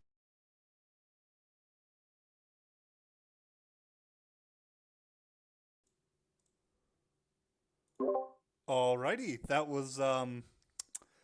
was Lost and Found. I'm very happy you guys now have a version of the deleted James and Henry scene. Obviously, the dialogue is probably very different from the shooting script, just like the rest of these episodes. But hopefully you're all happy about that. I think I announced this already, but as you can see, Manor Station is located on the start of Thomas's branch line. So it is almost certainly, at least in the scripts, not Toby's home, Arsdale End, as has been speculated and was intended to be the implication of the fan film Good Old Days, aka Tiger Moth. Sorry, Jacob. I don't know if you're here or not, but I'm very sorry about that. Yeah, Discord, you guys got anything to add on this one? I just want to note for everybody that a water Bowser is essentially a lorry with a tanker on the back full of water. It is not a version of Bowser from the Mario games. That is just clearing that up. That is yes, it is. All right. I'm not gonna post. You've heard of dry Bowser. Get ready for wet Bowser. I'm not gonna post them right now because we have a lot to get through. But we got the idea. Straight from Twitter, we have our first Speedy Sid fan art. It's him crashing Duck into the trucks, And someone has already made the freeze frame ending to Cranky Bugs. So I'm not. That is, let's see, King's Films at King's Films S on Twitter and at Faulty Whistles, aka Jesse, on Twitter. So be sure to check them out. That's cool. Anyway, if no one has anything else, let's get into the next one. We have episode 19. This one is read by Sudrian Tug again, who did a phenomenal job earlier. Well, I mean, all the narrators are doing phenomenal, but for some reason, he's really killing the Mrs. Kindly episodes. So I'm excited to see this one because we have episode 19, The Wedding. Episode 19. Working title, The Wedding. All the engines were busy on the island of Sodor. It was holiday time, and visitors came from all over the world to see the magnificent sights. Gordon, Henry, James, and Duck would bring them from the docks to the big main station. Toby, Thomas, Percy, and Edward would take them along their branch lines to their destinations across the island. Then at night, some of the engines collected or delivered goods trains, journeying to and from the docks and large rail depots. One day, at the big station, the Fat Controller spoke to Percy. Percy, I want you to take some empty trucks to Farquhar and bring some full ones back. They have mined some special rock for my new quay at the docks, he said. But what about all my passengers? They are so looking forward to going to the seaside, Percy replied glumly. Duck will do your work today, Percy. Now off you go. My rock is important, came the blunt reply. So are my passengers, muttered Percy to himself as he puffed away to collect his empty trucks from the yards. Soon, he had forgotten about his passengers. The route his driver had taken took them through beautiful countryside, past windmills, watermills, waterfalls, and small farms. Everyone waved to him, and he felt very happy. A little way before Farquhar Station, they had to stop at a signal before a long tunnel. Terence the tractor was working in a field that ran alongside the track. Hello, Percy. Nice day for it, isn't it? He called. Percy was confused. Nice day for what? He asked. Oh, haven't you heard? Mrs. Kindly's daughter is getting married today. The wedding is being held at the fishing village church. Edward's picking her up in a special. I thought all you engines would know that, seeing as she's so fond of you all. Before Percy could ask more about the wedding, the signal changed to the go position, and off they set. Percy felt a little disappointed. I like weddings, he muttered to himself. A little further down the track, he saw Mrs. Kindly's cottage. Then he saw a large white flag with some writing on it. Any passing engine, please stop, it read. Mrs. Kindly was standing at her garden gate. A little wooden staircase ran down to the track. Percy's driver knew Mrs. Kindly well. She was a very helpful lady, and often warned them of danger on the line. So he stopped, and she spoke to him. My daughter's getting married this evening, and do you know I completely forgot to get my good luck package together? Silly of me, I know, but with all the arrangements and all. Quite so, Mrs. Kindly. But what exactly does a good luck package contain? Oh, really, you engine drivers are quite hopeless. And she laughed, then continued. A good luck package for a wedding must contain something old, something new, something borrowed, and something blue. I've searched my house all day and found absolutely nothing. Can you help? She pleaded. Leave it to us, Mrs. Kindly. I'm sure we'll come up with something in time for the wedding. And off they set. Percy was puzzled. Something old? But how old? He asked his driver when they stopped at Farquhar Station. Well, Percy, something that was useful but is not used anymore. That's old, he replied. Rather like Sid, the old retired fogman, replied Percy. His driver laughed. Not old people, Percy. Old things like that rusty old wheel over there. And he pointed. Percy understood now. Just then, Bertie the bus screeched into the yard. He was looking very smart. He also sported white ribbons from all his windows. Where are you going? Asked Percy. I'm taking Miss Kindly and all her friends to the wedding, Bertie replied. I'm going as well with a special good luck package, Percy replied proudly. Bertie looked puzzled, but before he could ask any questions, he whizzed off. Don't be late, he called. Percy shunted onto his full trucks, loaded up with pink-colored rock. Be careful of this load. The Fat Controller will have my guts for garters if it's not delivered safely, said the yard foreman. Percy's driver laughed, and they set off. they took a different route to the docks. It was far more direct and therefore faster. At Wellsworth, Edward Station, they stopped to take on more water. Edward was shunting in the yard. Hello, Percy. You look worried. What's up? He asked kindly. We've got to make a good luck package for Mrs. Kindly's wedding, and I don't know where to start, he replied, and told Edward all about things as he was taking on water. All those things are probably staring you in the face. Must go now. I have to fetch my special for the wedding guests. And he puffed away. When Percy arrived at the new quay yards, it was very busy. The foreman was very pleased to see the rock delivered. Percy parked them, then ran into his siding for a rest as his driver and fireman had their lunch. Whilst in the siding, he started looking around. Quite close by was a single truck. It was loaded with a very new set of buffers. The metal parts gleamed in the sun. Percy was excited. It's just like Edward said, staring me right in the face, he squeaked. When his driver returned, Percy told him about the buffers. That's something new, he said. You're quite right, Percy. Mrs. Kindly never said what size those good luck things had to be. Those buffers are just the ticket. I'll speak to the foreman about it. And he went to the foreman's office. A few minutes later he returned, smiling happily.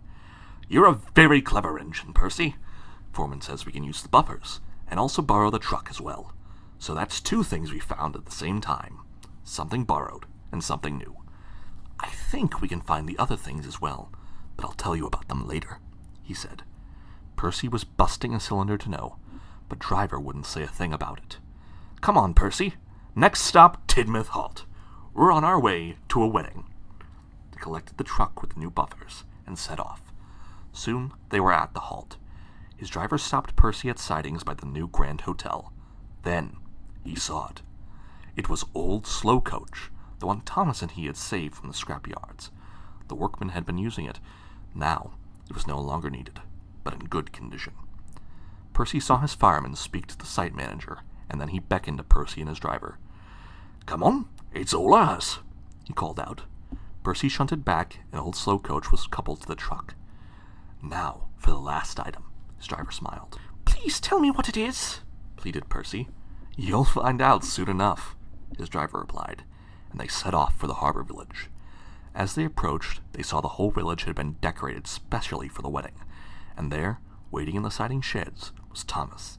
He had a very large good luck sign hanging from his funnel, lucky silver horseshoes around his cab, colored streamers hung from his dome, and a long broad white ribbon led from the base of his funnel to each side of his cab.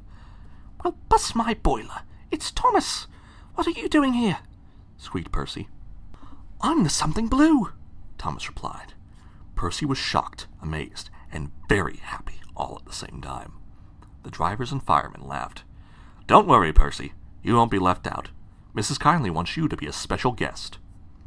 Edward brought the bride and groom and their guests in his special train. The little church was close to the harbor station. The Fat Controller had arranged a red carpet that led from the platform to the church entrance. Soon the bells were ringing out the news that the marriage had taken place. A big marquee had been set up in the church grounds, and the wedding cake was in the prime position. The Fat Controller brought the assembled guests to order. Ladies, gentlemen, and children, may I proudly present the bride and groom with their good luck package. He blew hard on a guard's whistle. Thomas replied with a couple of toots, and arrived at the platform with his little train. And there you are, Mrs. Kindly. As requested, something old, the coach, something new, the buffers, something borrowed, the truck, and a very special something blue, Thomas the Tank Engine, thanks to Percy and his crew. Everyone cheered. Then Percy arrived. He too was dressed for the occasion, and for a bit of cheek, he wore a very large top hat, which sat on his cab roof. As the cheering continued and the celebrations began, Mrs. Kindly spoke to Percy. That is the best good luck package ever. Thank you, Percy. You are a very special engine. And then she kissed him on the cheek. Percy blushed bright red. He'd never been kissed before. Everyone laughed, and even Percy managed a very shy smile. A little later, he spoke to Thomas. I like weddings. They're one of my favorite things. But I can well do without that kissing nonsense. Thomas said nothing, and the two little engines went to sleep. The end.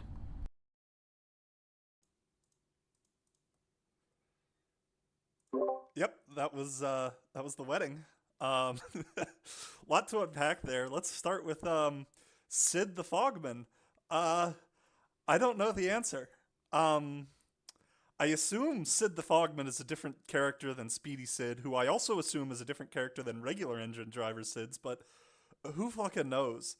We had a very good comment in chat. Someone said, "A grand Sid army of the Republic." So I enjoyed that. Anyway, hopefully the Discord is now waking up. I know MK had been particularly excited. MK and Star Switcher, I think, in the group chat, when I sent over the stuff about Percy wearing a top hat on his cab, because that's just so goofy. I love the fact that Percy hates the kiss. Yeah, this was an interesting episode. Anyone else have anything to add?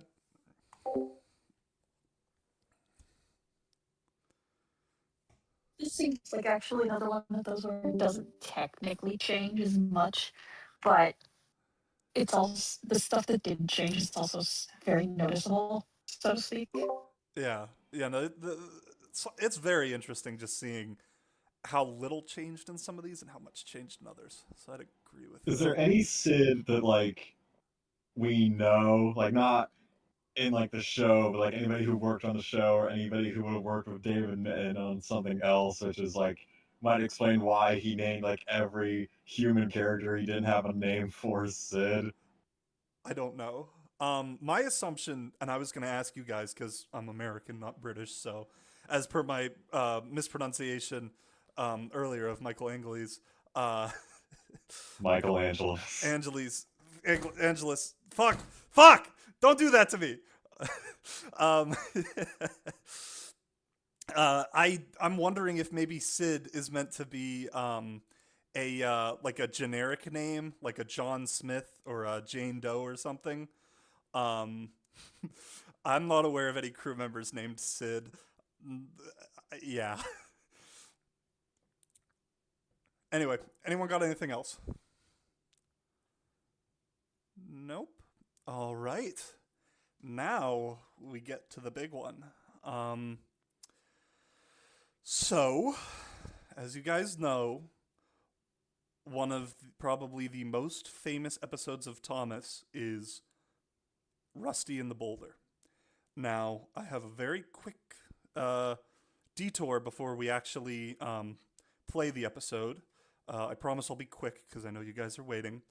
I am happy to reveal another prop that I was able to obtain in the recent prop gallery auction, which is our queen herself, the large-scale Rusty prop, which was constructed for Season 4 and then also used in Season 5 and I think 6 and 7, but we really don't care about those seasons.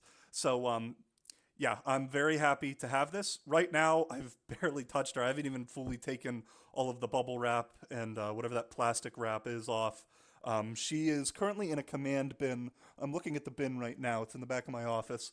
Obviously, like the others, I will be getting her scanned. There is actually some restoration work that's going to need done on her. Let's see, you might be able to... Yeah, if you look there, I have that piece. It was on there in the auction lot. It fell off in transit, if not before. I have it. I'm in the process of looking into that, but it's been crazy, so I don't know when it's going to get done. We've had that auction, we've had this auction, we've had these scripts, I have stuff to scan, so it's been a bit chaotic, but I'm happy to reveal that just in time for episode 20.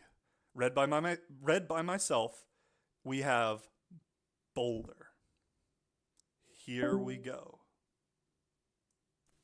Episode 20. Boulder. Working title. Far up in the hills, where the little engines worked, Skarloey had taken some men to look for a site for a new quarry. Skarloey had parked at Buffer's End in the highest region of the mountains. The men were looking at some very old quarry workings. At the top of the cliff face was a very large boulder. It was completely round. It had been placed there by the old Celtic tribes as a mark of respect for the mountain and its views. The men inspected it and decided it was perfectly safe and should not be removed. Skarloey took the men to a secondary site halfway down the mountain. "We'll build engine sheds and yards here," one said. So the work got underway. The new sheds and yards were constructed first. All the engines helped to bring materials, sleepers, and rails, and soon the site was completed. From here, new tracks were laid that led all the way up to the quarry. Rusty, the small diesel engine, was very useful. She was a powerful engine and could pull heavy loads. She was being used mainly to haul heavy mining machinery to the new quarry site. There were mechanical diggers, sheds where rock was crushed, conveyor belts that were used to load up the trucks, and many other things. Work soon commenced, and truckloads of rock shipped all the way down to the big yards where the mainline engines worked. Here, the trucks of rock were transferred to the big trucks, and then taken away by Edward, Henry, and James. Thomas and Percy often shunted the trucks in these yards. Sometimes Rusty would speak to them. Both Percy and Thomas were keen to know what was going on. "It's the new quarry," Rusty told them. "It's awfully dangerous, but the rock is very good for building, so it has to be mined. But I think the place is cursed. It gives me the shakes sometimes. Strange rock falls happen for no reason. But worst of all is that boulder," she said. "What's boulder?" asked Percy. "It's the old Celtic boulder right on top of mountain where we are working. I think it's got a face and is watching our every move. But the men say it's very safe, otherwise they would have removed it," she replied. I'd still be careful if I was you, Rusty. Rock is nasty stuff and not to be trusted," replied Thomas, and they all went about their work. Rusty had to wait in the yards for Edward. He was bringing a new mechanical machine for the quarry. When he arrived, he told her about it. "It's called Thumper. Apparently, it makes things easier for the men to mine the rock," he told her. Thumper was loaded onto several flatbed trucks, and Rusty set off. It was a tough journey, but the scenery was spectacular, which made their journey more enjoyable. By the time she reached the new sheds, she was exhausted. Duke, Skarloey, and Rheneas took over so Rusty could have a rest. Soon Thumper was working. The men seemed very pleased with it, but it was causing dangerous vibrations. Little rock falls often happened, and the men had to run for safety, but they carried on using Thumper all the same.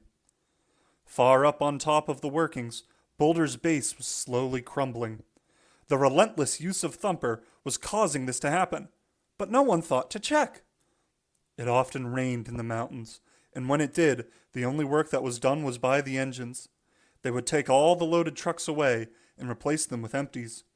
Rusty was shunting some empties into a siding. Directly above her was Boulder. She was just about to pull away when a huge piece of rock fell in front of her. It was part of the base that supported Boulder, but no one recognized it as such. Workmen helped clear the line. "You were very lucky," said one to Rusty's driver. "We all knew something was going to happen. It's in our opinion that they're mining too fast here. Not enough attention to safety," he said. "I think it's for the best if we close this track," driver said, and the men agreed. If they had looked up at that point, they might have seen a smile on Boulder. He'd looked over the same scene for years and years, and now he felt he could at last escape. The next day, the sun shone brightly, and work resumed. Thumper was hard at it when Rusty arrived with some empty trucks. She looked up at Boulder and was sure it was moving. "Don't be so daft," said her driver. "That thing's there forever." Soon Duke, Skarloey, and Rheneas arrived. They left their trucks and went to the water towers. Then there was trouble. Thumper was out of control. It made an awful sound. Rocks flew everywhere. Then it blew up. It wasn't a loud bang, but it still resounded around the site, causing small rock falls. Then a man noticed Boulder. A large rock slide was happening directly below it. Then Boulder began to move. All the engine drivers climbed aboard and moved off as fast as they could. Rusty's driver was the last to arrive. We must get out of here fast, he shouted, as if Rusty didn't know that already. Then he looked up. Boulder was teetering on the edge of the cliff face, then dropped straight down without hitting the rock face at all. It landed with a colossal thump and bounced. It came to rest on the rails. Rusty could hardly believe her eyes as Boulder started to move down the track, the rails holding it between them. Boulder came to some points and steered onto the very track Rusty was on. Without hesitation, Rusty set off, Boulder following her. She screeched round the bend leading out of the mine and was able to go faster down the incline. But so could Boulder. It seemed it was determined to catch her and squash her. "Don't worry, Rusty. We'll take the diversion route around the hill," shouted her driver, and they did. To their great relief, Boulder sped away on the downhill track. Rusty's driver drove as fast as he could. "We must warn the sheds and yards," he called. They went around a blind corner, and there, just in front of them, was Boulder. "What the? How the?" shouted her driver. He put Rusty into reverse, and they went as fast as they could, chased by the boulder. When they came to the junction, Rusty went on the up route. Boulder tried to follow, but came to a stop. Then it started rolling downhill, pursued by Rusty. She sounded her whistle for all her worth, hoping beyond hope that the other engines would hear her, but they didn't. Skarloey was making his way up the climb. He screeched to a halt when he saw Boulder and ran backwards for all his worth. He just managed to reach a small water tower siding and sped into it. Boulder rushed by, but knocked a support holding the water tower. The tower groaned, then fell onto Skarloey's trucks, pushing them onto the track and blocking it. Rusty arrived shortly. "Oh dear, now we'll never be able to warn the sheds," she said. Boulder was enjoying itself. "Engines, engines, I want engines," it hissed as it sped along. Duke was climbing the hill. He was pushing empty trucks. Suddenly, Boulder appeared. "Oh my goodness!" exclaimed Duke's driver. Duke's controls were awkward. It was not easy to switch to reverse quickly. He stopped Duke, then eased him into. Boulder roared towards them. Duke ran backwards as fast as he could, but Boulder was catching him. "There's a little siding close by. We might just make it, but at this speed, goodness knows what'll happen," shouted his driver to the fireman. Boulder was nibbling at Duke's first truck. They were matching Boulder's speed, but only just. Then the siding came in view. Duke's driver and fireman braced themselves. Luckily, a lineman was at the points and saw everything.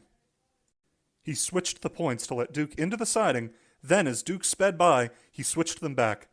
The trucks broke their couplings and went down the line pursued by Boulder. Duke, meanwhile, had smashed into the buffers and was derailed. He just couldn't stop in time. "I just don't know what'll happen now," groaned his driver. Rheneas was alone in the yards. He was preparing to leave with a load of empty trucks. Suddenly, the alarm sounded, but before he could do anything, he saw Duke's trucks and Boulder. "That thing could go on any line. We just have to hope it's not ours," shouted his driver. Rheneas thought that it was going to smash into him, but by sheer chance, Duke's trucks lurched and were derailed. This knocked Boulder onto another line. It whizzed past Rheneas and smashed into the new sheds, completely demolishing them. "Well, bust my boiler! I've never seen the likes of that before!" exclaimed Rheneas. It was indeed a mess. The sheds were wrecked along with valuable machinery. The Fat Controller arrived shortly and reviewed the situation. "We will close these yards and the mine. It's clearly too dangerous. We will mine our rock elsewhere. Rheneas, you and the other engines will clear things away. We will leave that boulder there. I will put a plaque on it, which will tell everyone just how brave my little engines are," he said. And to this day, Boulder with the Fat Controller's plaque is there for all to see. The mine has never been worked again. The end. That was an experience. I'm seeing so many good memes and quotes from that. First of all, I think I think it's only appropriate that we we take a moment of silence for the passing of our dear friend Thumper. It will be missed. It lived a short and unprosperous life from 1997 to 2025. And I'm struggling to continue to do this with the passing of our dear friend Thumper. Anyway, hopefully that's enough time for everyone else to rejoin the Discord call. This one was interesting. I'm glad everyone seems to have enjoyed the Thumper dialogue as much as I did. The Thumper dialogue or the Folder dialogue? Because the Folder dialogue is what sent me. What was that? Wait, they both had dialogue? No, Thumper did not have dialogue. I'm talking about Boulder dialogue. Unless Because you said Thumper dialogue. No, Thumper died. He went kaboom. Thumper died.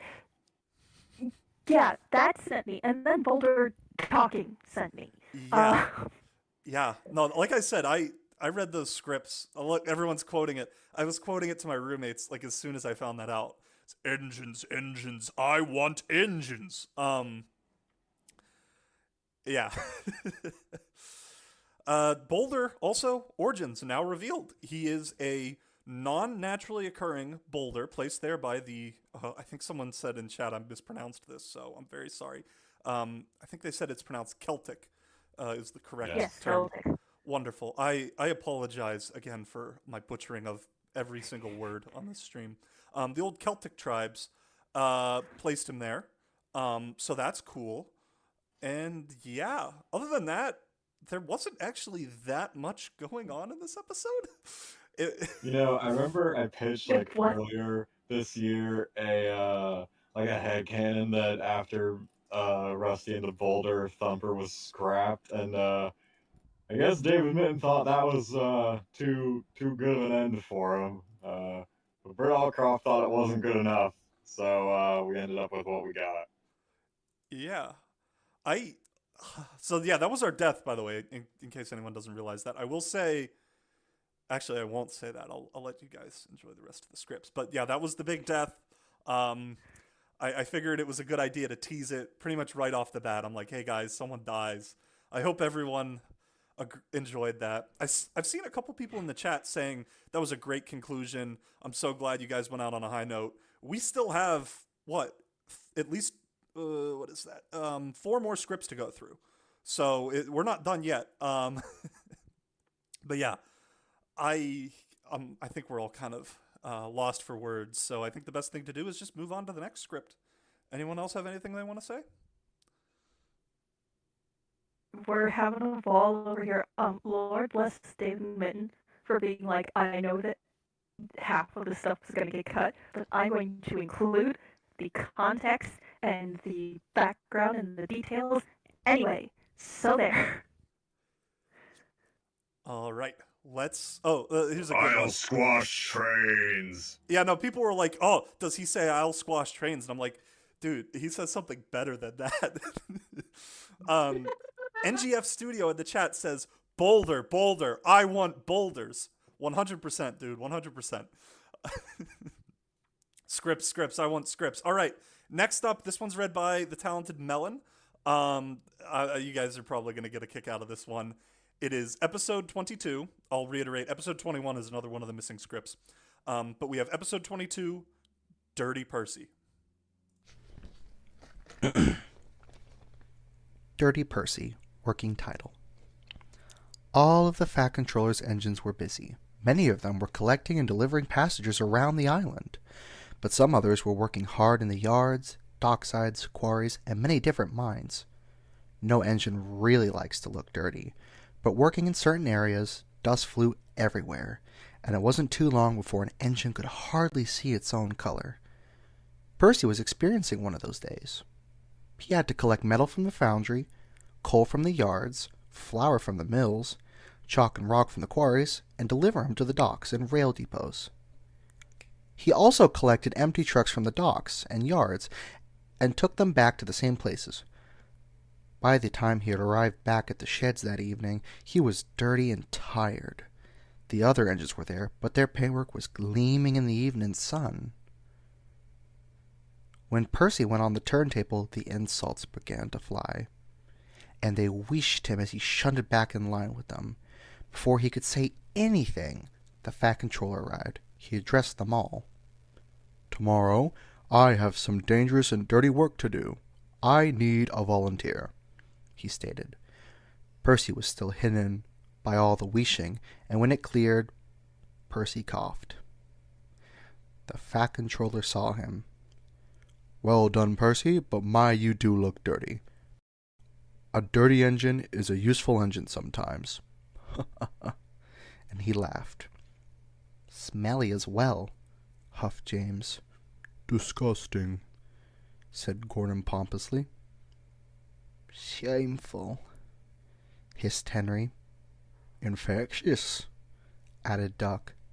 "Pathetic," added Thomas. "Quiet," roared the Fat Controller. "Otherwise I'll send one of you to the mines tomorrow.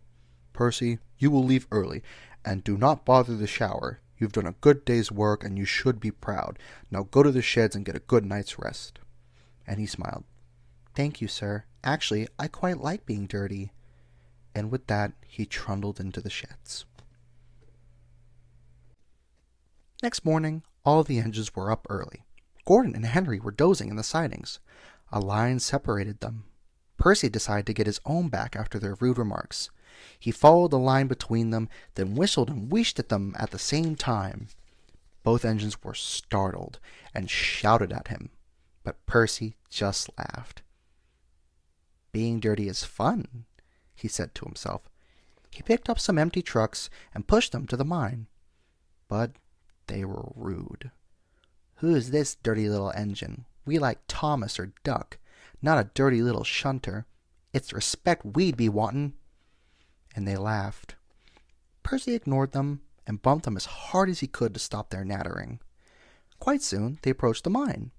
The line to the mine ran alongside a huge slag heap which towered above them. It had been there for years and was considered quite safe.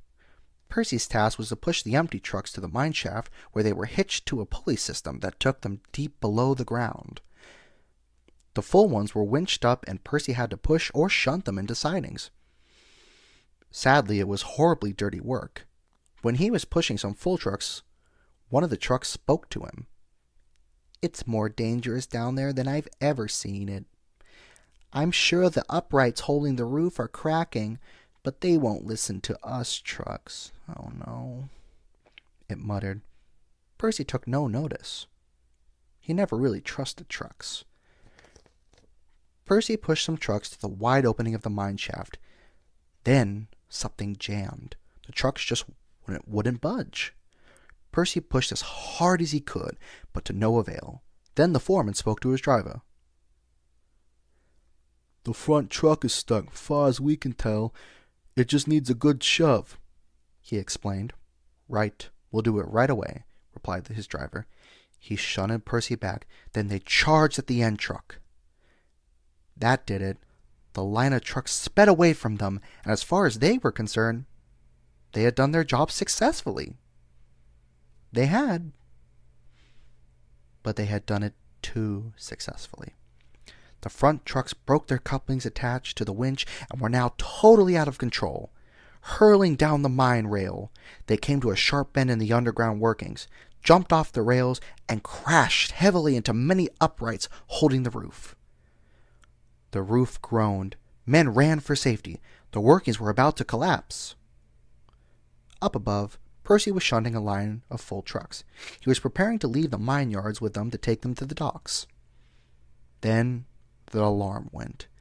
Everyone was running this way and that way. A workman yelled to them, "Get out of here quick! There's a roof collapse about to happen," he shouted. Percy's driver didn't waste any time. They were running along the slag heap, but they noticed large chunks of the heap falling. It was like a coal dust avalanche. "There's only one thing for it, Percy. We'll just have to take a run at it and hope to get clear," shouted his driver. Dust rained down on them as they sped along, Percy pushing the trucks ahead of him. But deep below them, the mine was collapsing. As it did, the slag heap moved dangerously. Percy remembered he saw a large tarpaulin used to protect the rails from falling slag. If I can make it to that tarpaulin, it'll protect the driver and fireman, he said to himself, and he surged on through the dust. Then he saw it. With sheer determination, he reached it and stopped beside it. The avalanche picked up the tarpaulin and covered them. Percy was saved, as were his driver and fireman. The avalanche, though, seemed to go on forever. Then, quite suddenly, it stopped. When the dust cleared, only 2 of Percy's trucks could be seen poking out of the slag. On the rails. "There's an engine and its crew stuck under all that," cried a miner. Everyone ran to the scene with shovels and began digging furiously. Soon, mechanical diggers arrived and quickly began to work. The Fat Controller was informed, and he sent both Thomas and Duck to help with things. When they arrived, the activity was frantic. The foreman rushed up to them. "Attach yourselves to the end truck and pull with all your might," he shouted. Thomas buffered up to the truck and was coupled on. Duck was coupled to Thomas. The truck looked very sad. "I don't hold out much hope for little Percy," he said doubtfully. "Nonsense. Percy's a tough little engine. He'll be all right. You wait and see. It's your coupling that I'm worried about. Just hope it's strong enough to take our tow," said Thomas. Both engines pulled with all their strength. Slowly but surely, Percy's trucks were pulled out. Then quite suddenly they sped backwards. All the trucks were free, but there was no sign of Percy. Then there was another small avalanche. It pushed the trucks off the rails. The trucks Thomas was coupled to broke its coupling, and it fell with the rest. Now the track was covered in slag. "Get a bulldozer, quick!" shouted the foreman, and within seconds Terence the tractor arrived. Without a word to the engines, he mounted the tracks and pushed the slag away with his huge snowplow. Then he hit something. "I can't go any further," he said glumly, and reversed back off the track. Then Thomas's driver saw something. "It's Percy's front coupling!" he yelled, and drove Thomas to it. His driver inspected it. "It's Percy's, that's for sure." "Let's hope it holds firm," he said grimly. The engines were coupled up, and very slowly they shunted back, and quite soon Percy appeared, still covered in the tarpaulin. Everyone looked in silence at the strange sight. Then the tarpaulin moved, and voices cried out, "Get us out of here!" Both Percy's driver and fireman yelled. Everyone cheered as they pulled the tarpaulin away to reveal Percy's crew. Percy's driver spoke to him. "You were very brave, Percy. If you hadn't noticed that tarpaulin and stopped, we would have been doomed," he said, as his firemen tried to clean him up a bit. And everyone agreed. They all cheered when Percy was taken away by Thomas and Duck. But Percy was too shy and shocked to say anything. When they arrived at the yards, the Fat Controller was there to greet them. "The miners told me how brave you were, Percy, and I am very proud of you. You will be cleaned up and repainted at the works tomorrow," he said with a smile. "Oh, thank you, sir. I know I said I like being dirty, but I certainly don't like being covered in this stuff." All the engines whistled and cheered, and there was no more rude remarks about dirty little engines. They realized now that heroes can be filthy dirty as well as squeaky clean. The end.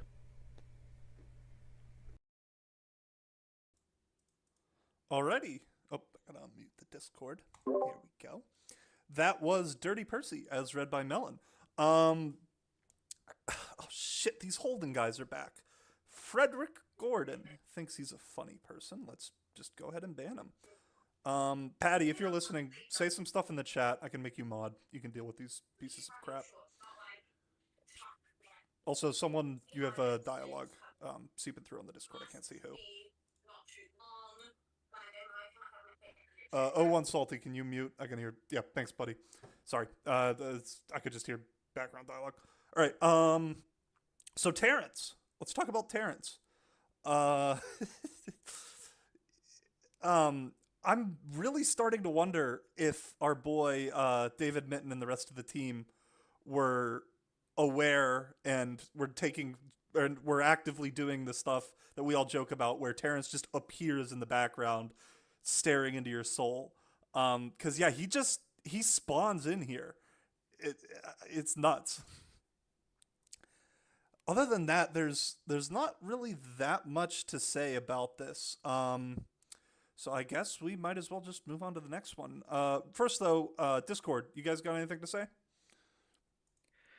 If I may step in for just a brief moment. Sure, go for it. Take all the time you need, too. No, all good. Hello, everyone. I just wanted to answer one point, because there were a lot of comments about the truck that was buried in the mine. Way back when Britt was on Facebook, I had a very brief conversation with her, and I asked her if she thought the truck in the final episode was indeed Scruffy, since it used the same face, and she said she believed that the usage of the same face was simply a coincidence. So I'm willing to take that, in the absence of any other evidence, that that truck in that episode and story is not Scruffy. So, yeah. I'd also concur with that, given both the absence of any explicit mention of Scruffy in the script, as well as the fact that, I guess what you could call the correct Scruffy appears in season 5. Actually, I don't think he's in the final episodes, but he was on set. There's like one picture of him at Brendam Docks, and he has the Scruffy lettering on the side of him. I think you guys can double check that. But yeah, it's a fun headcanon. But I don't think I'd agree with Salty that there's not really any actual textual evidence to support that. Alrighty, go ahead, Rez. Oh, I was gonna say, in addition to Terrence, Trevor isn't. I know he doesn't talk. I don't think he's talked to any of them that we've seen, but Trevor is on a lot of these saving the day where he doesn't in the final. It's just like, in case of emergency, call 1-800 Trevor the Traction Engine. I'm actually 1-800 Terrence the Tractor, so I guess we're gonna have a little rivalry going on. All right. Wow, we're a little behind schedule. Don't worry, we still have a couple episodes left and some huge reveals left in store. But first up, we have First up, we have episode 23, Gordon Off the Rails, narrated by who did this one? The wonderful Shania. I'm sorry, I'm not good at pronouncing names. You told me the correct pronunciation earlier, and I've already forgotten it. Anyway, we have Gordon Off the Rails. Let's go. Episode 23, A Better View for Gordon. Working title, Gordon Off the Rails. Gordon was grumpy.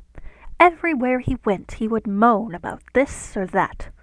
All the engines were annoyed with him.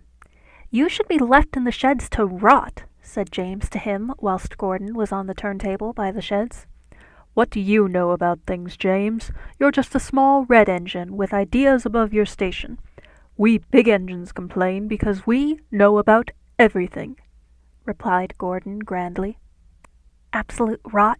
You'd be nothing without us," said James huffily, and he sped away to his work, leaving Gordon fuming. "One day I'll show him just what a big engine can really do," he muttered to himself. But Percy heard him. "What can a big engine really do, Gordon?" he asked. "Not speak to little green engines for a start," he snorted, and chuffered away. "Never mind, Percy," said his driver kindly. "Gordon's due to have his pipes cleaned and a general servicing soon. Maybe then he will be of a better nature," he added. At the big station, Gordon was waiting to take the express train. It was a non-stop train, one of Gordon's favorites. He was preparing to leave when the fat controller spoke to him. "Gordon, I'm opening a new main line station soon. The engineers want to test things out with a big engine, so you will stop there for a while. It will only take 15 minutes out of your journey. Perhaps you will enjoy trying to make up that time by going extra fast," he he added tactfully. I'd rather not, sir, if you don't mind. This run is important. Why not send Henry? He likes dawdling in sidings, tunnels, and stations, Gordon replied rudely. You will do as you're told, or it's the sheds for you, came the blunt reply. Gordon puffed huffily out of the station. A stopping, I ask you. This railway is going to pot, he snorted. Behave, Gordon. Remember, we can do a speed run afterwards, said his driver, who knew Gordon's moods only too well. Despite burning the finest coal, Gordon didn't feel good. No matter how much effort he put into his journeying, he just didn't seem to reach his flying speed. His driver and fireman noticed this too. It's high time Gordon had his big service, said his fireman. It's a shame to burn this fine coal when he isn't running well. His driver agreed. We'll just go as fast as we should in his condition, and that's that.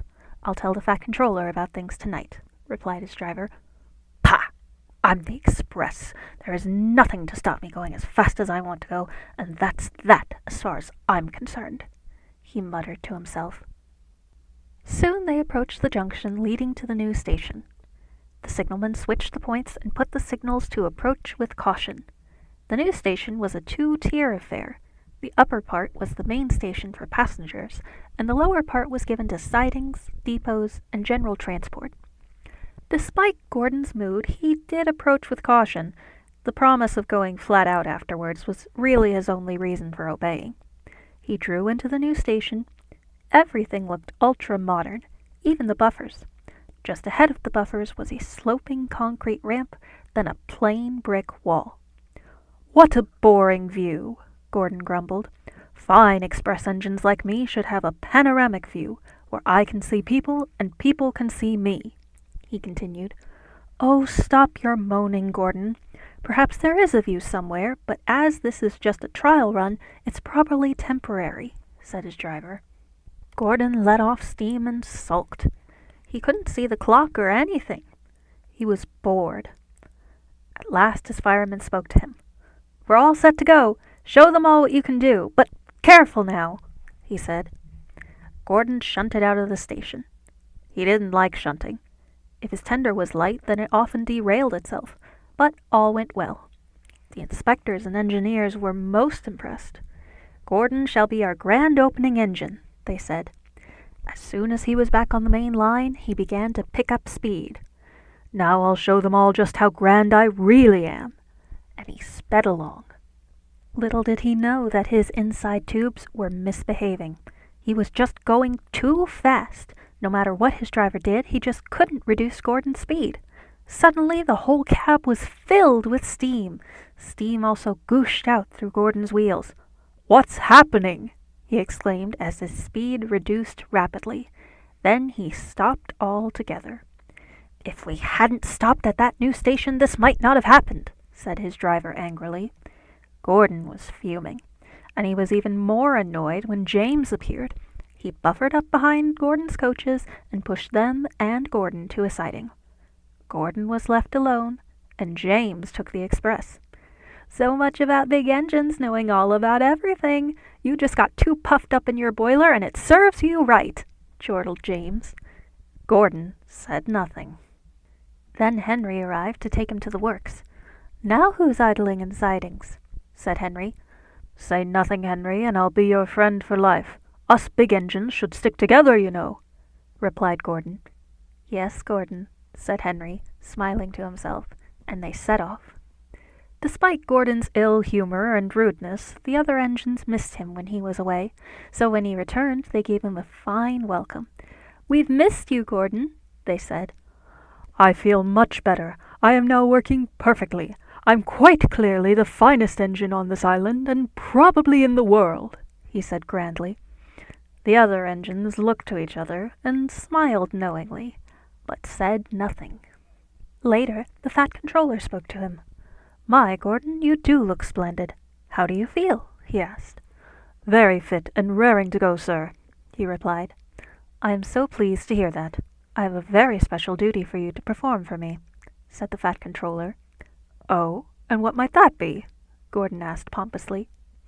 You are to be the special engine to attend the grand opening of my new station. It's very important that you be there, he replied. I really don't like that station, sir. There's no aspect to it, no panoramic view for us engines when we park at platforms. Just a boring old wall, Gordon said rudely. The fat controller was quite taken aback. You will do as I say, he said sternly. The opening is this afternoon. I shall travel in your cab to make sure you do not misbehave. And with that he left. Some day you'll learn to keep your mouth closed and give your brain a chance. The fat controller likes you, so you shouldn't be so rude to him, scolded his driver. Gordon felt ashamed. Some children were nearby, and had heard everything. Naughty, naughty Gordon, they teased, which made Gordon feel even worse. So when the fat controller arrived in his special boiler suite, Gordon apologized. That's all right, Gordon. We all have our off days, you more than most. And he laughed. Now be a good engine and show me just what you can do, he concluded. Yes, sir, said Gordon happily, and off they went. Gordon sped along. Lots of people gathered to wave to him, and he felt very grand indeed. Soon they approached the junction. Ahead lay the station, finely decorated for the grand opening. Then Gordon felt something go wrong. He wasn't slowing up. Apply my brakes, he yelled. But as hard as his driver tried, he couldn't apply them. They're jammed, he said earnestly. The fat controller tried to help, but to no avail. The driver reduced steam power, but Gordon was still going too fast and approached the platform at speed. He sped past startled officials and then closed his eyes. He just knew what lay ahead. He hit the buffers, which instantly gave way under his weight and speed. Gordon shot up the concrete ramp and was launched through the brick wall where he came to rest. When he opened his eyes, he let out a pitiful cry, for he was high in the air, overlooking the town and a street. Luckily, the street was deserted. Everyone had gathered in the station for the grand opening. Help! Help! Called Gordon, but there was nothing anyone could do. He was there for quite a time as well. It took the rest of the day and the whole night to get him back onto the rails. His front was badly damaged, so he had to be placed on a low loader. The fat controller, along with his driver and fireman, came to see him. The fat controller had a black eye and his fireman had a broken arm, but his driver escaped unscathed. The fat controller spoke to him. Well, Gordon, I knew you wanted a panoramic view from the platform, but don't you think you could have gone about it in a slightly gentler fashion? And they all laughed. Gordon said nothing. He too was sporting a black eye, and he wasn't feeling too good about things. His driver spoke to him. It wasn't your fault, Gordon. It was something they did at the works that made your brakes faulty. You'll be up and running again soon, and boy, are we going to break some speed records then, he said kindly. Gordon managed a weak smile, but said nothing. Then he was taken away to the works to be mended. The fat controller decided that Gordon's panoramic view should be kept, so a big window was built into the wall, aptly named Gordon's Point of View. And there's also a photograph close by to show people what happened on that grand opening day. The end.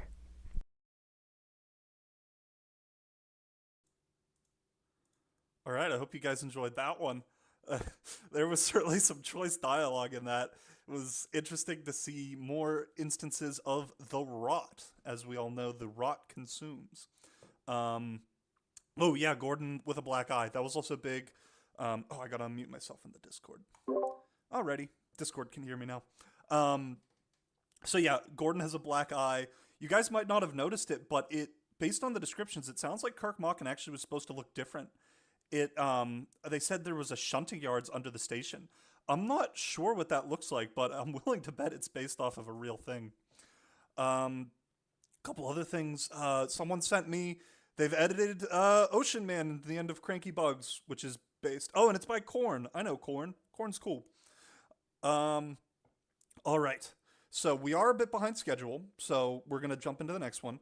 I will say, if you have been keeping track of what episodes we've gotten through and what episodes we've gotten left, you're going to be very, very pleasantly surprised. So, Discord. This is going to be the weirdest thing to bring up in like reference to like the Kirk Ronan shunting yard. is the Thomas Wood Vickerstown station is kind of like that, where it's got like the station part is like on the top deck, and on the bottom deck there's a rail with a switch that a boat can go up to. It's not like completely identical to that, but it did like remind me of it. Should I muted myself? All right. Yeah, no, that's interesting. Like I said, I'm really curious if you guys can find what you think is a legitimate real world counterpart to the original script Kirk Ronan, because the way they're describing it, it definitely sounds like like David saw a picture of something and he just described that. So, I do just want to point out very, very quickly. I don't know if anybody else got confused when it talked about after the kids are teasing Gordon and the Fat Controller arrives in his special boiler suite. I looked that up. Apparently, it's kind of like coveralls, so he changed it into something protective for his suit, or at least that's what I imagine. I'm not sure if that's correct if maybe that's misspelled or not. But that's what I found when I did a quick Google search. That's pretty cool. Now I'm envisioning him in like this giant like poncho, so that he doesn't get dirty. No, it is cool though, because I've seen people complain about that exact thing before in the final episode. Like, what the heck is he doing in the back of Gordon's cab wearing a suit? Like, he's gonna get all dirty. So it's really cool that they actually thought about that and dropped it. Alrighty. So let's go to episode 24. This one is going to be read by Ollie again. Welcome back, Ollie. And it is Road and Rail. Road and rail. One day, most of the engines were working at the docks. It was very busy. The Fat Controller's new key was nearly completed, but time was running out. The Fat Controller had insisted that it must be completed by the first day in May, which was only 3 weeks away, so he allowed the building company to use as many engines as they wanted, but only if it didn't interfere with the railway timetable. This caused confusion. The engines had to collect and deliver freight to the docks. The ships had timetables to work to as well, and none of them gave two hoots for the Fat Controller's new key. "Ships are far more important than building companies," said a sea captain to Percy. "But mark my words, young Percy, if you engines can't out with that construction, they are bound to bring in lorries, and you won't like that, I can tell you." Percy looked glum. The thought of nasty lorries clogging up the island made him feel bad. So that night, whilst the engines were waiting for a ship to arrive, he told them what the sea captain had said. "Stuff and nonsense! We engines run this island. Everyone knows that," snorted James. "It's not worth worrying about, Percy. If anything, it might prove to be very useful. The more these lorries clog up the roads, the more likely people will use us," said Henry wisely. "We thought the same about Bertie the Bus and Bulgy, but they work with us, not against us, and I'm sure the lorries would do the same," said Thomas. Percy felt much better. "What's a lorry anyway?" he said to himself as he went to the yards to shunt trucks. The next morning, a large ferry boat arrived. It belonged to the building company. It moored close to where the engines were working. The front of it dropped to form a ramp.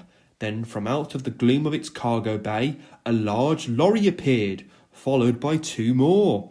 The engines watched as the lorries drove to the building site. "I don't like the look of them," said Gordon. "That's trouble if I ever saw it," said Percy's driver. "Come on, Percy, we have to take these trucks of brick to the site. We'll find out just what's going on over there." And they set off. When they arrived, they shunted their train into sidings. Normally, they would wait until the foreman arrived.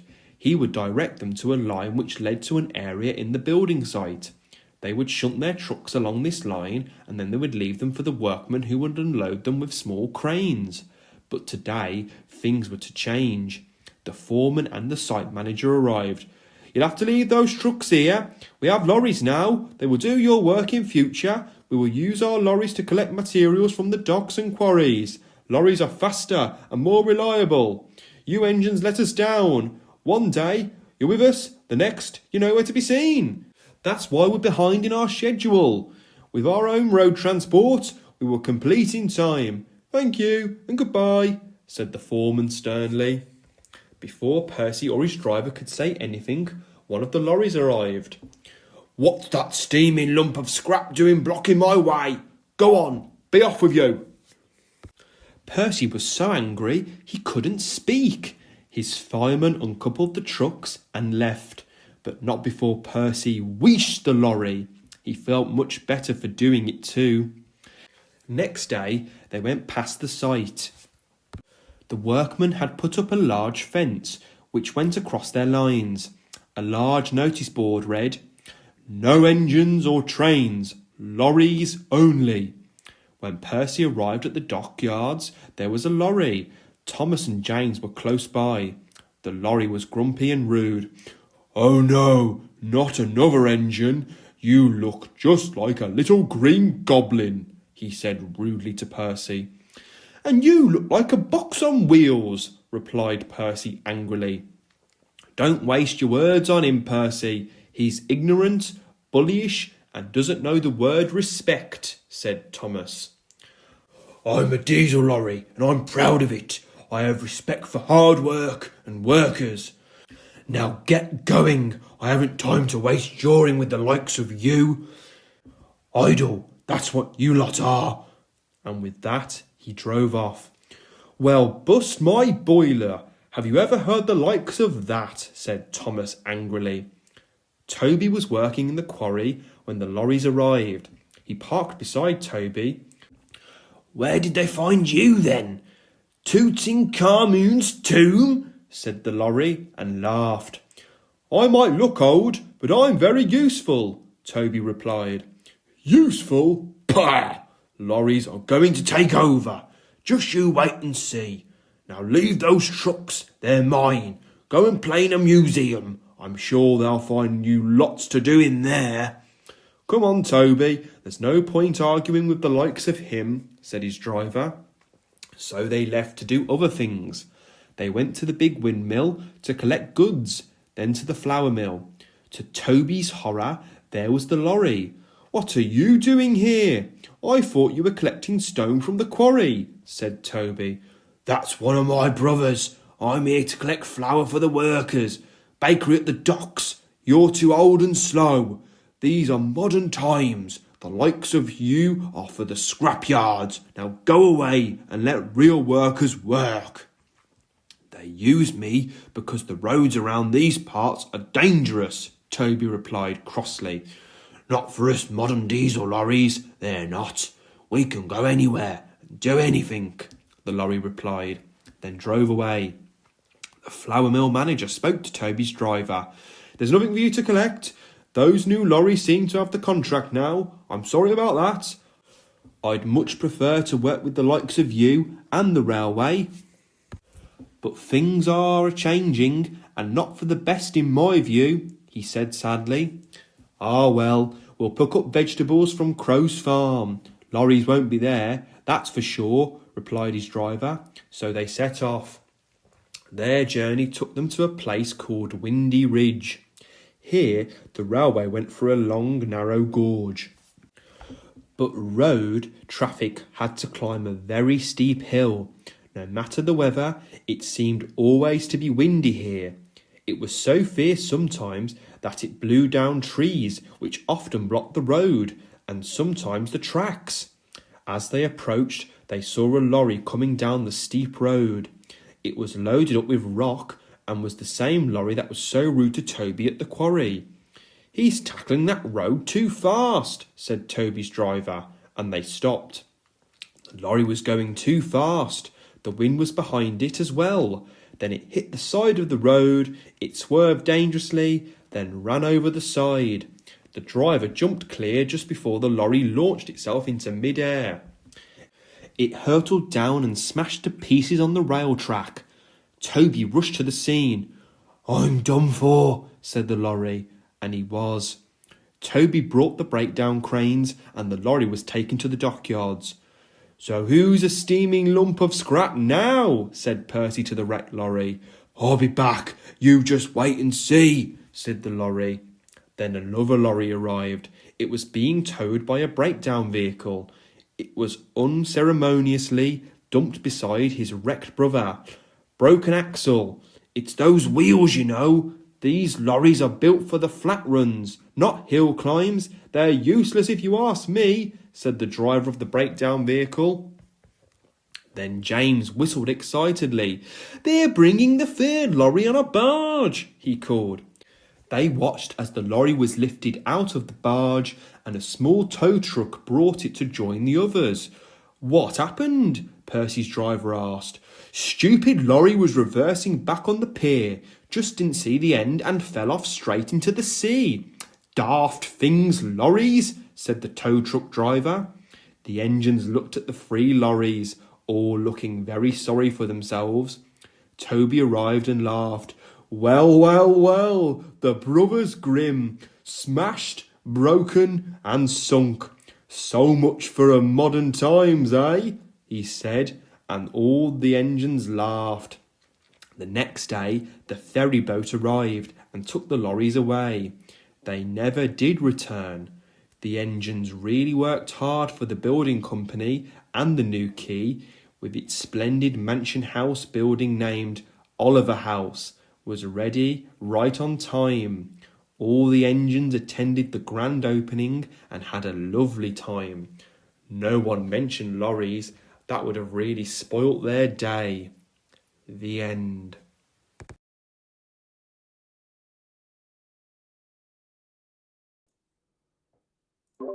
That was another good one.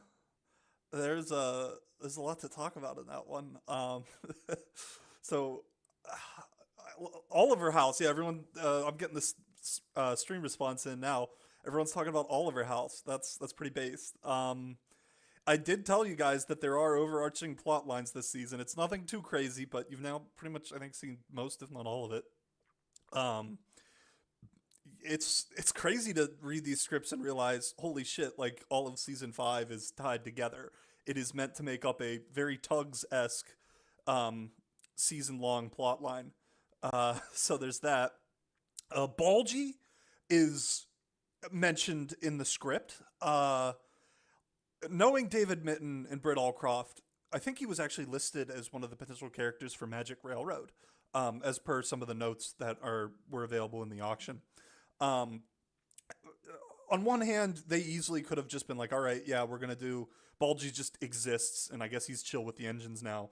On another hand, one idea I've seen bounced around is maybe some version of Balgi Rides Again, the season 7 episode, is one of the missing episode scripts from this file. It's speculation, but it's interesting to think about. Discord, what? I'm glad that I was gonna say I'm glad that you didn't actually come back here because well, for one, I like season 23 Balgi. I think that's the perfect way to have Balgi back in service. But like Balgi being a fully redeemed character who's buddy with the engines is lame. It's like redeeming George. I agree.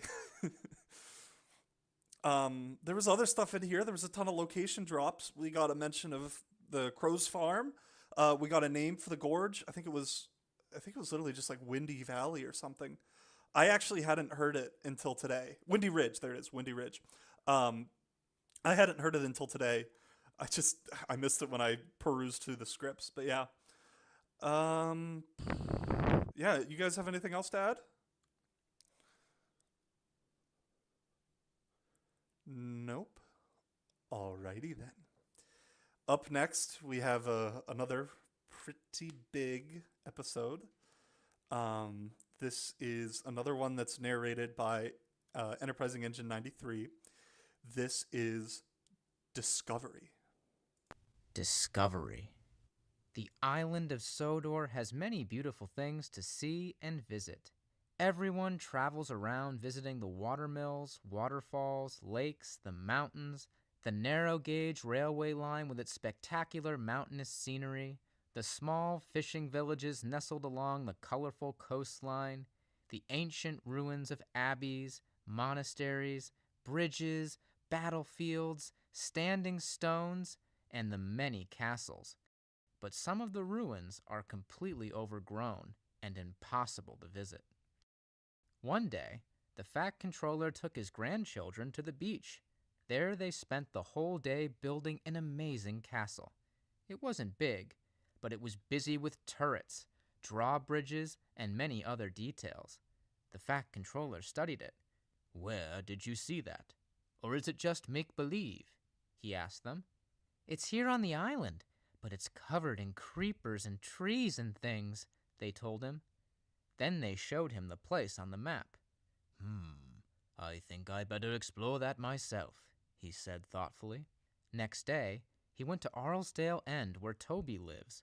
"Hello, Toby. Today we're going exploring," the Fat Controller said. Toby was excited. "Where, sir?" he asked as his driver and fireman joined them. "Well, I remember a long time ago, there used to be an old line that serviced the lead mine near here, but there was also a branch on that line that led to an old castle. My father used to take me there when I was a kid," he replied. "I know that line, sir," said Toby's driver. "It'll be a bit dangerous now, I would think," said the fireman. "Well, that's what an adventure is all about. Come on, let's go," said the Fat Controller. Before they left, the Fat Controller phoned the signalman down the line to let them know their journey. After he got the all clear, they jumped aboard Toby and set off.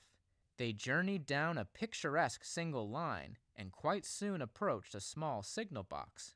"We'll stop here, and I'll ask the signalman about the lead mine line," said the Fat Controller. The signalman explained things. He also gave him a metal rod so they could change the points themselves. "Don't forget to switch it back, please," said the signalman. "We won't, and thank you, Bert. You've been a great help," replied the Fat Controller. Soon they came to the small junction. A rusty old line branched off and led to an old gate. A sign was nailed to it. "Danger, unsafe track," it read. They opened it regardless and slowly made their way down the overgrown line. They had to stop on occasions to push aside debris and branches, but for all that, they made good time. Then they came to another branch in the line. 2 old signposts were standing. One read, "To the castle," and the other, "To the mine." But across each rail were signs reading, "Danger! Proceed at your own risk." "Which way, sir?" asked Toby's driver. "We'll go to the castle first, I think," replied the Fat Controller. Toby was nervous. He knew all about danger signs and never liked passing them, even if the Fat Controller was aboard. But he moved off and was surprised to find how clear the line was. Then they came to an old bridge.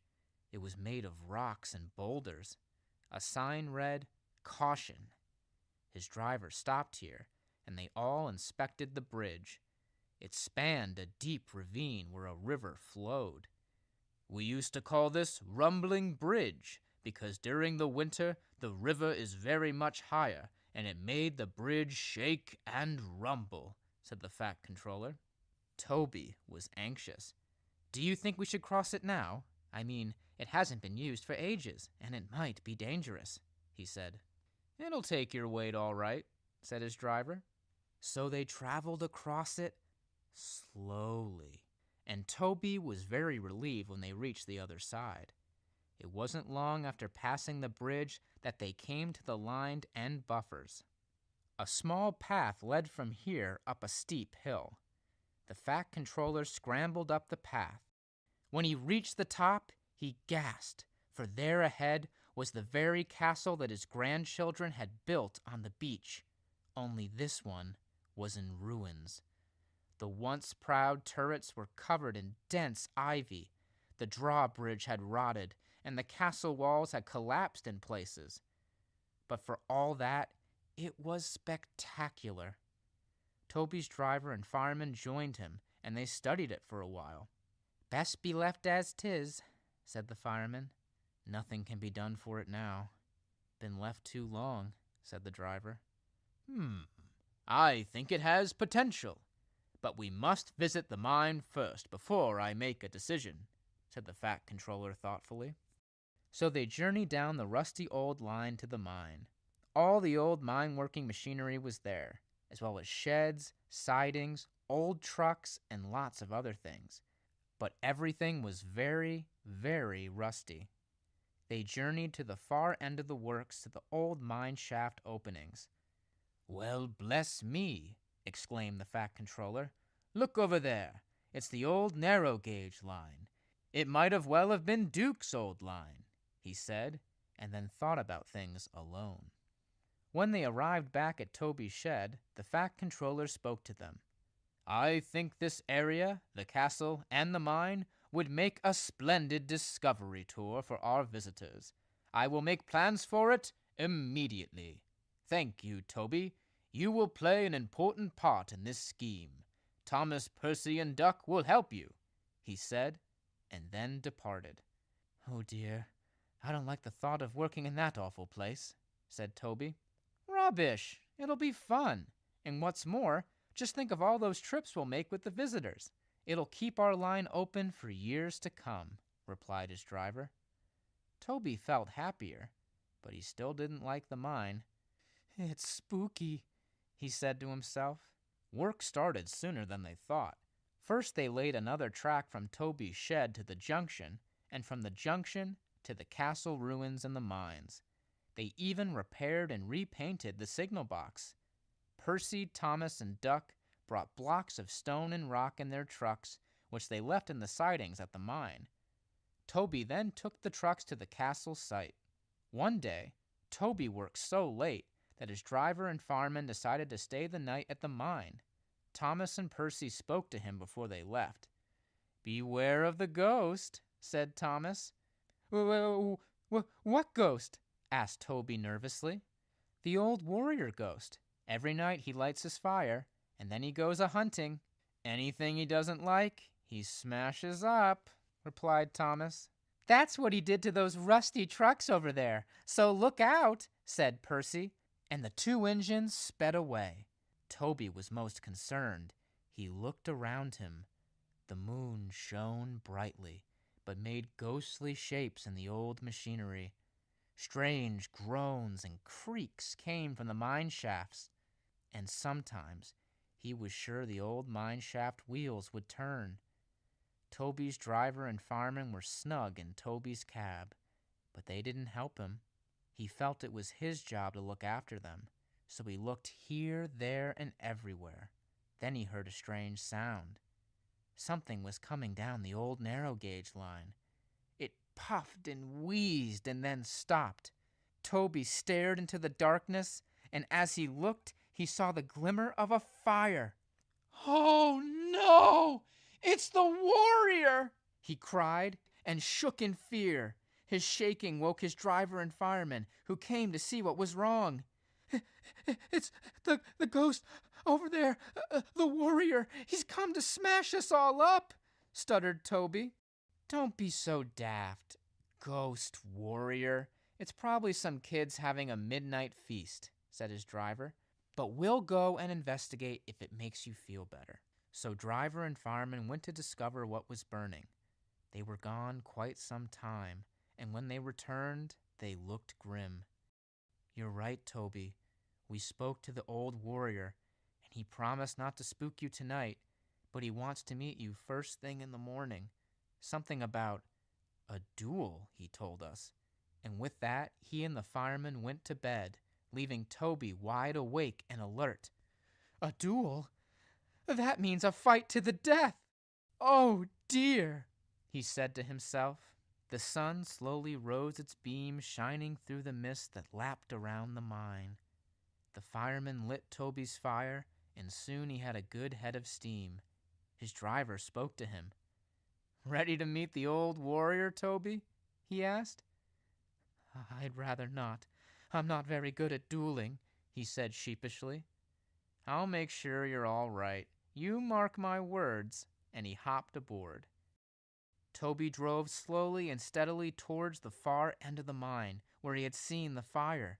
He passed a large boxcar, and then he saw Old Warrior.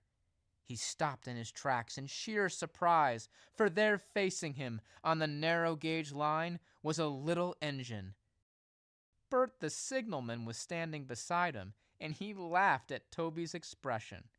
I suppose they told you about the ghost. Well, here he is, Old Warrior. I restored him, and I can only find time to run him at night, laughed Bert. But, what about the duel? Asked Toby. Duel? What duel? Oh, I know. When I spoke to your driver, I said that you and Old Warrior here will serve a dual purpose, taking people around the place. You silly engine.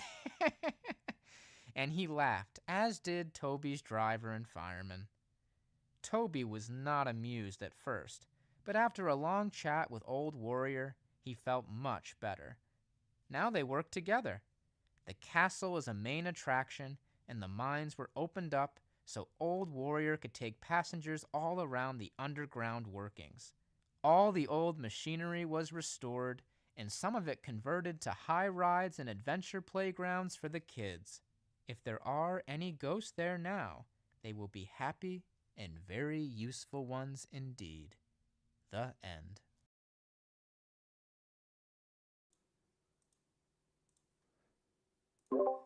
His name's not really Bertram, but we call him the Old Warrior because he's so brave.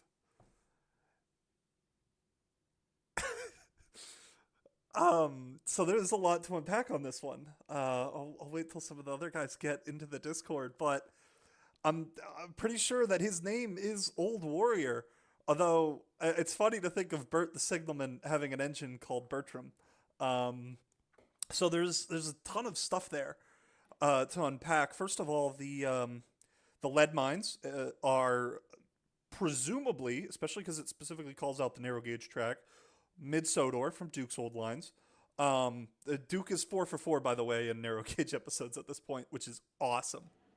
Some other highlights: the Standing Stones are now canon in the TV series. Well, canon is a generous term, but they're referenced in the script, which is crazy because that's Railway series lore. It also mentions battlefields too, which I thought was awesome. I was actually talking to Sodor Mapped yesterday. I may have teased a few things to him, and I mentioned that, like, hey, these battlefields could potentially be ones referenced in the Railway series, which is just interesting to think about.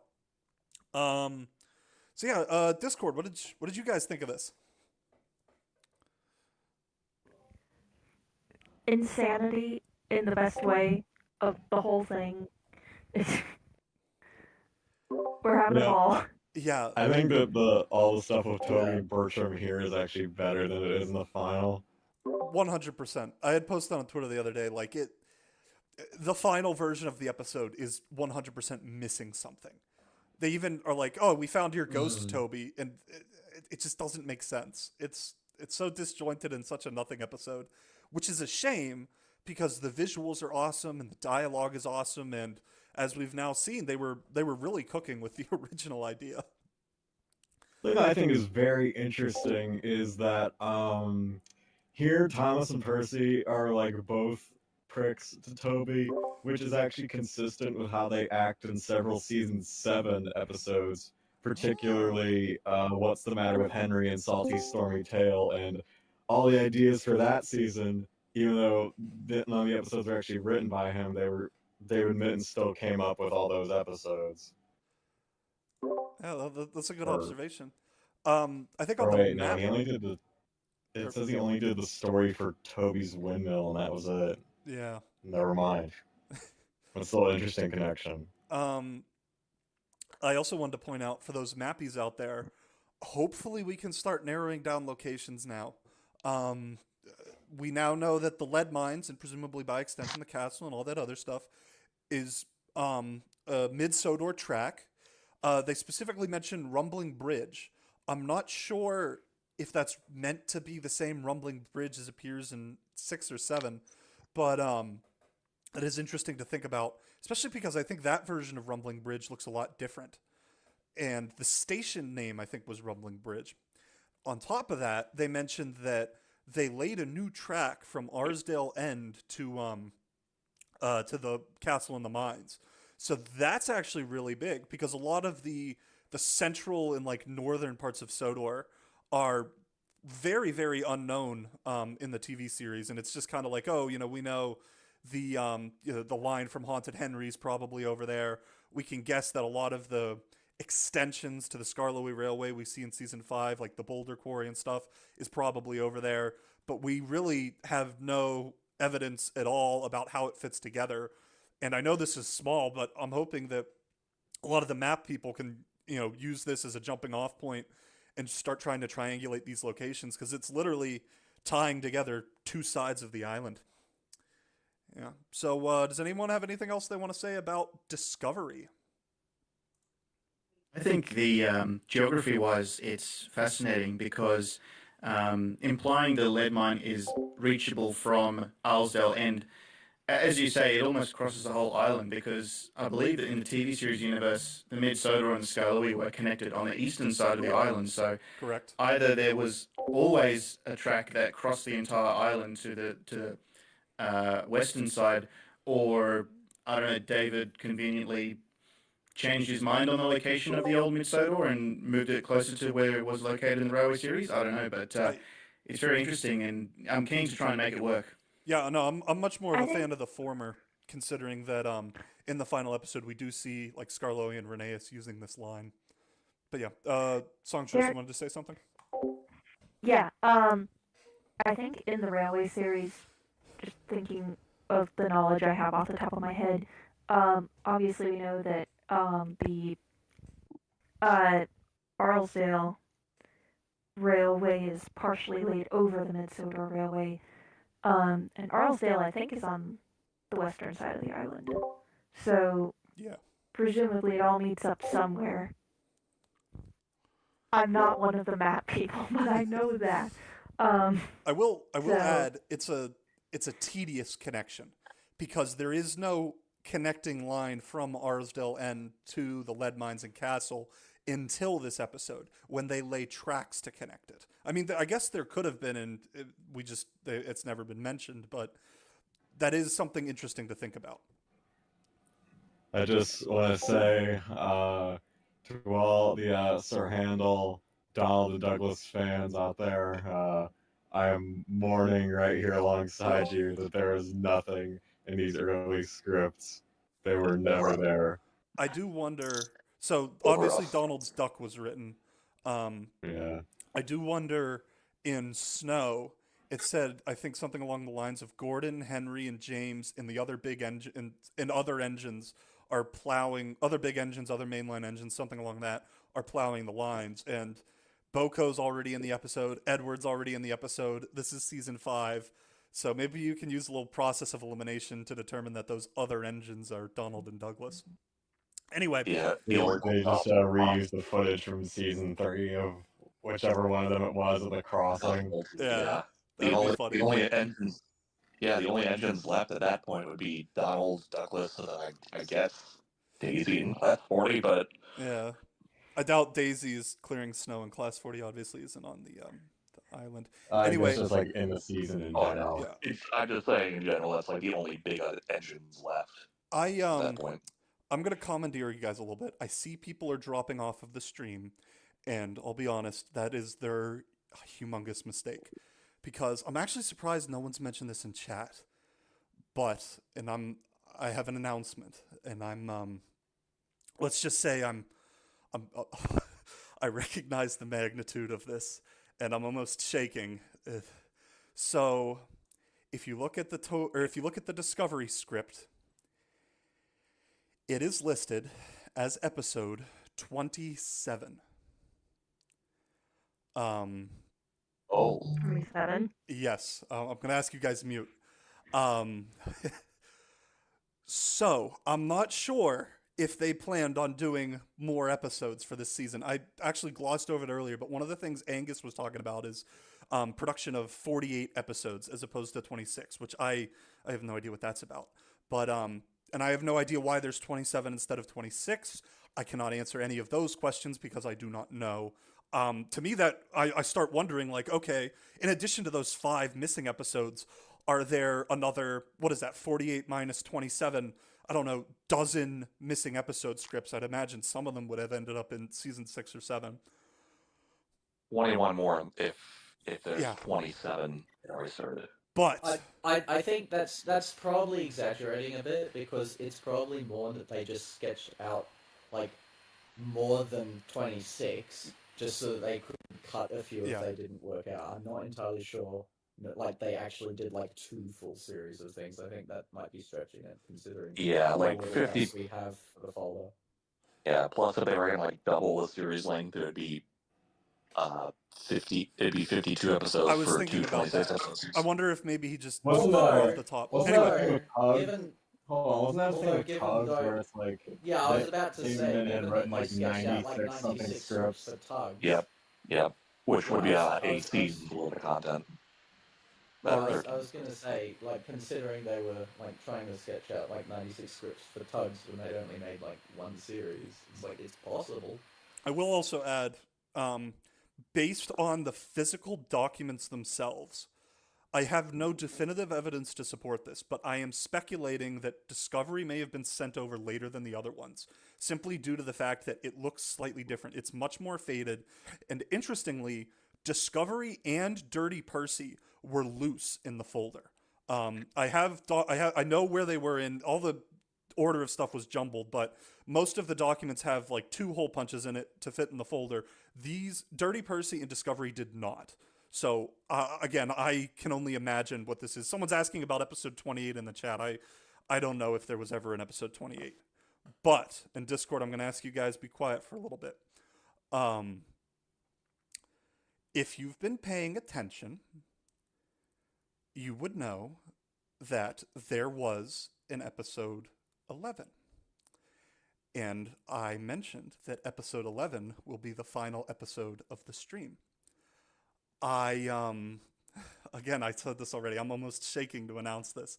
I can assure you this is our very last surprise, at least as far as this binder is and file folder is concerned. I have nothing else up my sleeve. But I can exclusively confirm that the binder has a lost, canceled episode of the television series. I hope you guys can understand why I saved this one for last. I hope you guys can also understand how crazy it's been trying to keep this under wraps. And to top it all off, I will say, if you've been paying attention to the documents and statements I've made, you will realize that there are a couple things I discussed that have not showed up in these scripts. Now, before we read this, I will add that Britt Allcroft had a very, very clear note on this script, which was to strike through the text of it entirely. And you guys are about to understand why, because I can certainly see why as soon as she read it, she was like, hell no. It is nuts. If you think the first, 21 episodes on this stream have been fan fiction, then you are in for a real treat. So, now I will say this episode does have some similarities to existing season 5 and season 6 episodes, as well as, funny enough, a season 4 episode. But it's fundamentally its own thing. It is its own plot line, and I am almost shaking. This is going to be nuts. You guys are not ready for this.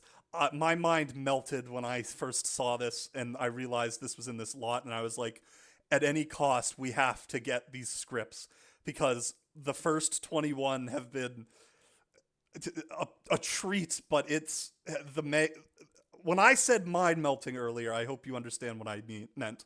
And all right, I think that's enough hyping it up. It is my great honor to announce that, narrated by myself, I am debuting Thomas the Tank Engine and Friends, episode 11 of season 5, titled James and Super Ed. Episode 11. James and Super ED. James was much admired on the island of Sodor. When he was pulling a passenger train, the passengers always admired him before he set off and often thanked him for a splendid run. Likewise, when he was taking goods trains around the island, the tradesmen were always happy when he arrived because they trusted him. "You are simply the best engine, James. Always smart and clean, always on time. In fact, the most reliable engine we know," they said. This made James very proud, and he often let the other engines know what everyone on the island had said to him. "I am simply the best," he bragged in the sheds and yards. One day, Thomas, Percy, and Edward had to work the yards at the docks, loading coal into trucks. This coal was a mixed load, which needed to be taken to the huge coal hopper, which sorted out the best grade coal for important passenger and freight train duties, and the other grade for shunters and less important work. Because Thomas, Percy, and Edward were busy loading up the trucks and shunting them into sidings, the Fat Controller gave James the job of taking the loaded trucks to the hopper. James hated this work. It seemed every time he worked with coal, it rained, making his lovely red paint work filthy. It often took the yardman 2 days to get him sparkling clean again, and James hated being washed. When James arrived at the docks, it was indeed raining. The Fat Controller spoke to him. "James, I've chosen you to do this job because you're fast and reliable. As soon as you've finished, you may do your favorite farmland run as a reward. Now, off you go." And that was that. Although James loved the Fat Controller's praise, he still hated the task ahead. "Come on, old boy, we'll soon be done. You'll see," said his driver. But when they arrived, there was much confusion. The rain poured down, and the crane men refused to work any longer. "There's a threat of thunder and lightning.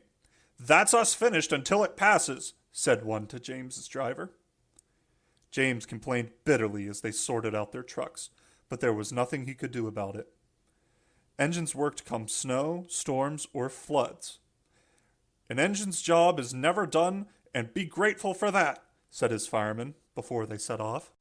James was in a filthy mood when he arrived at the hopper. His task was tricky, but not all that difficult. The hopper was a huge slanting tower. A truckload of coal would be pushed onto the hopper's platform at the base of the tower. Then this platform would be mechanically lifted to the top entrance, where men would guide it to the tipper. The truck was then lifted and tipped into a special hopper, which sorted out the best coal from the not-so-good.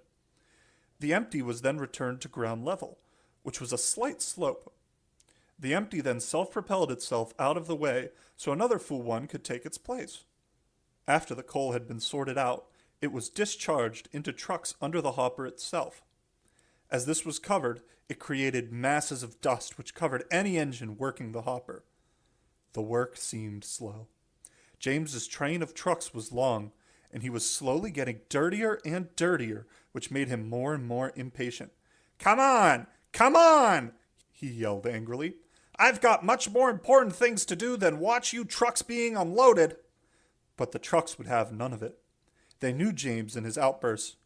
"You're just like a big red pimple, and we all know what we do with red pimples, don't we? Pop 'em!" And the trucks all laughed. This made James even angrier, and he treated them roughly.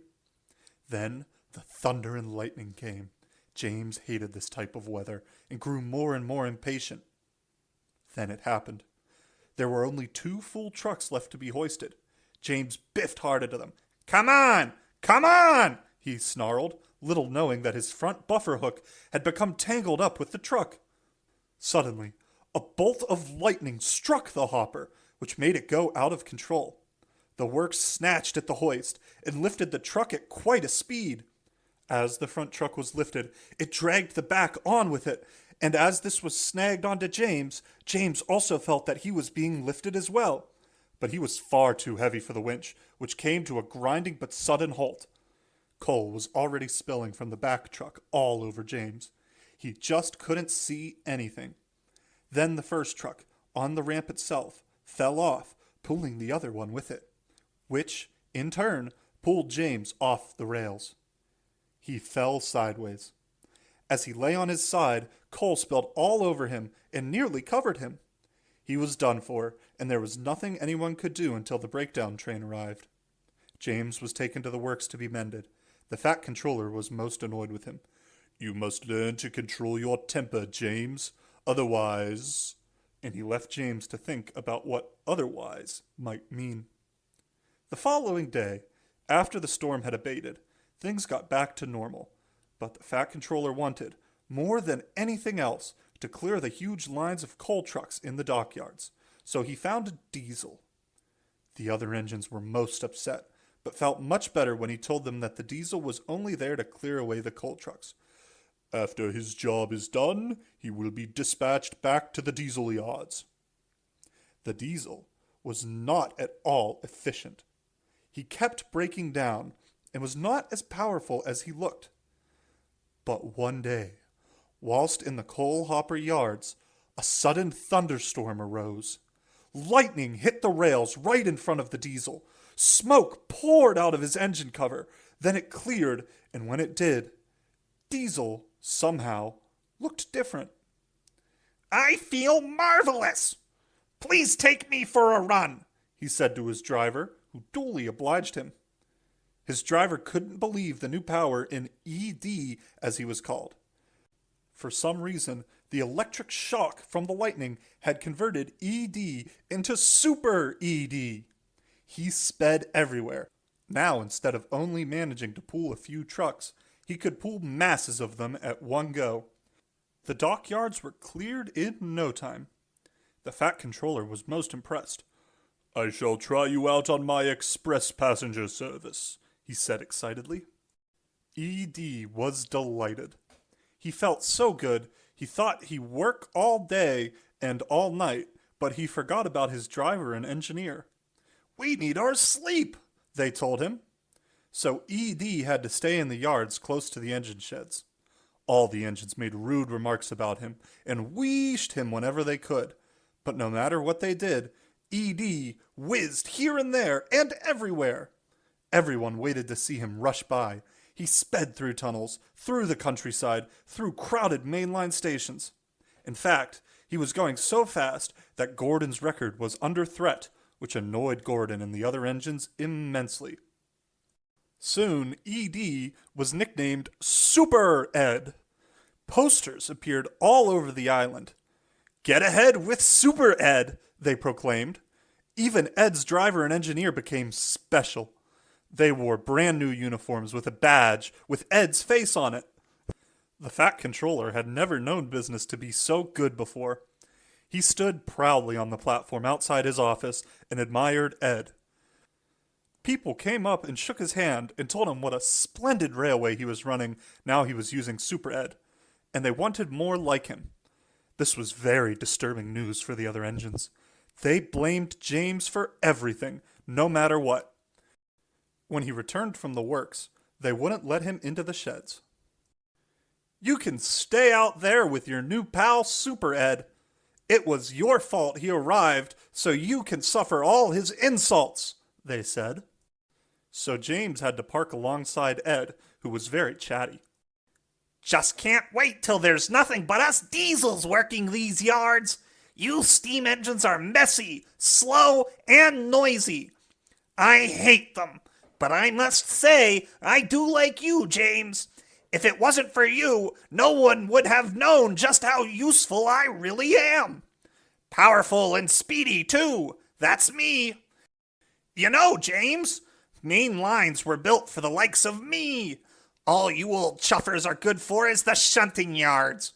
You can be as dirty and smoky as you want there. Leave the mainline stuff to me. I'm mean, lean, and clean. That's why they call me Super. You old smokies are for scrap." He scoffed and he sniggered away, leaving James to fume on the sidings. He wanted to pay the puffed-up diesel out, but he just couldn't think of a way to do it. "Don't worry, James. That diesel's just a flash in the pan. He won't last. You mark my words," said his driver. And he was right. The next day, Gordon was waiting for his train in the yards outside Knapford Station. A storm was brewing overhead, which was delaying things for him. Just then, Super Ed drew alongside. I suppose you're waiting for the storm to pass. Well, nothing stops me. I'm a diesel electric and I like storms. That's why they call me Super, 'cause I'm super at everything, no matter the weather, said Ed, and he purred happily, waiting for a signal to move off. Just then, a bolt of lightning struck Gordon's front buffer and zinged onto Ed. It seemed to spread all over him in a series of streaks. Ed's engine coughed and spluttered. Then thick smoke began billowing from the vents in his engine covers. His driver tried everything to make him move, but Ed was all seized up. More and more smoke poured from his engine. The smoke drifted into the station, making everyone cough and splutter. It was so dense, no one could see where it was coming from. The fat controller appeared on the platform. "Get rid of that smoke. If it's an engine, then it should be scrapped. I'll see to that, you mark my words," he said angrily, little knowing it was Super Ed, his new star engine. It was then the end for Super Ed. He never worked again. James and Gordon had to take him away. James made a few remarks about dirty, smoky engines ought to be scrapped. But James's driver made them laugh the most. "Well, it took a bolt from the blue to make ED Super, but it was a bolt from the blue steam engine that did for him." Gordon was everyone's hero. He made sure James was welcomed back into the sheds again. "But remember one thing," said Gordon sternly. "Those trucks might make you see red, but it's far better seeing red than that Super Ed." And they all laughed. James, the red engine, behaved much better after that. The end.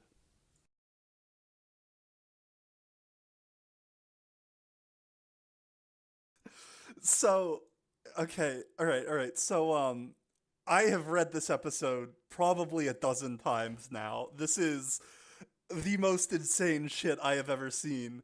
And I recorded this obviously, and I listened to every single line I recorded while I was doing it. But I have never listened to the entire thing in one go, and I was laughing hysterically for the entire thing. Friendship ended with Speedy said, "Super easy. It's my best friend." Praise be to Super Ed. Did you manage to not say anything about this? I did.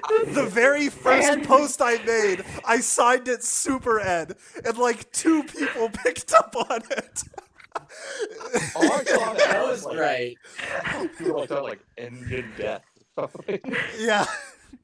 So, I will say, bro, shit post. People have been saying they made one up for fun. There's no way this is real. The receipts are all in the drive. Episode 11 Super Ed with detailed pictures of the scripts, as well as Britt Allcroft just fucking Xing out the text of this episode is available. I can't. This is insane. Holy shit. It's a triple lightning strike. Of all the things, I never expected a complete lost season 5 episode in Year of Our Lord 2025. We're getting everything. We're getting everything in this fandom.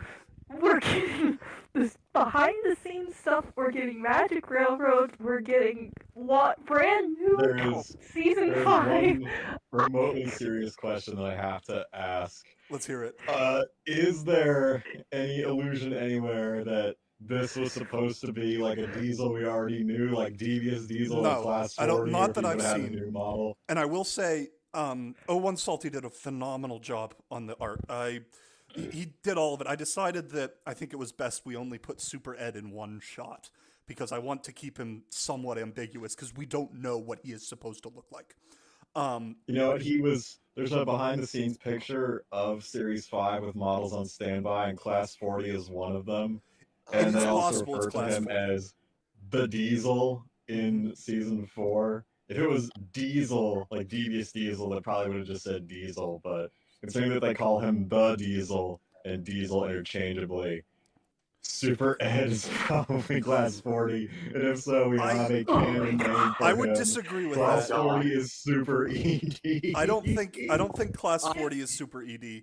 I'm sure this is going to be a debate that's going to plague us for years. I do want to specify. His iconic catchphrase, "Get ahead with Super Ed." I need the poster of that. Someone needs to make me the poster.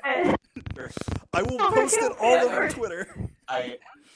I kind of want to. This is mostly in jest, but you'll remember the whole rumor about how there were some of the season 5 episodes were scrapped. Imagine this was the one. This was the whole one. Yeah, And that's why. fucking like Diesel Tug right there, MK. No.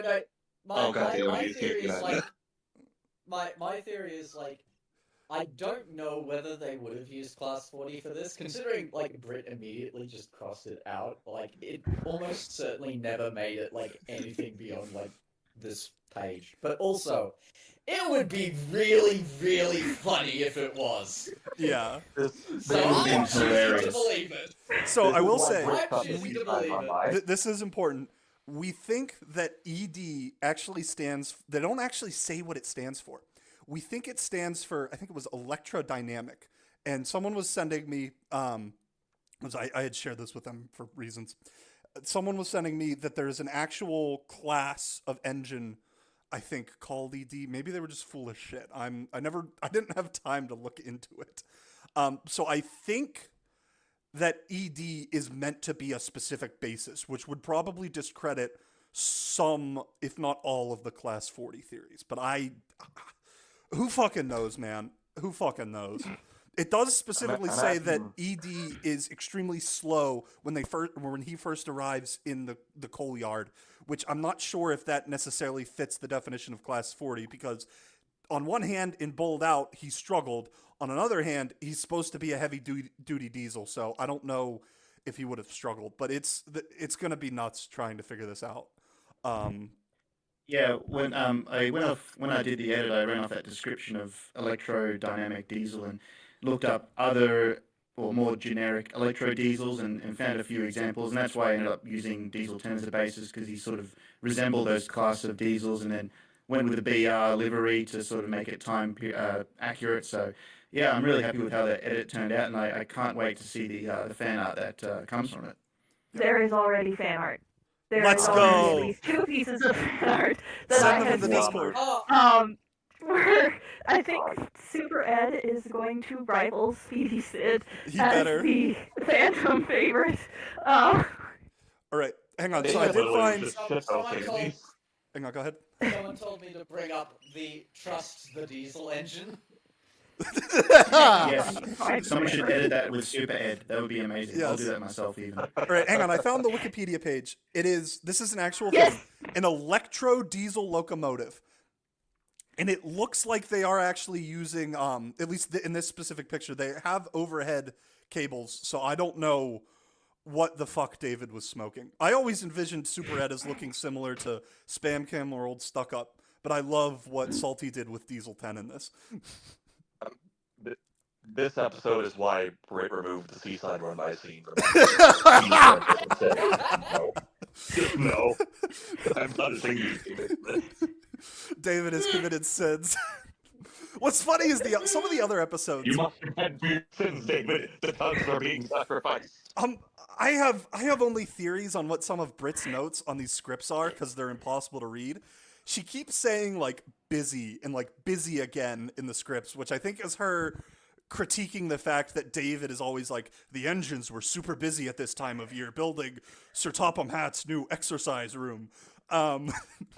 And I want to know why she had no actual notes on this, other than to just fucking I think cross it out. That might also be like the scripts are busy, as in there's too much going on. Also Yeah, that, that's what I yeah. Which is why like which is like most of the scripts where there's deleted scenes are just like stuff that got condensed into like 1 or 2 scenes in the final episode. Like they did the same with Tugs, where like in the case of Trapped, like they just cut out like the entire first 5 minutes of the episode and called it a day.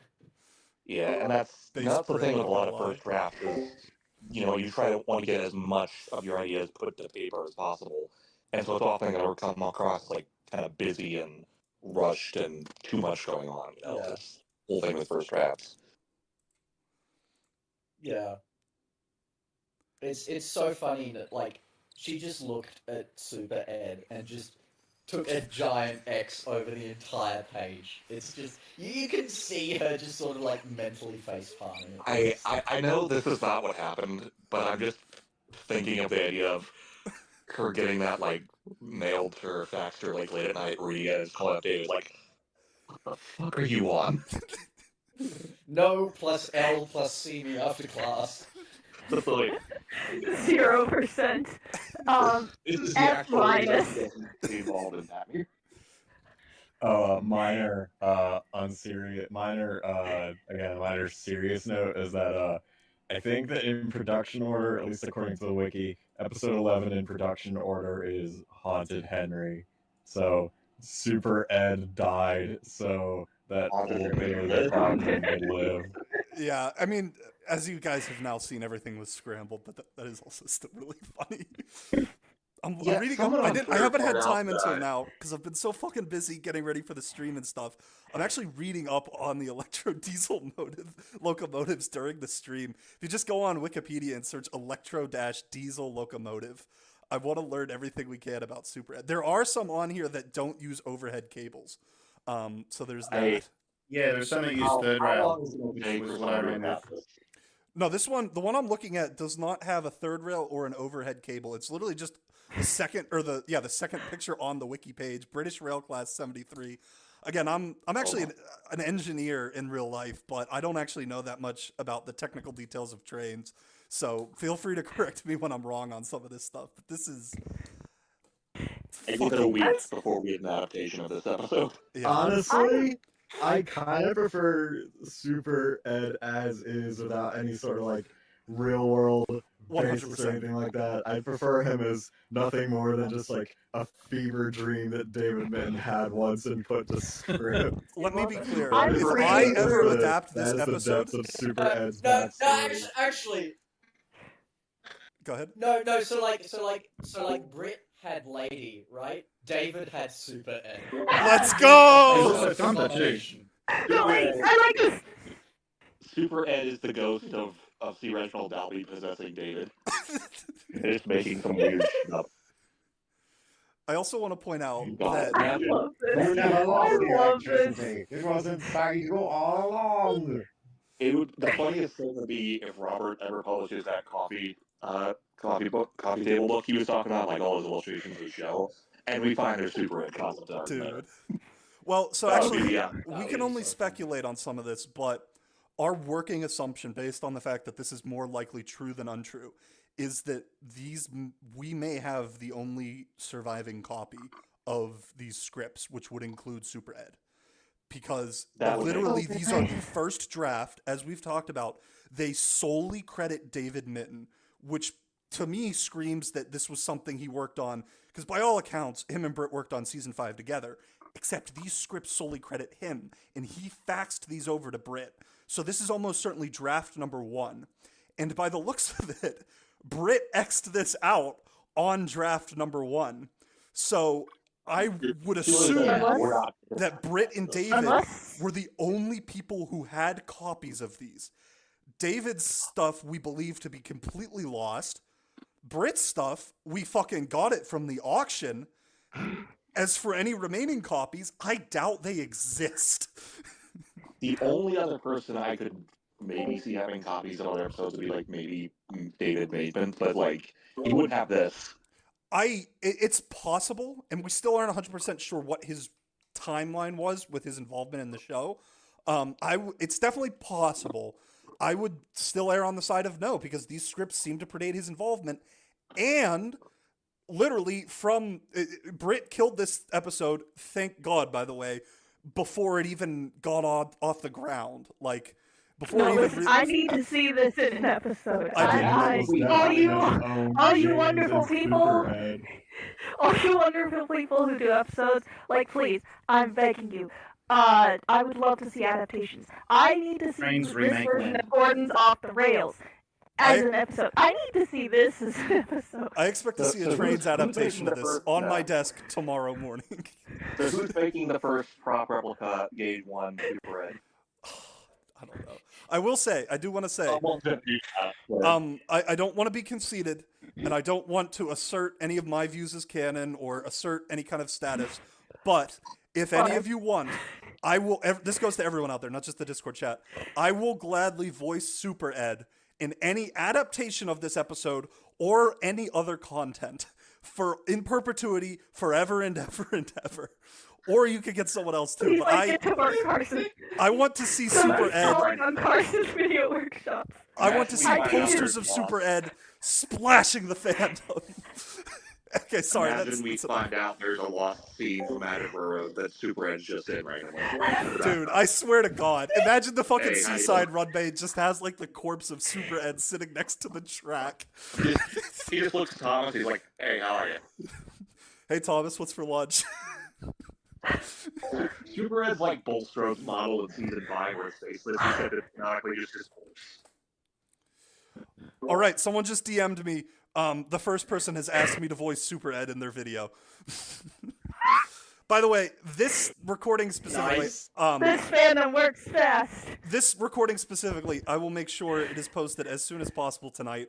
At some point in the future, I will be probably posting the rest of the narrations tonight. If you want to go back on the stream and grab them or whatever, feel free to, but I want to make sure literally right from the get-go, you guys can start using this to make anything beautiful. And honestly, this is a great episode, but I don't really want to see that many adaptations of this episode. I want to see you guys doing what you do with Class 40 and Smudger and all that, and using Super Ed anywhere you possibly fucking can. Super Ed runs. Who's using Class 40? That's weird. Why would anyone use Class 40? I don't get it. I've seen people use Class 40 in videos long before it became a meme, which is awesome. I love that. Who's Class 40? I only know Indy Diesel. D261? Nah, sorry. Actually, Do you mean D4711? Yes, yeah, the OG one, yeah. So something that I wanted to bring up actually. So there is another returnee in the Super Ed script, and I don't think anyone's picked up on, which is the Sodor Cultivar, which Hornby made a Yeah, the hopper. model That's of awesome. for promotional purposes. I didn't even realize that. Which I think is as described in the script. It's not like the one in Middle Engine where it lifts the whole thing. It's a tipper, which if you've seen one of these in operation, it's exactly as described, where it's on a slight incline to allow the truck to roll off. And I'm pretty sure, like, this is probably a coincidence because Hornby just happened to have a model of this that they reskinned for this promo, but it does strike me as interesting.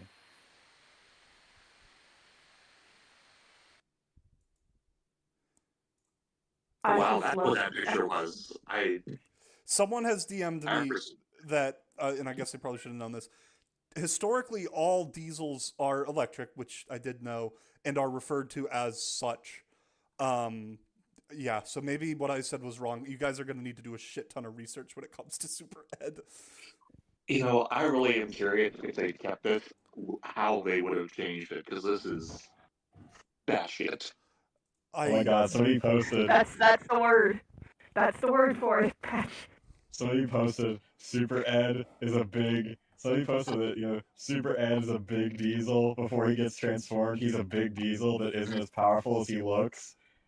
That might have been reused for Derek. Oh God. I almost the, want the latter part of Super Ed spelled backwards is DERE. He was killed at K. Derek. The Super Ed to Paxman to Derek pipeline. I support this fan theory. It's practically canon. Yes. You know, at that point, that I kind of hope somehow, some way, we find the other.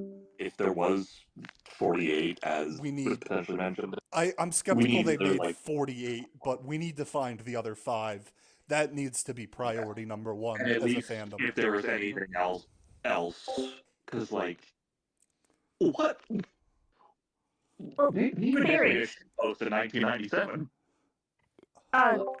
Random theory, but I know that when Cardi got his hands on the storyboard binders, they included a slide of Edward that was not supposed to be in there. It was supposed to be in another lot, but that was not accounted for when it got to the auction house. So I'm wondering if perhaps one or more of those other scripts ended up in other documents or whatever before it got to the auction house. That's a very good point. It is I do possible. want to say I have been in contact with the auction house. I know it's I don't even want to encourage this behavior on the rest of the fandom's part, but I have been hounding them. I have been talking with them. They are very convinced they do not have anything else. Everyone does make mistakes, and I am making sure that in the search for the 5 missing episodes now, that stone is not one that's left unturned. But yeah, for all we know, someone who got one of the other script lots or literally any other lot in the auction could just have gotten one or more of those missing episodes just because the auction house screwed up. And like I said, not even Super Ed, funny enough, but Discovery and Dirty Percy were both loose in the binder. And when I was talking to one of the auction guys, he actually didn't realize they were loose until he was going through it for me to let me know what was in the binder. And they were towards the end too. They were nestled within the other papers. So that makes me think that no one else had actually looked at this, and that it's a very slim chance that you could say the auction house would have screwed up and put it with somewhere else. But it's possible Britt had them somewhere else. It's possible her family still has them. We really can only speculate, but it's time for us as a fandom to come together and find these missing 5 episodes. Because I swear to God, if we have another Super Ed, it's going to be crazy. We already have the fact that we have a lost episode at all. The fact that Britt just struck through it and kept it in her binder and did not burn it is a miracle. I wonder if that was a paperwork error too, that it wasn't thrown out. Yeah, that's interesting. I was actually thinking. Here's a thought I just had as we're talking about this, with Discovery labeled as 27. Perhaps that was written for her after she struck down Super Ed, and that it was just labeled as the 27th script. I've been floating that theory, and like I said, that script is more faded than the others, but we really can only speculate. Now, MK, you wanted to say something? I was going to say, I think the fact that she crossed through it and yet still kept it says a lot. Yeah, we cannot use this, but it is funny. Yeah. Yeah. It also says a lot on her and David's working relationship. That's what I mean. And I will say, this. it appears there is one. Or sorry, I'm going to say this. It appears there is one other word jotted on the script. I cannot decipher it. If you guys want to take a look at it, please do. All the scripts are posted on the drive now. Okay, we got the wiki page up. We do have a wiki page. Yeah, 2 things I want to say is one. No, I'm not sure. A lot of these words, I can. It's not written super small, so I can see the pencil strokes, but it's just written and feels like I'm reading Sanskrit. So hopefully the internet can help with that more than I can. Someone will be able to read cursive. Yeah, it's not just cursive. I can read normal cursive. I think somebody might have mentioned it might be unrealistic or something like that. Oh, gee. No shit. Low-hanging fruit there, Britt. I know. Yeah, that's crazy. good. I'm currently thinking of how to rewrite this, and I'm thinking to myself, where the fuck do I even start? Imagine if David Maidman read this, he'd probably have an aneurysm. Yeah. One, I think The we're not thing I'm talking about the saying fact is that. one. Or sorry, go ahead. I don't want to I don't want to get anybody like super excited. It's like if those missing 5 scripts are out there, they're probably more in line with the other scripts we saw here. But on the flip side, I have to wonder, it can't be just this one, right? I That mean, was they my wrote thought. for like 3 more years. Imagine how many more like rotten egg premises like this There's one at least have one been more. conceived and written.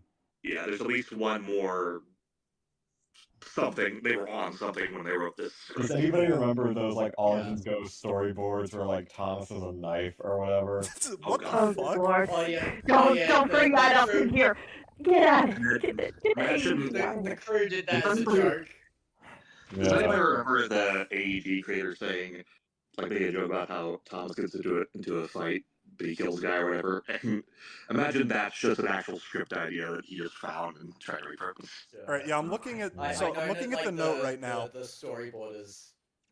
MK, it's going to be kind of hard for us to interpret what this note is. I can probably take a better picture of this. I'm looking at it now. This specific one's a little blurry. I'll make sure to fix that. But there is a hole punch directly through the first word of this. Because of course there is. Because of course there is. Of course. So Of course. it does look like it says something realistic. Maybe not realistic, but it. I need to know what that note says, dude. Outrageous, maybe. Maybe. Anyway, Also, sorry, I keep interrupting people. MK, please say your piece. We're all interrupting each other. Yeah, sorry. God. I've forgotten what I was going to say at this point. Carry on.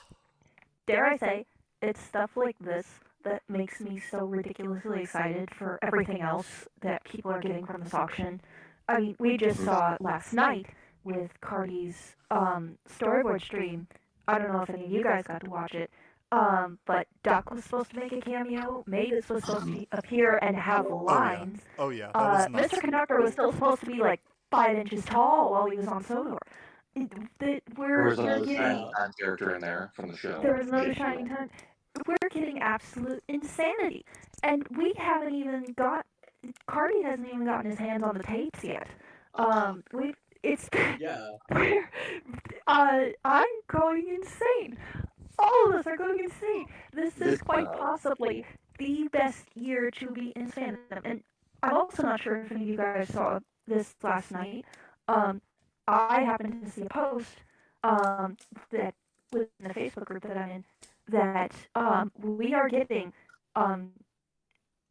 it's at this point very, very, very strong, all but confirmed rumor that Christopher Audrey is putting out a updated version of Reading Between the Lines that is due to come out in November. I didn't see that. That's awesome, by the way. Yeah, we definitely should have talked about that on stream by now. We are getting everything. There is something new that is either coming out or something that's being found for pretty much every single aspect of this fandom, and I'm going insane. All right. Keep in mind, we haven't hang on, I even wanna hit the see- anniversary of the TV series yet. Not yet. I want to see the fan made special of Super Ed and Sodor Nuclear Power Plant. He is the power plant. He is the power plant itself. Also, can we talk about the fact that, and I have reread this like a billion times, if I'm understanding this correctly, the script says that when Super Ed is struck by lightning, he not only gains additional power, but he physically changes. Like he's a fucking superhero, or like Electro in Amazing Spider-Man 2. Frankenstein's monster. He's Frankenstein's monster. That too, It's yeah. alive. I literally was just watching that earlier, and I'm like, yep. Anyway, I do just want to say, because the stream's ongoing, and I'm sorry, chat, but we've been ignoring you, because this is nuts. When we were watching, We do love you guys. When we were listening to Discovery, we had about 400 viewers exactly, and then in like the 5 or so minutes after Discovery, as we talked about it, as everyone just kind of assumed that we didn't have anything else because, well, we made them assume we didn't have anything else. It's the we dropped to Warshire reset 350. from Tobias and the Arcane Merchant. That's what happened to him. And then we spent about 5 minutes hyping up Super Ed. And in that 5 minutes, we shot back up to 400 just for the duration of Super Ed. 50 people came back onto the stream to witness the creation of Super Ed. Well, yes, because it's a brand new season 5 episode in 2025. Actually, I just had a thought here since we mentioned the whole Super Ed changing and the Frankenstein's monster comparison. Imagine they just used the face mask they made for Snatcher. Dude, the Frankenstein's don't monster. even. I gotta see that now. I need to see that fan art. Also, two other quick things was No, imagine if like he goes from like the Snatcher face to looking like the Diesel Tug with like that Elvis curl. Super Ed with an Elvis curl would go pretty hard. Oh boy. Hey,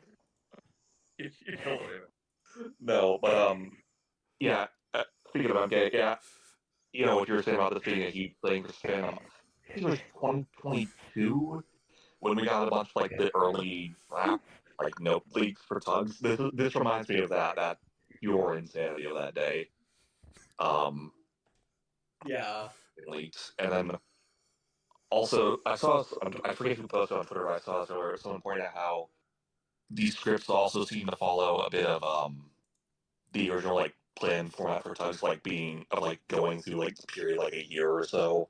You know, snow's the winter episode, that's spring for fire engines and what have you. Yeah. So David liked certain things, it seems. Yeah, there's definitely a very strong. You can tell David is still very much on that Tugs high writing this. I can't blame him.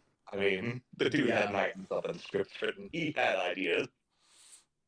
Like, bear in mind as well, like, when was Series 5 again? That was like 1998, wasn't it? Yeah, and that was like right around that. So 1997, that was like right around when Tugs was like, as a brand, finally confirmed to be dead in the water, because like the last VHS reprint was 96. And wasn't that when they sold it to Sambo too? Yeah, that's around when David sold his rights to Robert, and then Robert split that with Sunbow, something like that. And so I can sort of see David sort of like using that as an excuse to pour all his Tugs energy into Thomas, especially given this was like the first series where they were like fully allowed to do like their own original stories, free of like the magazines and everything. Yeah. And Especially also depending gearing on- up for a potential movie. Especially depending on like if those 90s scripts for Tugs were like written during the show, or if it was like after, for if it ever was able to be picked up again. I don't know exactly when they were done, I think. Yeah, so I'm not sure either. All I know is like they were written. Yeah, so I can definitely see like David still working on for years. He finally, it's finally dead in the water. He's like, well, I'm gonna move that energy I was having working on this to this. I think it was Oh, yeah, during and the production. I think it was during the production of season 5 as well that Reverend Audrey passed away. Yep. It was. Yes. Hang on. Yeah, so It we was just actually around talked about that this time. in a Twitter space.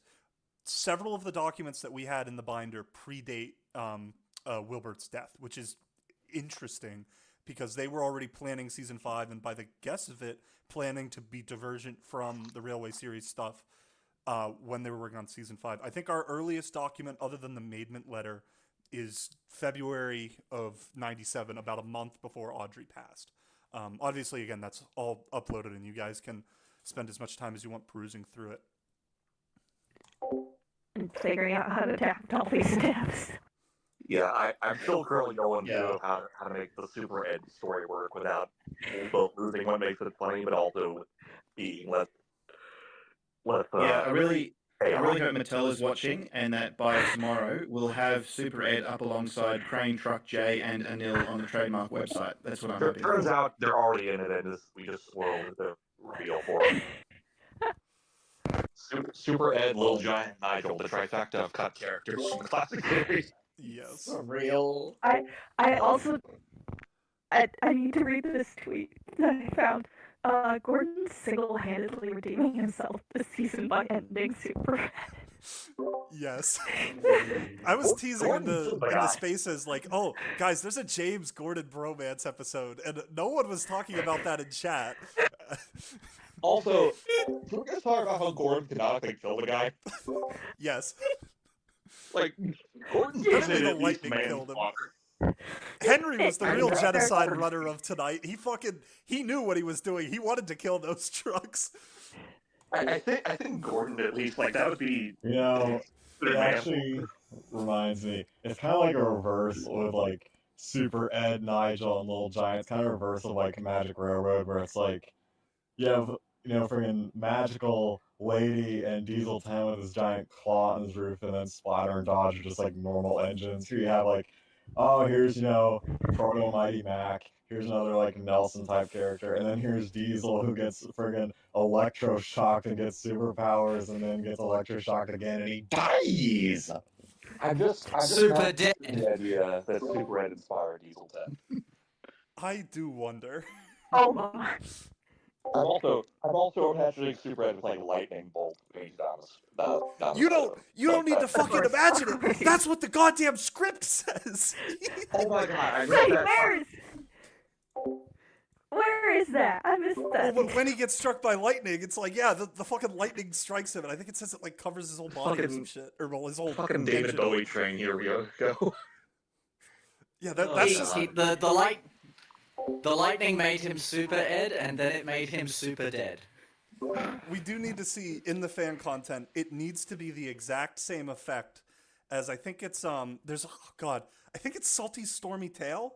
There's like a lightning strike on maybe like an electric box or something, and then there's a very specific, almost Star Warsy looking a light like electric effect of just arcs and stuff. Yes, it needs to be that. That is what it needs to look like.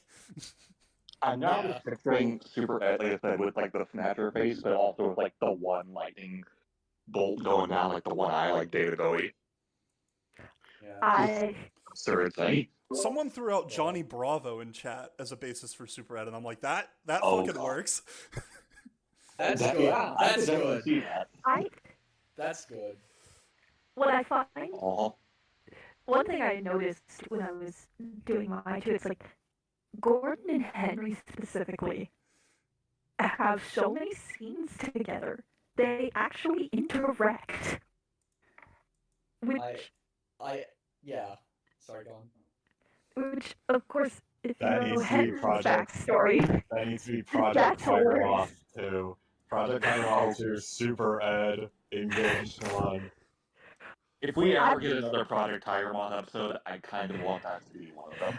I've So- already seen one person calling on Carson Video Workshop. I'm like, yes. So, hang on. That was actually a really nice segue. I'm going to take over the stream again for a second. There was one other thing I wanted to talk about on the stream. It's not directly related to anything in the binder, and it's a shame Melon's gone because he was supposed to help me with this. But as you guys know, my name is Dwarf Scale Cranky. I don't think I actually said that on the stream yet. So some people just are calling me Veilsbridge Productions, which is funny. Veilsbridge Productions is a team making Gauge 1 content, and we actually have filmed a Gauge 1 episode about the Skarloey Railway engines. And we've been in post-production hell on it forever because there's been 2 auctions and we had Super Ed and it's been nuts, but we are in post-production on it. I have a little surprise for you all that I'm going to be showing off right now. There's no sound because we wanted to put Thomas music on it, but Discord audio would, or YouTube would take that down if it has copyrighted audio. But Melon will be putting sometime tomorrow up the little teaser on our Twitter account. We are opening our casting call for narrators. Please, if you're interested in narrating, we're looking for narrators. Like I said, we wrote and filmed a Gauge 1 episode, roughly on par, if you're talking about quality, roughly on par with Tiger Moth. It's narrow gauge, and we did struggle a bit, so it might not quite be perfect, but we're in post-production on it, and we're looking for narrators, and we have been actively working and have started filming a tiny bit, and we've been doing a shit ton of work because this stuff is stressful.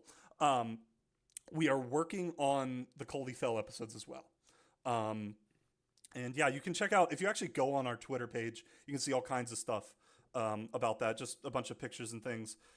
So yeah, without further ado, again, it's not really related to the season 5 stuff, but I wanted to show off this this little teaser.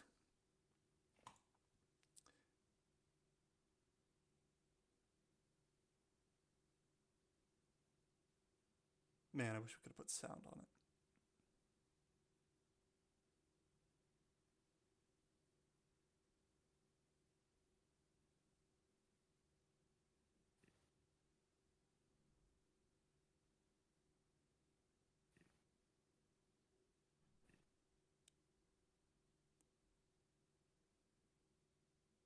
And yeah, that's kind of it. It's nothing crazy. We whipped it up pretty quickly for this. We are working on a much better teaser, which is a little more descriptive and much more interesting, and that'll be coming out very, very soon.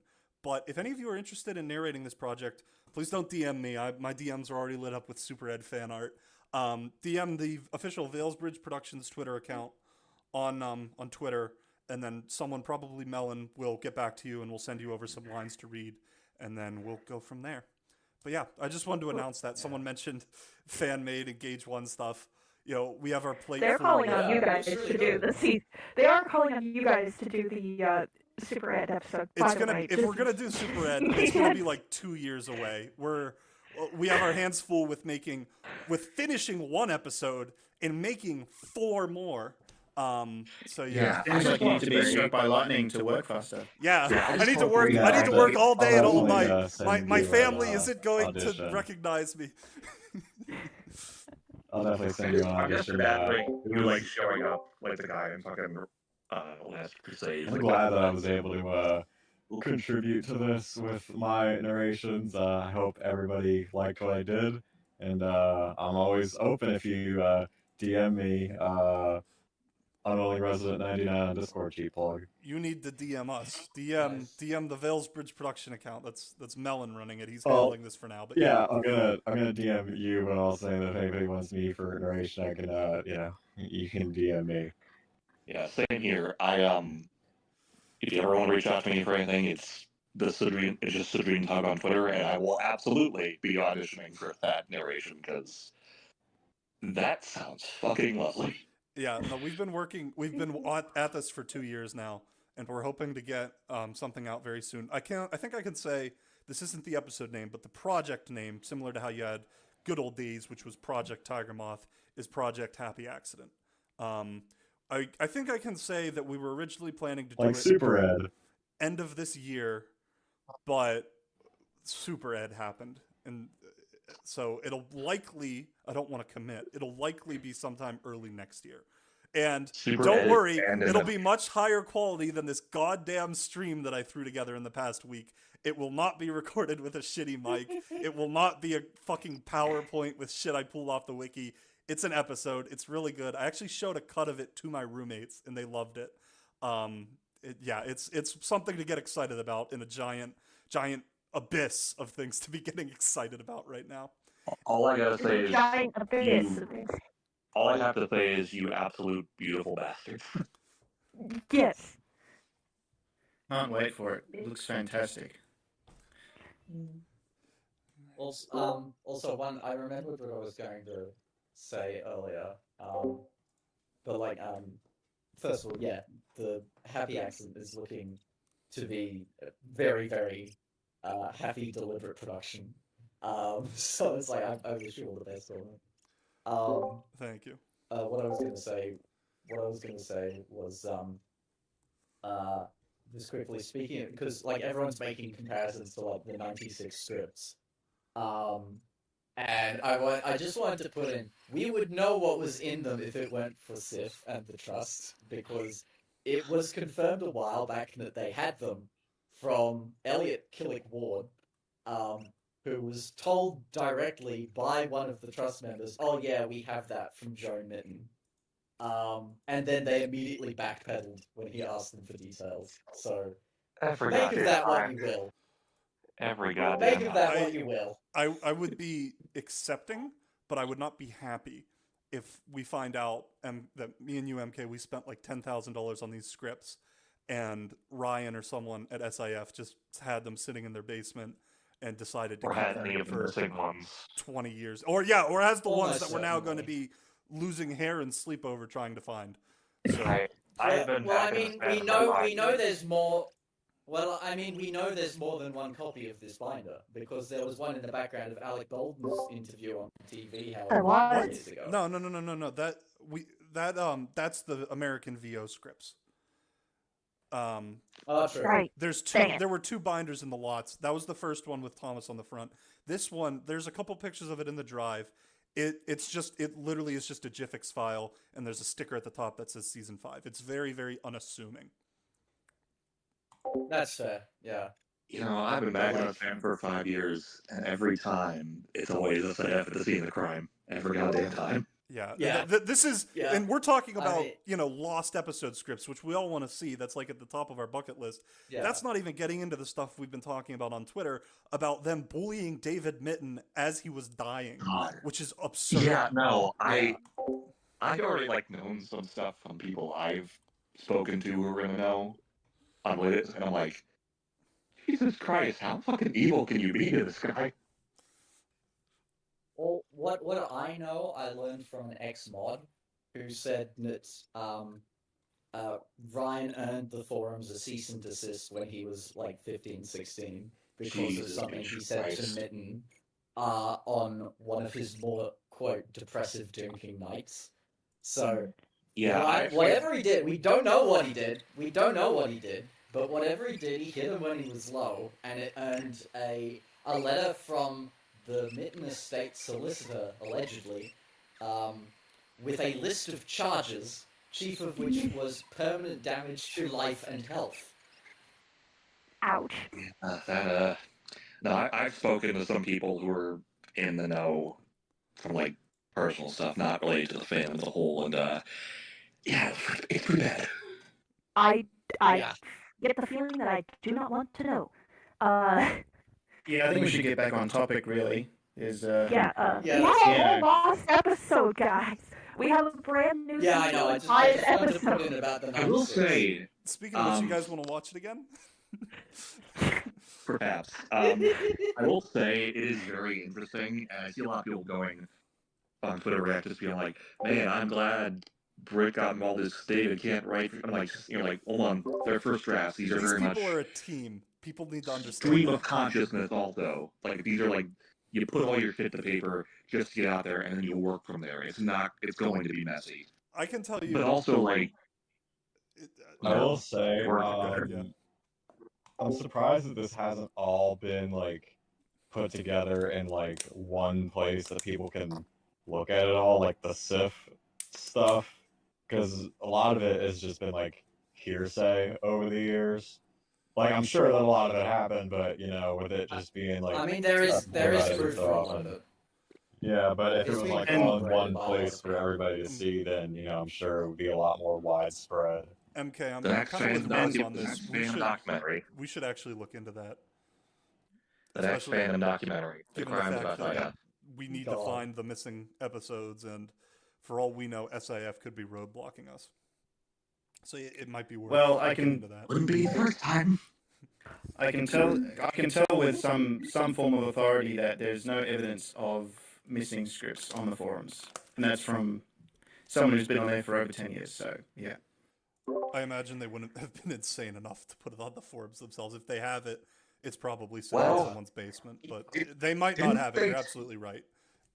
Didn't they take info from early production stuff and use it for stuff on the wiki? Or not the wiki, on the forums at some point. I seem to remember that being a thing. I'm But- honestly, I don't Not know sure. that much about Not SIF. sure MK what is that's the better referring person to. ask. Yeah, I'll have to talk to you about it again another time because I seem to remember that being a thing. But I will say, one of the great additions to the revised season 5 drafts, Cranky being in more things. Oh yeah, no, it was weird seeing Is it just there, be a one-off. Yeah, that's the point where I do have to kind of agree with I think Angus was his name that worked with Yeah, Britt's Angus ex-husband. White. He's Britt's ex-husband. Yeah, no, in one of the letters that I posted, he literally says he's like, yeah, we probably shouldn't be designing characters to appear in a single episode. That's not financially viable. Yeah, I think that's one of those things that kind of shows how great this creative process was. Because it's like, you don't think, oh, you're going to use Cranky in other roles, but then someone kind of points out, like, oh yeah, I can use him in other things. Though it is interesting, Old Slow Coach was always meant to be a twofer, and Cranky was meant to be a one-off. Yeah. I'm wondering if they actually Should we get on to the like the next part of this? Well, one sec. I am wondering if maybe they actually wrote Old Slow Coach to be in one episode, and then literally, what is that? Like 2 episodes later, they were doing a wedding thing, and they're like, "Oh shit, we need something old. Hey, we just wrote Old Slow Coach. Let's bring her in here, or him in here. Yeah, He's a guy now."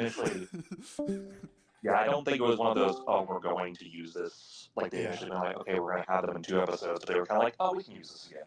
Anyway, Which Rez, is, I'm guessing was similar to how they did Cranky later on. They're like, oh, we didn't throw in this. It Anyway, is Rez, interesting to see. you wanted to say Go something, ahead. I think?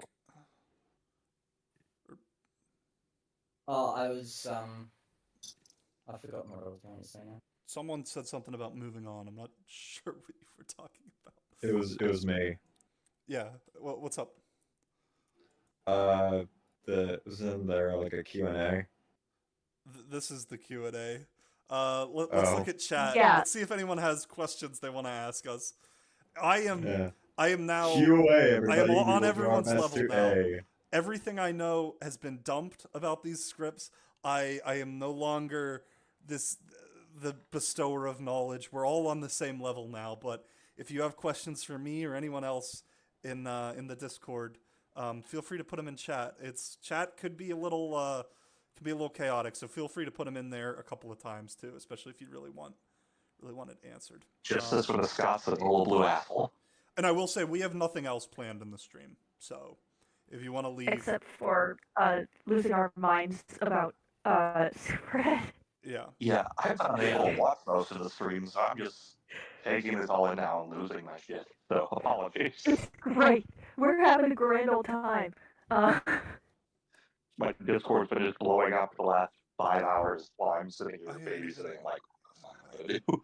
All right, we're finally getting the Superhead fan art, and I gotta say, I'm a little disappointed. We picked up and put down Speedy Sid very quickly. I want to see a little more Speedy Sid in here too. I want to see Speedy Sid driving I will be Superhead using super both duper in my fast story. down the fucking Big Dipper Viaduct or some shit. Let's get that out here. God, imagine Speedy Sid turned up in like the very first draft of Thomas and the Jet Engine. Honestly, Oh my goodness. that would be I awesome. could see that. We know that was one of the episodes that was most likely rewritten, so I could see it, honestly.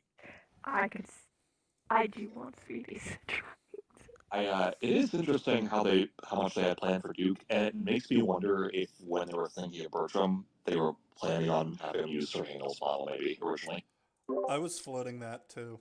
I had wondered about that because he is now the only one missing from this season, which was very interesting. Unless he was like in another on-the-scene episode we get to see. I will say, people are like, Brit must have hated Duke. I think it was more just Duke had 4 episodes in season 4, and he was kind of like, let's focus on some of the others for a change. Like, Didn't Sir Handel have more? Yeah, so that's probably why he was like, Sir Handel had he had like 4 or 5, I think. Keep in where he was a mind major character. that for the final version of season 5, they built 5 large-scale narrow gauge models, plus a bunch of other props like larger trucks and stuff, that only appeared, at least that season, for 3 episodes. Yep. Unless there's another missing narrow gauge episode, the idea of them doing that again, or the idea of them doing that for 6 and a tender is just even more breaking the budget. Like, Plus, also, from what I recall, all of like the small scale models had issues running with, particularly with their value and such. Duke was, from what I remember, the worst runner. Like he was. Yeah, but a lot of these episodes, it doesn't really sound like that. Like Duke would have been moving around very much. Most of these are just like him sitting around and talking to somebody else or recounting something. yes, Yeah, except for the I fact imagine- that Boulder fucking chases him in that episode. Yeah, Yeah. Well, they could have just made large scale Duke instead of Rhaeus. Because Rheneas would have I always- always need to be there at the Yeah. sheds. Honestly, Rhea you never gotta really remember does that much. I don't know about actual screen time, but Duke definitely got more roles in season 4 than Rheneas. So I get why Yes. they prefer Rheneas. Rheneas over- had 1. Duke had 4. Yeah. I remembered. Sorry, I remembered what I was going to say, which was the note from Angus Wright about like why are we making like all these one-off characters? It's not cost effective. That's actually really stupid considering like the majority of Thomas's profit was off merchandise, where one-off he characters does actually are say something about extremely that. cost effective. He did actually say something about that. He's like, Yeah. you got to balance the fact that we're pouring money into something that appears for 10 seconds versus the fact that it's going to sell a ton of merchandise. Yeah. The other thing I was going to say was it would be off like Super ED being like in early draft of Jet Engine as a joke. It would have been so funny if David just like kept continually trying to reinsert Super Ed into every season. Super Red in the original version of season 8 before David walked. You know, David For real. has been on record saying that season 6 and 7, his creative vision was stifled. He clearly quit over the fact that they wouldn't let him finally make Super Ed. No, he did actually quit. David, now I'm David in picturing- season 8 was like There's at least 8 either, missing episodes from season 8. either Super 8's, he's like, either Super 8 stays or I go. Okay, you're gone. Oh. This might be slightly bad, but now I'm picturing like pretty much Super Ed being his thing for like 6, 7, 8, like every single one. Once he realizes that Brett left, oh wait, Brett's gone. I can do Super Ed now. No, why not? Problem was Britt was still and I think him and her walked from season 8 around the same time. But it would be really funny if in the thing season 8 episodes that weren't like rewritten under his pedigree. One of them included Super Ed. That would be, I would find that extremely funny.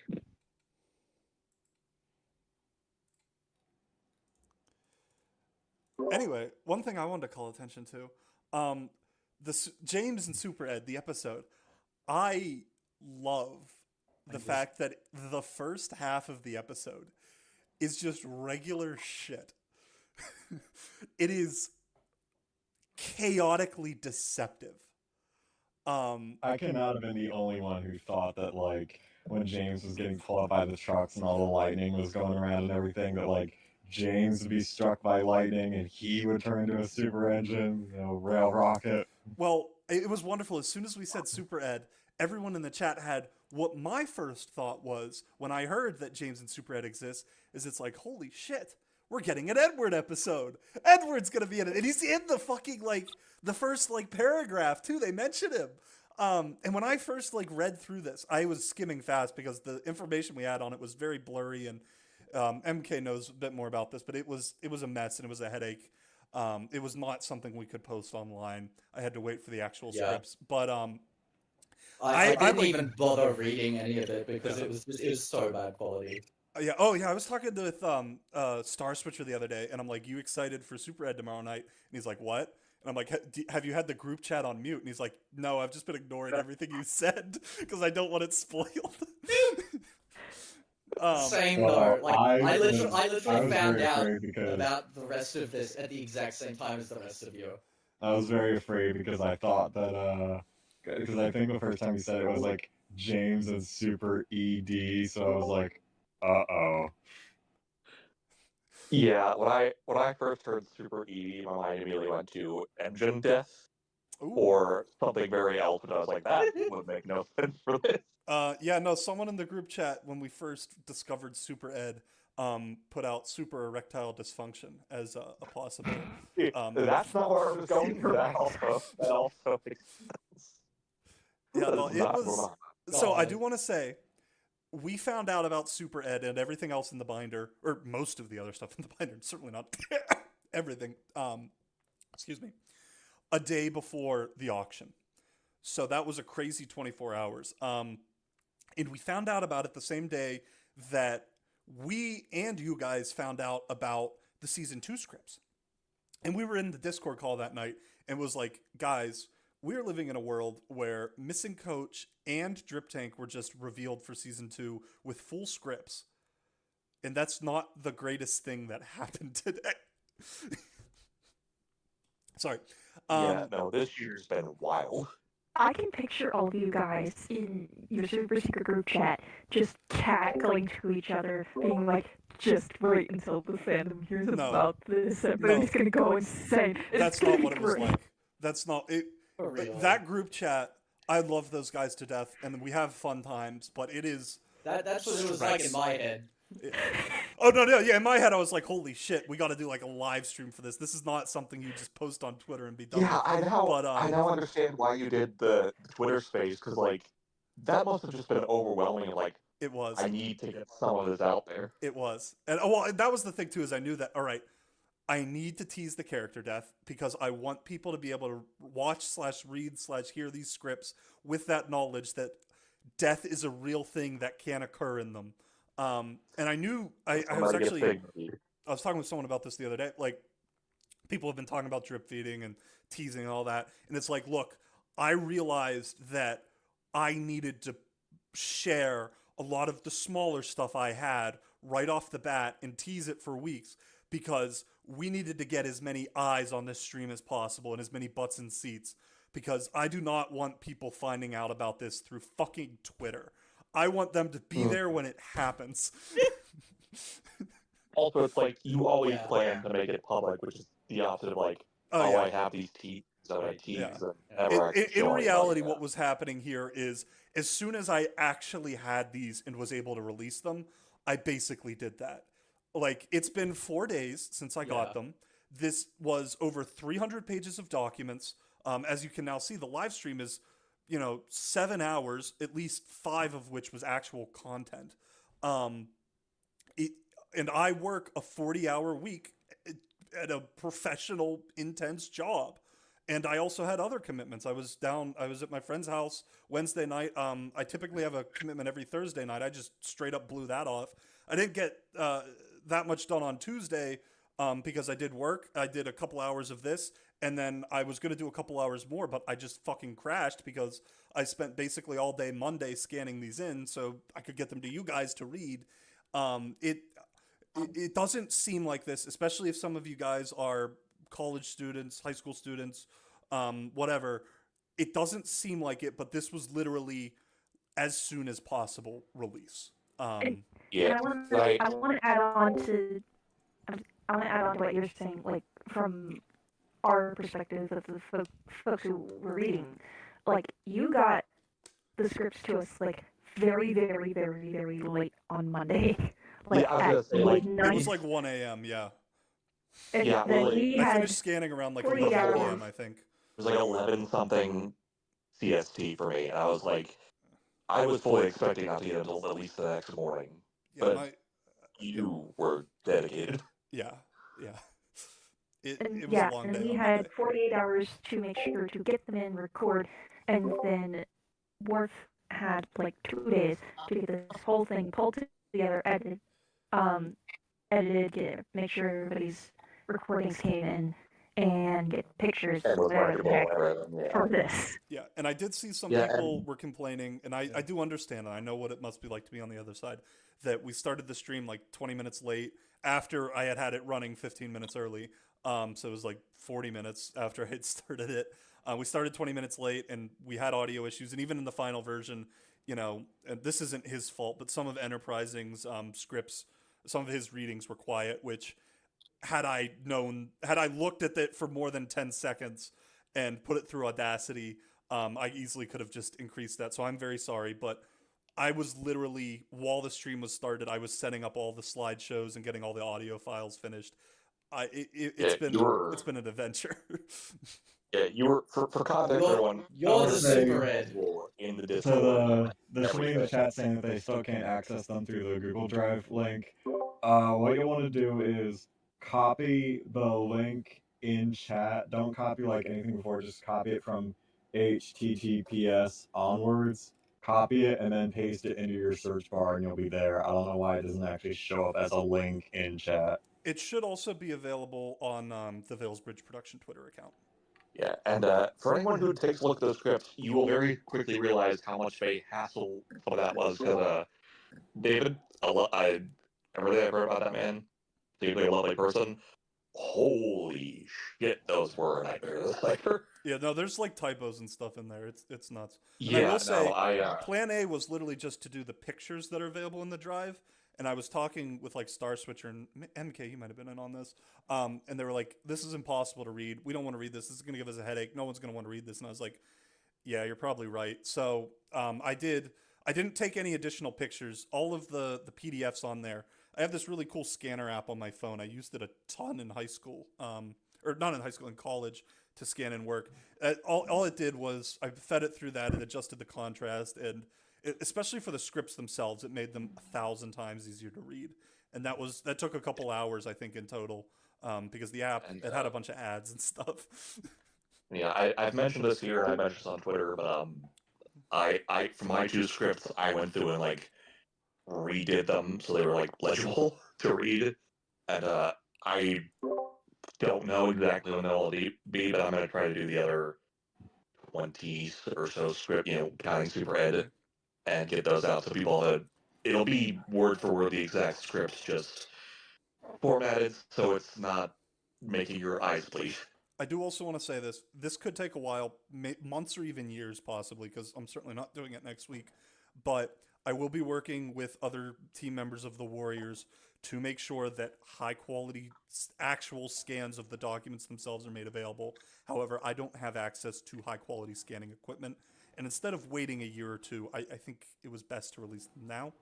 The other thing I will say is if you're trying to decipher the handwritten notes, I would highly recommend you look at the actual photos, because the contrast was great for the text of the scripts, but a lot of the handwritten stuff, especially the pencil mark stuff, is almost invisible on on at least some of the PDFs.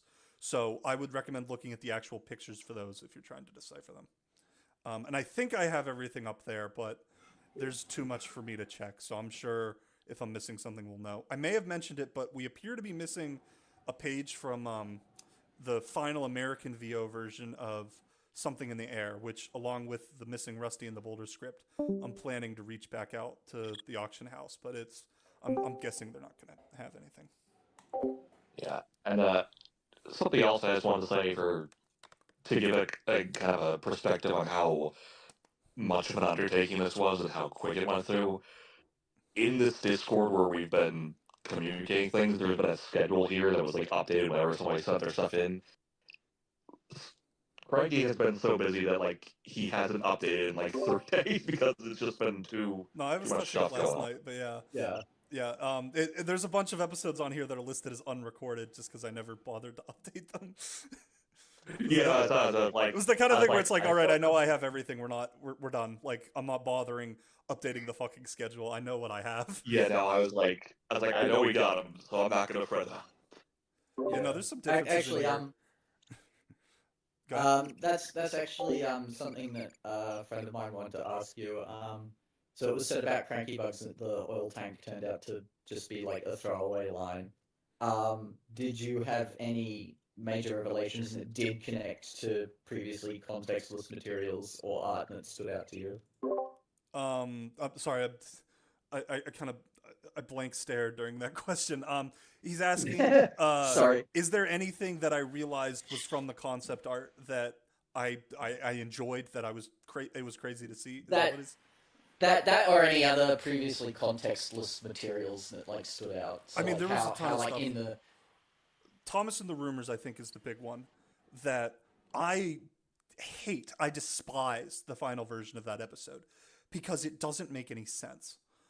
It's not properly connected, and at the end, it's like Sir Topham Hatt's just like, oh yeah, this dude, he's been in Harold the helicopter for weeks looking for a new playground for the children. Like it's so I cringe at it. It doesn't make sense, but it has good dialogue, it has good ideas, and it has good visuals. And now we have the correct plot for it. So that was a big one where I was like, oh, holy shit. Mm. There was other stuff in here, like it was cool seeing that, I'll be honest, since I moved into this new place a year ago, We got a nice big TV, me and my roommates, and I used to watch Thomas for the past, I don't know, 5-6 years on my PC. I have downloads of all the episodes, and I watch them in nice HD.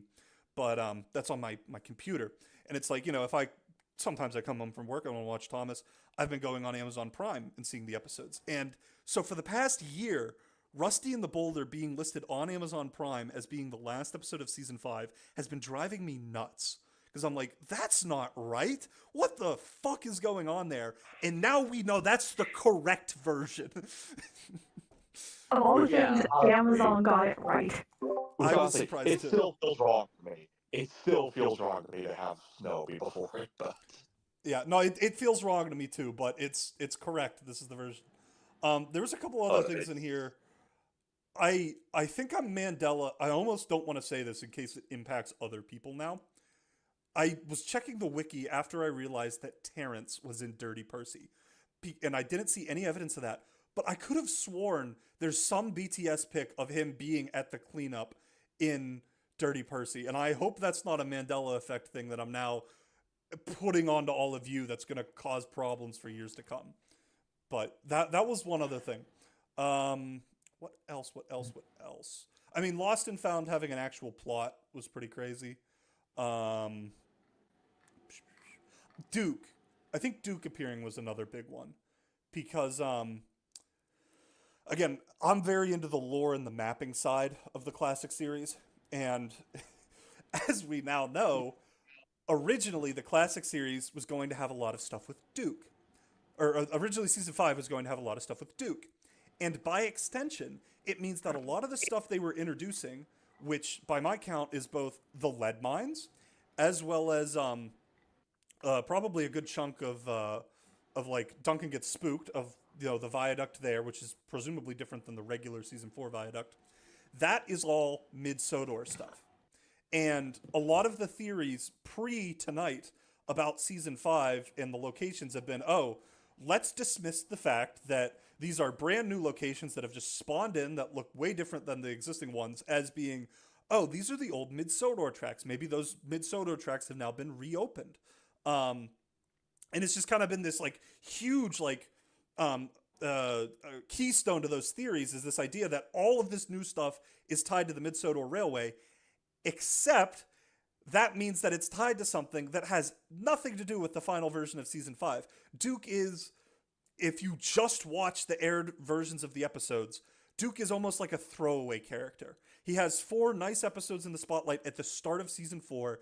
He has a couple cameos that season, and by season 5, they've completely forgot about him, and they never bring him back in season 6 and 7, other than that stock footage thing. And quite frankly, they never bring him back ever again. He's not in CGI. He's in the Railway series. Technically, he wasn't in the Railway series after that. He was in, what is that, 1996, 1997? New Little Engine. Yeah, New Little 96. Engine. But it's like, he's just this like tiny, like obscure, lost character. And so much of the fan theories about the Skarloey Railway and the Narrow Gauge have rested on Duke and the Mid-Sodor Railway, something that they never actually mention again after those first few episodes. So to actually read these scripts and, I don't even want to say validated, but be able to connect to those dots and be like, no, this is the correct version. It is all Mid-Sodor stuff, and it is supposed to be important. That has been crazy to see, honestly. So I guess and it that's does actually. Oh, sorry. Go ahead. that. And then I also wanted to mention, because we really glossed over this one, Toby and the Flood, wonderful episode. Last night, as I was editing some stuff, like in my head, I was kind of thinking through it, and I was like, oh, here is how the sets are supposed to be laid out. Because that's something I've wondered probably since I was like 6 or 7 years old, is how the fuck is this supposed to work? Why the fuck does he not just stay on that side of the bridge? Because it's like, you need to cross the bridge to get to safety. It's like, what, is it gonna flood? But now we know so much more about how that's supposed to work. We know, for example, that like the waterfall and stuff is supposed to be past the village, which is kind of like a big thing that makes more sense now. So that was another thing where it's like, okay, good. We finally have an explanation for this. Yeah. Anyway, sorry, that's enough ranting. Let's hear some more questions. I will say real quick on topic of Duke, that does also make fact that they repainted him for season 6, because that's actually when his repaint work was on a small scale, it definitely seems to me that they had more plans for him and it just never panned out. That is At least very I- interesting. or- Yes. I mean, for God's sakes, we were talking about the final versions of the episodes. Forget the fact that he appears a couple of times and never again. They replaced his prop. Most people would look at that and be like, oh, this is meant to be someone who doesn't matter. Duke is not supposed to matter. He was just meant to be a bit character that, you know, as soon as they were done with him, they just recycled him as if he was Dennis or Neville or someone. And that's, now we know that is the absolute opposite of correct. Having an episode where Duke, he doesn't actually appear, but that says both Duke and Old Warrior, gotta be careful now, he has a new name, that it's just crazy to see.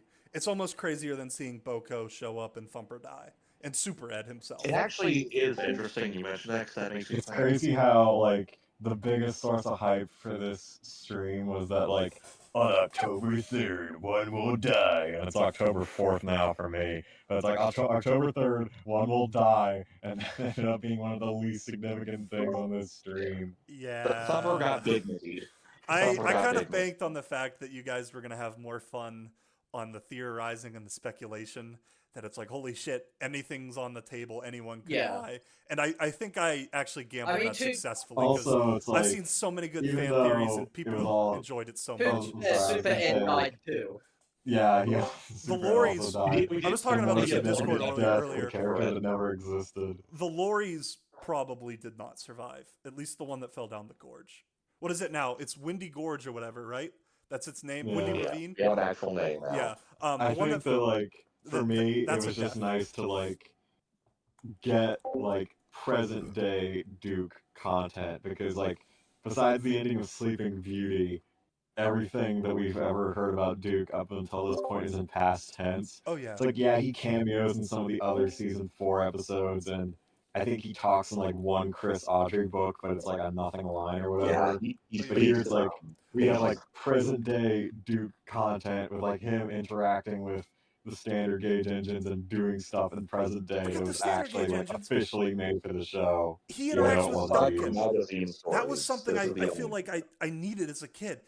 A Duke and Duncan interaction. And it just works so well. Duncan just, it's not like Sir Handel, who is just like a little bitch who will find anything to complain about, and he's like selfish and he'll just like hurl around insults. Duncan is someone who's much more principled, and he's just like ripping into Duke. He's like, "You're old, you're useless. I don't even remember the exact dialogue. He's like, "You're old and useless. Why? You're so old that driver and fireman lived in caves and wore animal skins." And it's like I needed that. I needed Duke to be one of the family because he's such a great character.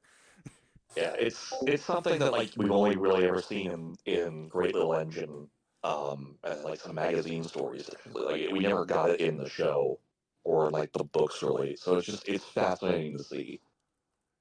And he just I slots think so for well me into it's this. funny because I always imagine that, like, I don't think that Scarlowy talks at all in this version of the season. Not that I remember, anyway. I'm pretty sure he has a And, line or two in Boulder, but I could be wrong. But, like, Duke, Isn't he in, I always imagine, isn't he like, literally in the snow? Yeah, but I don't think he Scarlowy talks. and or like Scarlowy and Rheneas are more so the voices of reason. Like, you know, they've been around forever and they've seen everything, so nothing surprises them anymore. And Duke, like, he acts like he's way older and more experienced and more worn down. And like Scarlowy and Rheneas never call him out or anything, but they both roll their eyes and they're like, "That's our Duke." But I will now say- here they definitely wanted him to be like narrow gauge Edward. Yeah, we did gloss over this. We have some vague lore drops as to the history of the Scarlet Railway, specifically the engines. So someone had asked me about this in a stream. Do we learn anything about Scarlowy and Rheneas' ages? And I said something along the lines of nothing explicit, but we have relative ages for them that is tied to a more specific, that is tied to a different lore drop, which was the fact that I think 2 of these scripts explicitly state Duke to be the oldest of the narrow gauge engines, meaning that in the TV series he is older than Scarlowy and Rheneas. He also mentions what was at the Great Winter of 35, which is like one of 3 times anything in the TV show ever addresses any like specific like dates and stuff. It's like the Great Snow of 1935 and the newspaper that got revealed earlier this year that mentions 9/11. Those are our reference points. So anyway, yeah. So we now know that Duke is older than Skarloey and Rhaenyra in the TV series, which it kind of yeah. Someone's got to change that thing on the wiki saying it's an error, because nope, in the show it is not an error. That is the canon. I'm going to relax tomorrow by just doom scrolling through the wiki and just seeing everything that's different. The doom scrolling through the wiki sounds like a time. Also, I would like to go slightly off topic, because MK has shared that there's already a Super Ed reskin available in some form of train. What? Holy shit! I'm gonna boot up trains for this, and I despise trains. I just have to post this. I just have to mention this. Soul Rock and Roll on Twitter just posted a Brit rating James in Super Ace 3 out of 10. See me after class. That's what I said. 3 out of 10 is so fucking generous, dude. That's like that's a 1 out of 10 right there. I think somebody said it was like the worst classic series of Jason's story that was ever officially written. Yes, I tell you what, and no. I tell you what, it's like, it's a great episode for the wrong show. Yeah, no, it reminds me a bit of the fucking first draft of Ghosts for Tugs with the Triton like spearing and like what? Yeah, there is no way they would have been able to adapt that unless they literally had like fucking Chris Tulloch like painted in flour just standing in the fucking tank. Man, how much now wish that happened. You know what it feels like? It actually feels like an episode of Thomas's Dreamy Misadventures, if anyone's seen that. It almost feels like a Thomas Creator Collective episode, like one of the wackier, really. Yes! Oh yeah, 100%. I will say, by the way, I had teased some of this. Things that fans got right, specifically in terms of content. There's a ton of it in there, like, you know, Thumper with what's the guy, Blue Snowplow. But the ones that stood out to me, Bertram having a duel with Toby. You know, even though he's called the Old Warrior and stuff. Like, as soon as I saw that, I was like, I have to give this script to Enterprising. I had sent over. He was very happy to do Duncan Gets Spooked. Snow, I was like, dude, you're gonna love this. He's like, okay. And I'm trying to remember. I think I sent over right after that. I was like, you should really do Discovery too. And I think he was like hesitant about it. I'm like, no, dude, trust me, you want to do this. And he loved that. He was like, oh my god, he's doing a duel. The other thing was, and I think I might have misunderstood this a little bit when I first read the sorry, MK, I'll respond to your DM in a second. I think what was I saying? Oh, yeah. The Duncan Gets Spooked script. I had said that it has a joke in it that is kind of a jab at the meta of the show. That was in a Diesel D199 episode. You might not have picked up on it. It was the thing where Duke jokes about them always like throwing trucks down the viaduct. That, as soon as I read that, it reminded me of the Diesel D199 thing, where it's like Sir Topham Hatt and he's with like Duck and Diesel, and it's like, all right, I need you to take some trucks. Well, sir, where do you want us to take them? I don't know. Run them off a ravine or some shit. That's what the fans really want to see. So I got a huge kick out of that. I'm actually thinking here. I wasn't able to catch all of the Discovery narration. Wasn't there a character named Bert in that episode in the original draft? Yeah. So the engine in the drafts is named Old Warrior, and the signalman who runs the engine is named Bert.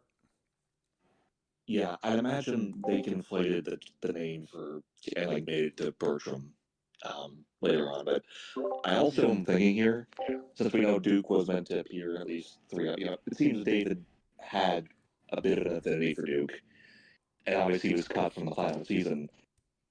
And we also know Old Warrior / Bertram was originally supposed to have their own prop, and they had to retrofit Duke's last minute for budgetary reasons.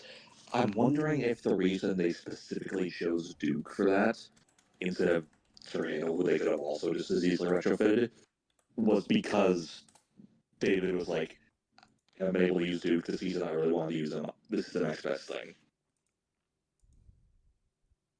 You know, that's very speculative, but it feels like something, especially because we see from Robert's concept arts that the old Warrior was meant to be a tank engine. I wouldn't go And so that it's far. That might be like a placeholder, but it's definitely a possibility.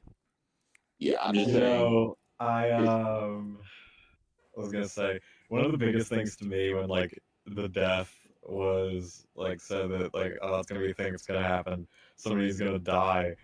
I was thinking like, will this be somebody who like they die and everybody in the fan was like, oh yeah, I'll adapt that into my canon, or is it gonna be somebody where someone's like, no, we love this character, screw this, this is not in my canon.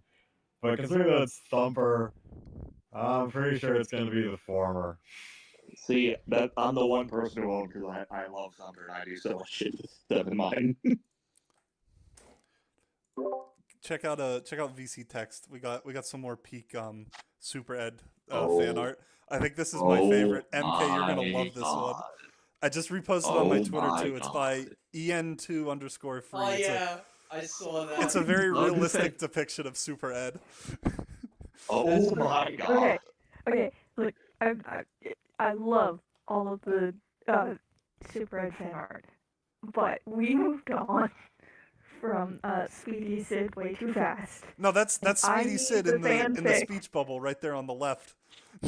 Oh, this is just a quick thing before we get into Speedy Sid. Just want to clarify that like the reveals and all the big surprises are over, right? Just for anybody who wants to leave and go to bed because it Yeah, is go late. away. We don't want you It is anymore. late, yeah. This is just people involved kind of shooting the shit and maybe answering. Yeah. I do need to see. No one's made the buttons or the poster yet. I need to see that.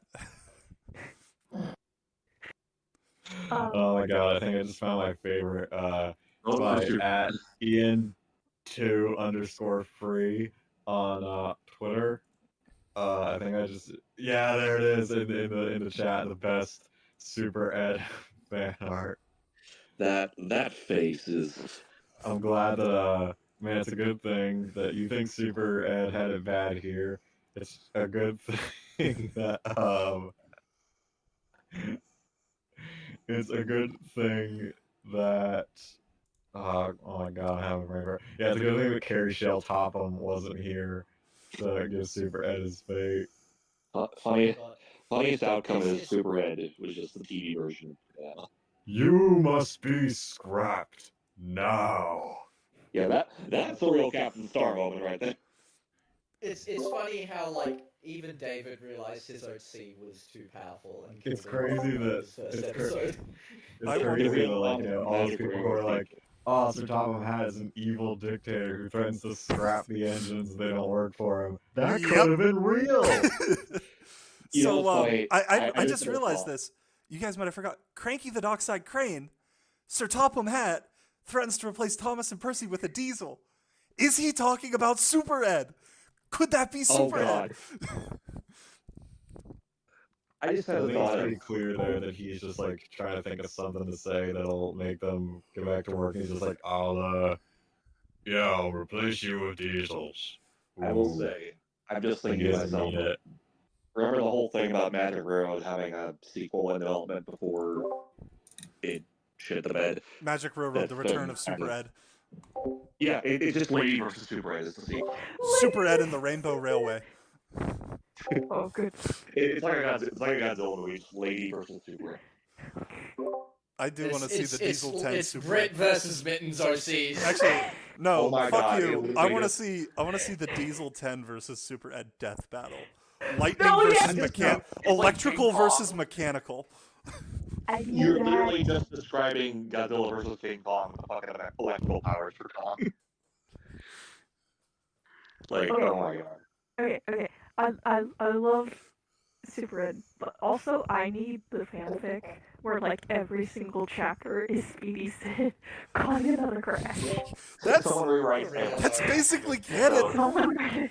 So I want to say, when I read these scripts, Sid appears in what? Imagine Like there's like a signalman. There's like a signalman in his signal box. He's like drinking coffee and playing Ultimate Custom Night on his Steam Deck, and there's a giant explosion outside his box, and he's like shaking his fist in the air. Speedy Sid! I want to say that when I first read the scripts, I think I read them in what was the best possible order, because, you know, again, some of it was hard to read, and Sid appears in like 5 episodes. I might have read one of them, like Haunted Station or Stepney Gets Lost or something, and it's just like, oh, the drivers, you know, Sid, Jim, Eugene, whatever, and I'm like, oh, okay, whatever, it's a driver name. I don't really care about that too much. And then I read Thomas and the Rumors. And then I'm like, holy shit, there's this Speedy Sid guy. This is crazy. And then I read through the other scripts, and he just keeps showing up. And it's like a fucking fever dream. Because at first I'm like, oh, it must be the same Sid. Is it? What the fuck? Speedy Sid is the Diesel Dog of season 5. Yeah. He's the Roger of season 5. It's like all the other drivers and firemen are just like, it's you, isn't it? I'm gonna go down there and it's gonna be Sid. Yeah, no, the guy who made the fucking American Dad Sid meme deserves a medal. His driver and fireman should receive. Oh, that was you. I saw you post it. I didn't know that was you. There's a joke where like, all right, I made that. MK, your driver and fireman deserve a medal, or deserve a commendation, a medal, and a pin that has Super Ed's face on it. Here's what happens. Speedy Sid is driving like Oliver or somebody, and he's like, you know, Oliver, I'd love to do this job with you, but I think it's a little bit out of range. But I know a driver who would be perfect for this job. If we go there and he's me, I'm going to be pissed. Hello, Oliver, let's get to work. I will say, wasn't one of Edward's crew members in the Railway series named Sid? Yeah, Sidney Heaver, it was his fireman. Imagine it's the same guy. Well, no. This is why they let him drive. Thomas and the Rumors seems to imply that Sid is Speedy Sid, not to be confused with Sid, or Sid, or Fogman Sid. Speedy Sid is implied to be a new driver. So it's possible that the other season 5 appearances are him, and that Thomas and the Rumors is supposed to take place first.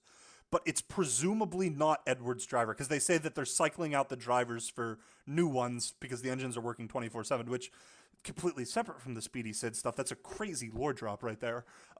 Yeah.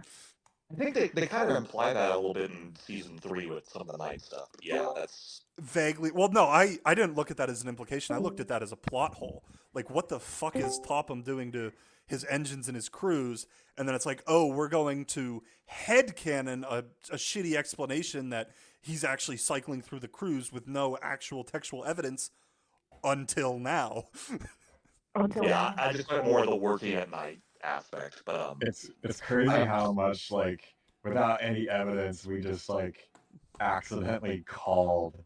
It's kind of like, I remember, and y'all have to take me on my word for this, but I remember a few years ago, back when I was in Modeling Bros, shouts out, we were talking about like Five Nights at Freddy's, and I wasn't really like a super big FNAF guy, but I'm like, man, you know, Chica's Party World, back when we only knew it from like the sister location, like website source code or whatever, I was like, man, you know, was like Chica originally like not part of the Freddy's brand, and then like she got like added later on, and I think, I'm not 100% sure, but I think the most recent game, Secret of the Mimic, confirmed that.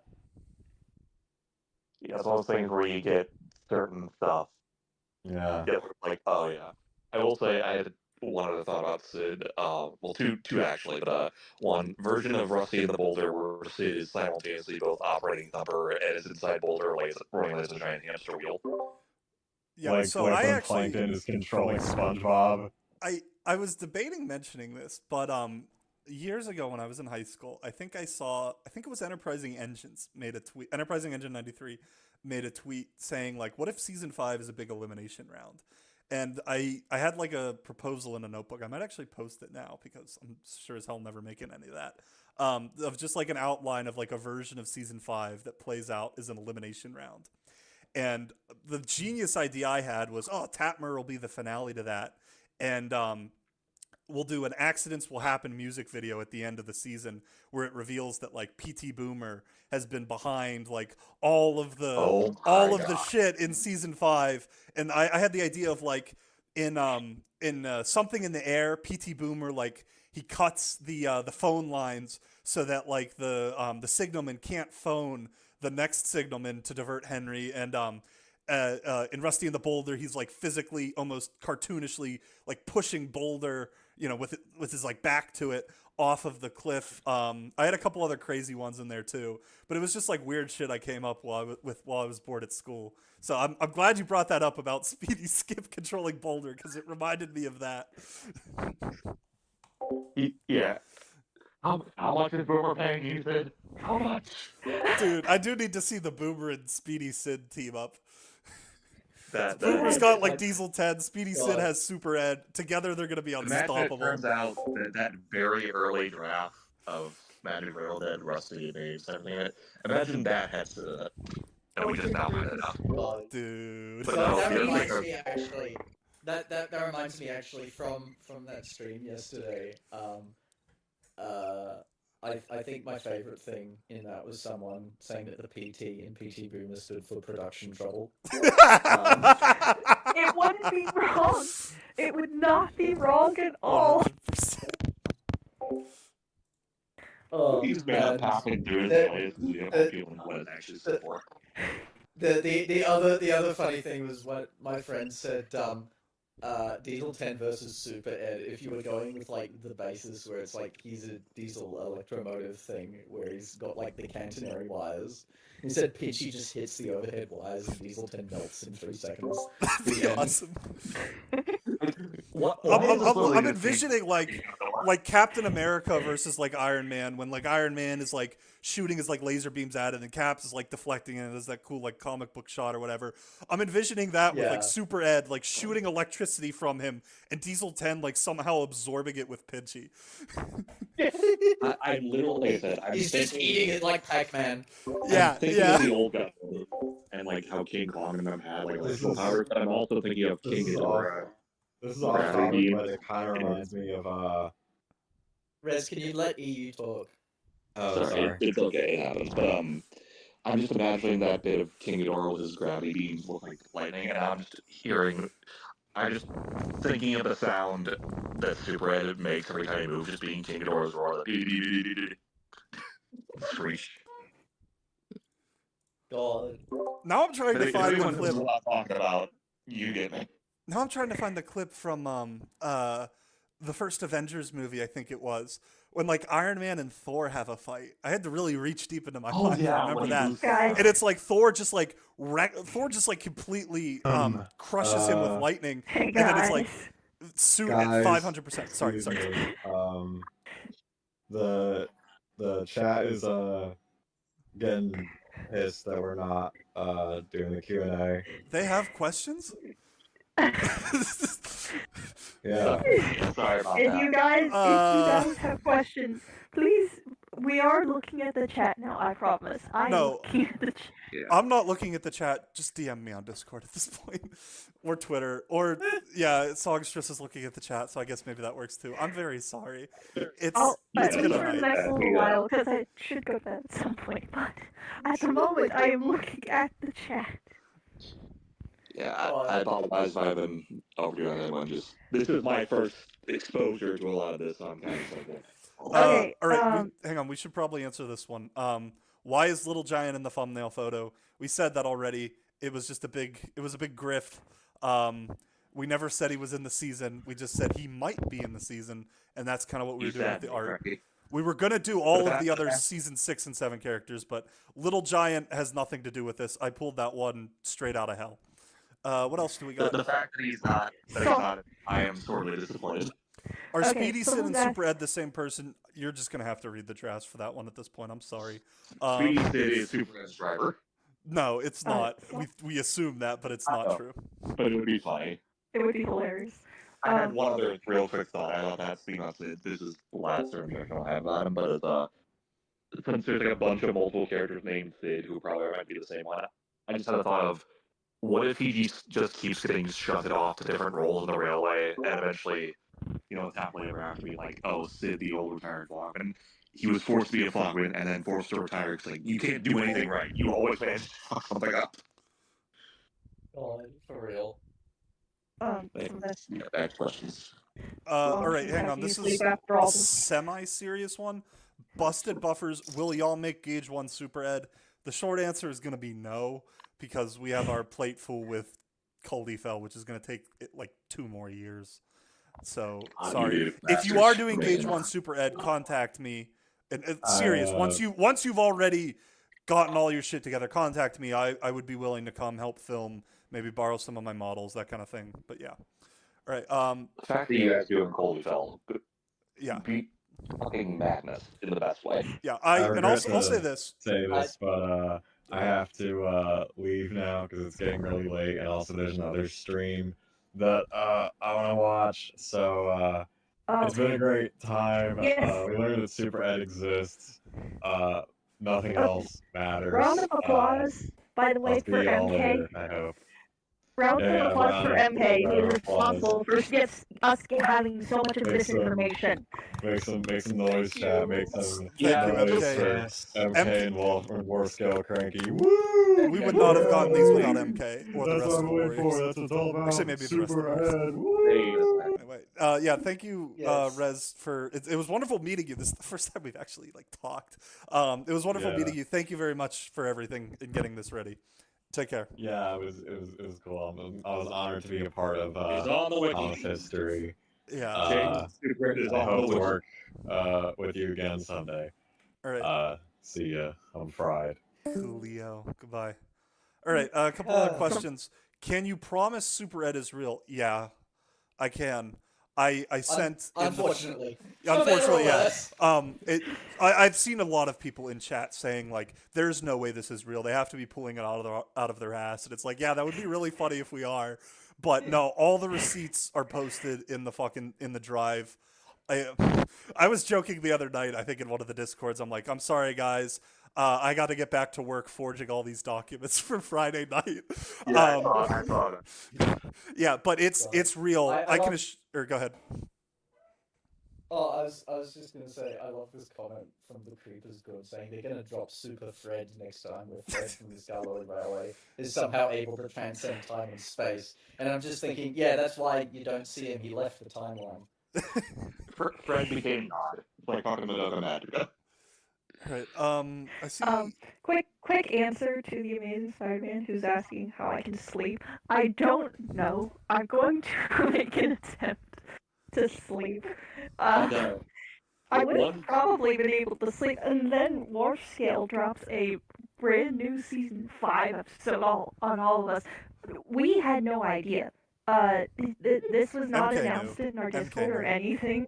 Yeah. Well, MK, Yeah. of course. Salty knew actually And- too, but he's gone because he had to make the art. No, I knew. I kept the Salty name very in Super the Ed. dark. I kept Salty very in the dark too. I think I just told him, "Hey, there's a new character." I don't even think I told him it's a new episode. But when you get to the end and he hasn't showed up yet, he must have known I was either. That would have been a great thing to do, like commission him to make 10 pieces of art, of which 3 of them were false. So that he would struggle. Like the thing where they send Oh. like Marvel actors like fake scripts. But I wasn't even One's organized to do got it that. Ashley Ed, one's got Donald Douglas in it, one has her handle in it, and then one's Super Ed. Yeah. Anyway, this is a. No, like, I'm- for the record, like, I... oh, no, Okay. go on. No, go ahead. I was gonna Oh, answer more questions. Oh, sorry, the stream delay's fucking with me, sorry. I was just gonna say, like, for the record, like, I knew the name Super Ed, and that's about it, because, like, I didn't want to spoil myself on the documents either, so it's like, I found out about this shit at the exact same time as the rest of you, and I was just like, the dawning horror of, like, David Mitten doing, like, a fucking superhero origin story. I had 2 thoughts real quick, being like, Oh, people hang are on. in Hang disbelief on. there.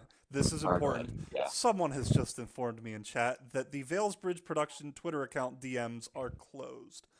I am very sorry about that. Oh. I will fix that immediately. In the meantime, I guess just at me, and hopefully we didn't lose too many people who would have been willing to narrate.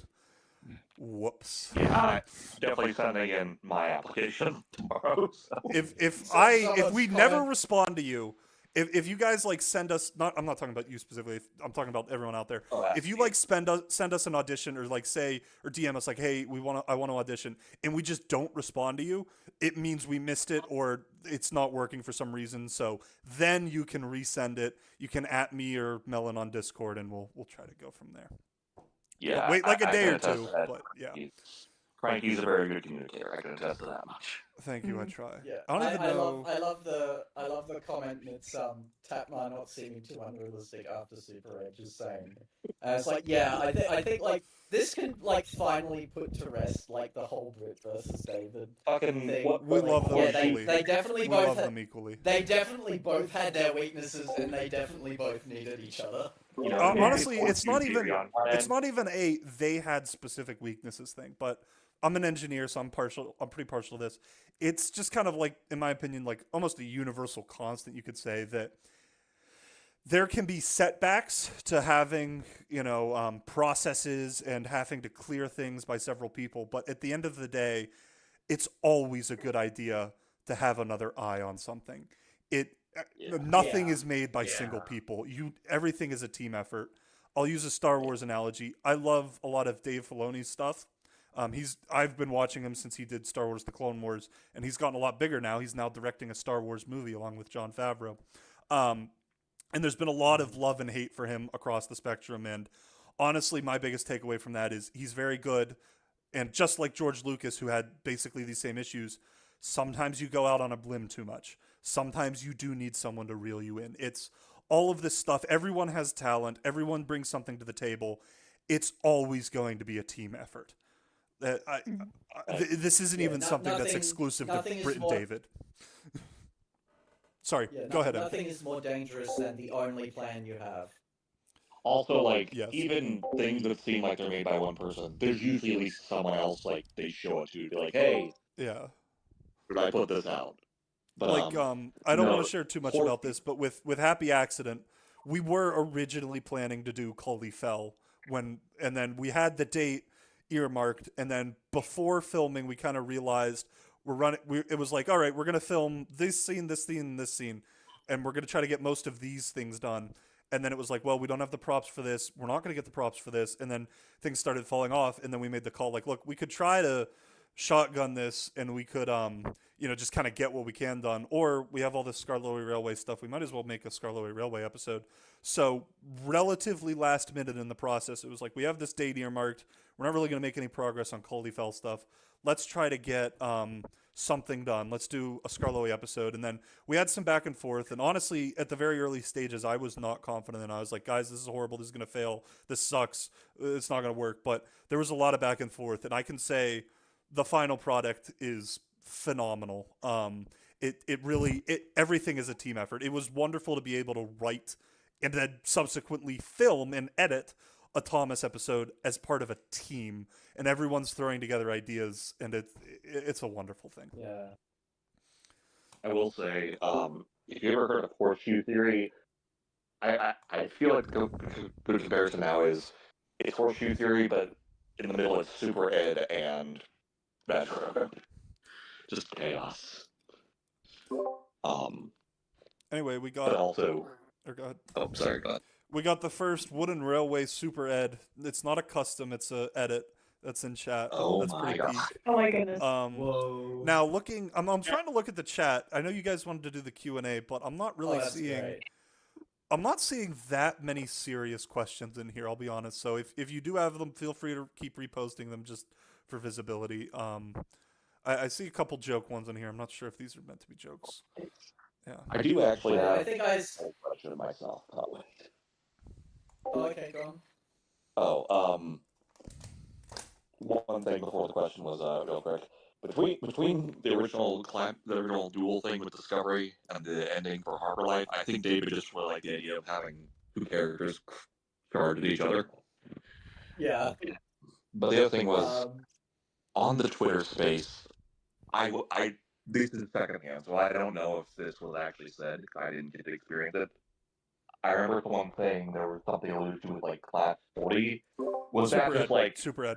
I said I did not. I said I would not confirm or deny Class 40's appearance, but if you're the kind of person who enjoys Class 40, I think there's something you're going to enjoy, and I was talking about Super Ed. That makes more sense. Okay, 'cause I never got, like, the actual hearing of it, and that makes a lot more sense.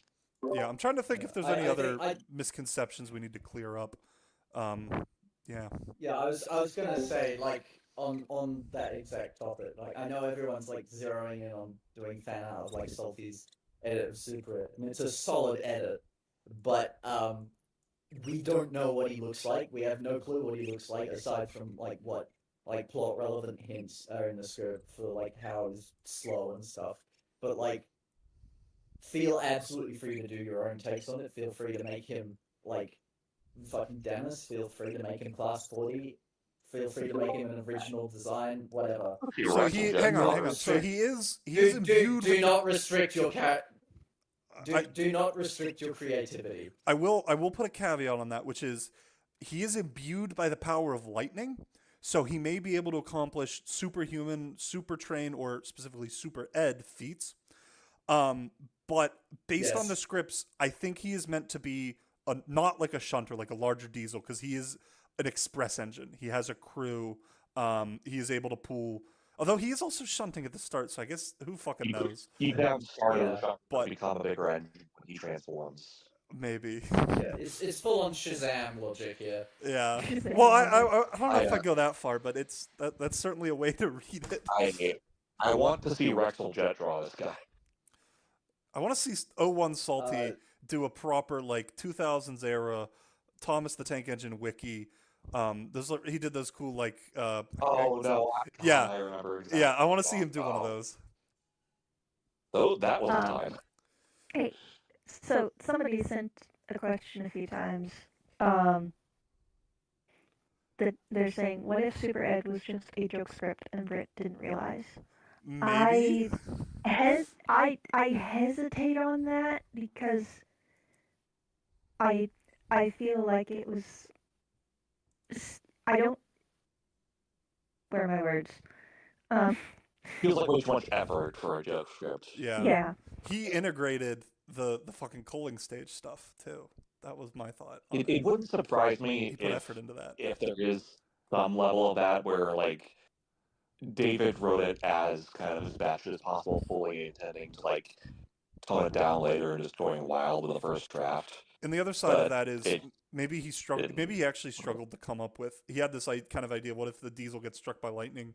And then he really struggled to flesh it out. So he just kind of put something on paper in the hopes that Britt or someone else would hear that. And then it's not something you could remotely film and release, but that's the idea he had, and someone else might be able to help him develop that further. Because that's a good thing to do, by the way. That happens all the time. Is it's like, look, this is not something that could be a final product, but here's what I have.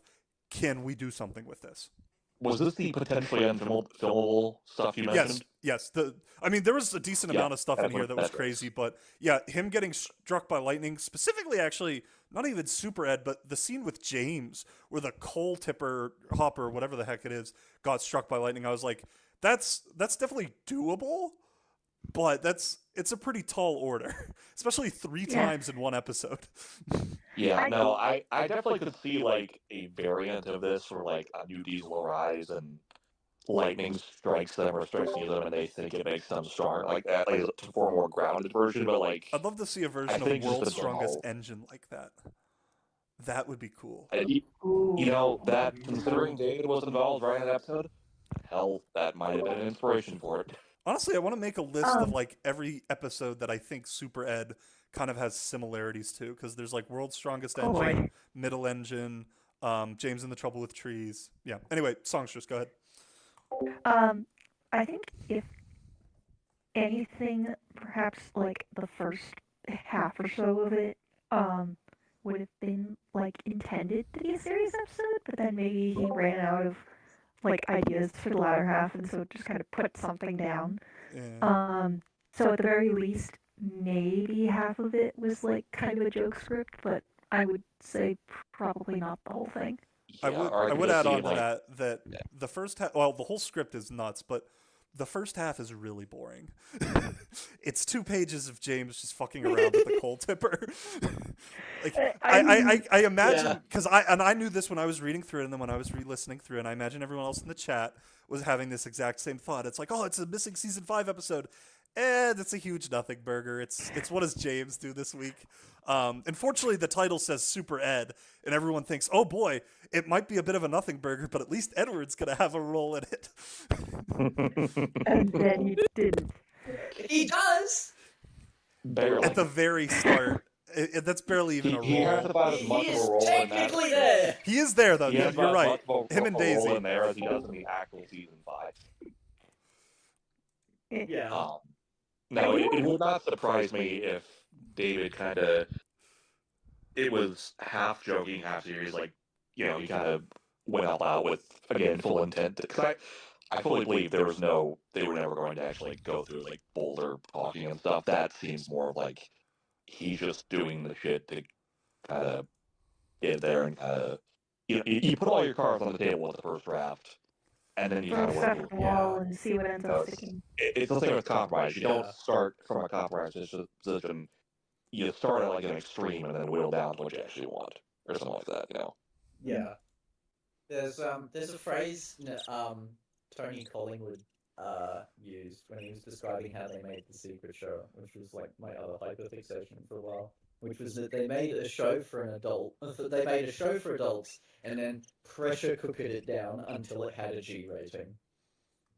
Honestly, a lot of times it's like that. Gravity Falls is, I feel like, what you're describing. Look at you, Sunshine Original Draft. There's a lot of shows that are kind of like that. Yeah. No, that fully tracks. And yeah, especially because, if David's, if there actually was like well over like 24 scripts, if like even if not like 48, but like more than the 26 or so, there comes to a point where like you just kind of got to go a little nuts and then see what you can make work from it. Now, I kind of want to go off track a little bit and say something about. I mentioned this earlier, but I kind of want to go into it a little bit more. The fact that we see so much interaction with kind of what a lot of people call the strike trio, Gordon, James, and Henry, and especially Gordon and Henry, I feel like we see them interact a ton in these drafts. Especially... I think they interact more in this than like the rest of the entire show. Exactly. At least the rest of the classic series. Definitely. I was happy when I was putting the images up on the stream that we were able to do, like, oh, let's get this image of Gordon and James because it's a Gordon and James bromance, or let's get an actual image of Gordon finally putting Henry down a little bit. All that stuff was great. It's like we don't get, because you're right, we really don't get to see that much. I tell you what, the funniest line in like the whole script was Gordon just looking at Henry and going, "If you say nothing, we will be friends forever." That was funny, yeah. It's so out of character, but it's so funny. It's in character. It's in character. He's embarrassed right there. He's like, we need this to blow over. Henry, we need this to blow over. This little James cannot know about this going odds. Yeah, it feels like the best of like the banter from like the books or like Tugs of the Brenner. It feels right at home. Yeah.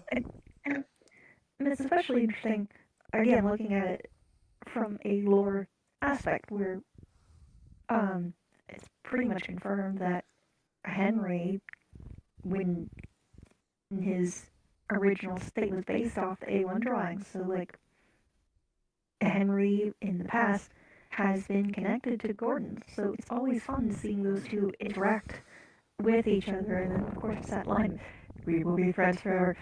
Yes, Gordon. Is that I'm thinking about here. Henry has a bit more of a presence here than it feels like he does in the final season. That's a good point. Yeah. And he's sick in the final and season. He's got a runny nose. as well as like the next two like seasons. You know, he doesn't really do much for after season 5 of the classic series. You know, he has one episode in season 7, and that's it, really. Anyway, so it definitely feels like sorry, David maybe wanted to utilize him more at some point, but he was like one of the main 3 for a while, marketing wise. Yeah. So we have a couple questions. I want to get these out of the way. Speedy Sid's Private Wagon asks, explain the water tanker reference. Go read Snow. The water tankers show up in Snow. We have another one in chat. Was this Shivim Camille? Was the new branch line in Stepney Gets Lost ever explained? I wouldn't really say explained, but I'm fairly certain it appeared in Fire Engines, and it may have been referenced in other places. So yeah, there's that. I think that's most of them. So what was the whole? Oh, another ask about the water tanker. Go reread the start of Snow. The engines during the snow, they have to take water tankers. I think this is a real thing too. They have to take water tankers to remote villages that do not have a water supply because it is frozen over. For example, you know, the lakes are frozen over, the water mills are frozen over, all that stuff. So the engines have to actually transport liquid water for them to drink and, you know, do the other stuff you need water for. What else we got? If Old Slow Coach is trans, are they male to female or female to male? Male to female, because in the scripts they're a dude, and in the final they are a girl. Is the Caulifell story an adaptation or original story? It's an adaptation. We're doing all 4 episodes. We're probably not doing any more. At least we don't have them on the docket because 4 is already a lot. But yeah, we're doing the four stories from the books in the TV series style. I actually have a question on that. Well, I'm going to finish this one first. Yeah, overall, we're remaining more faithful to the books than the TV series did on average. I think we can announce that we're not changing the engine's colors. They're all going to be purple. That's obviously exactly what I was meant. yeah, there's details that are going to be different, but it's meant to be a more faithful adaptation of the Caulifell stuff than typically the TV series was of the Railway series. And then there's kind of the add-on to that, which is our mentality of it was the Caulifell stories are some of the best. So we're really looking at it from the perspective of we want to make a really good adaptation of these books that have kind of been overlooked. And secondly, we're going to make something that sits in the TV series really well. So yeah, hopefully that answers your question. Wait, lightning strikes 3 times in James and Super Ed. It's a 3 strikes formula episode, 100%. The script didn't even explain Henry's route on something in the air. Yeah, feel my pain. Wait a second. When you said there was some episode, I think didn't one of the documents say something about how there being sort of a hit era formula episode? Yeah, was saw this this in the rumors was the big one. Although I think it happens in another one, where was Super Ed also kind of there? Was that also Was being what thought also when there? referring to that? Or was Super Ed also being like considered when you were thinking of that, or was No, it wasn't. that? Well, I don't even think I knew Yeah, that so- lightning struck 3 times in that. Because for a while I couldn't read the end of the last page of Super Ed, at least most of it. So I knew that like James had his accident at the cold tipper. The first page was super legible. I read straight through it. I knew he had to, or the first 2 pages actually. He had his accident at the cold tipper. The next bit was a bit harder, but I saw the stuff where Ed gets struck by lightning. So I knew that, but I didn't even see how he got defeated. All I saw was like smoke and like Gordon and James taking him away. I didn't even see him get struck by lightning. I just hear defeated, and I'm just thinking of like beating a Super All right, what else we got? Nitrogen era Super Ed would unironically be fire. Yeah, still going 8 hours, gang. I think 8 hours is a good place to stop it. We'll finish these questions and we'll probably have a couple parting thoughts, and then we should probably get to bed. It's almost 2 a.m. my time. Yeah. Oh God, yeah. Super Ed There's versus exploded Doom 10. Thumper fan art. Please do. I do want to note C Junior's Magic says, I presume about the taking water tankers, that is a real railway practice, and it is done in obvious emergencies. Yes, he also adds that it's not common, which, yeah, that makes sense. It's not really efficient to transport water.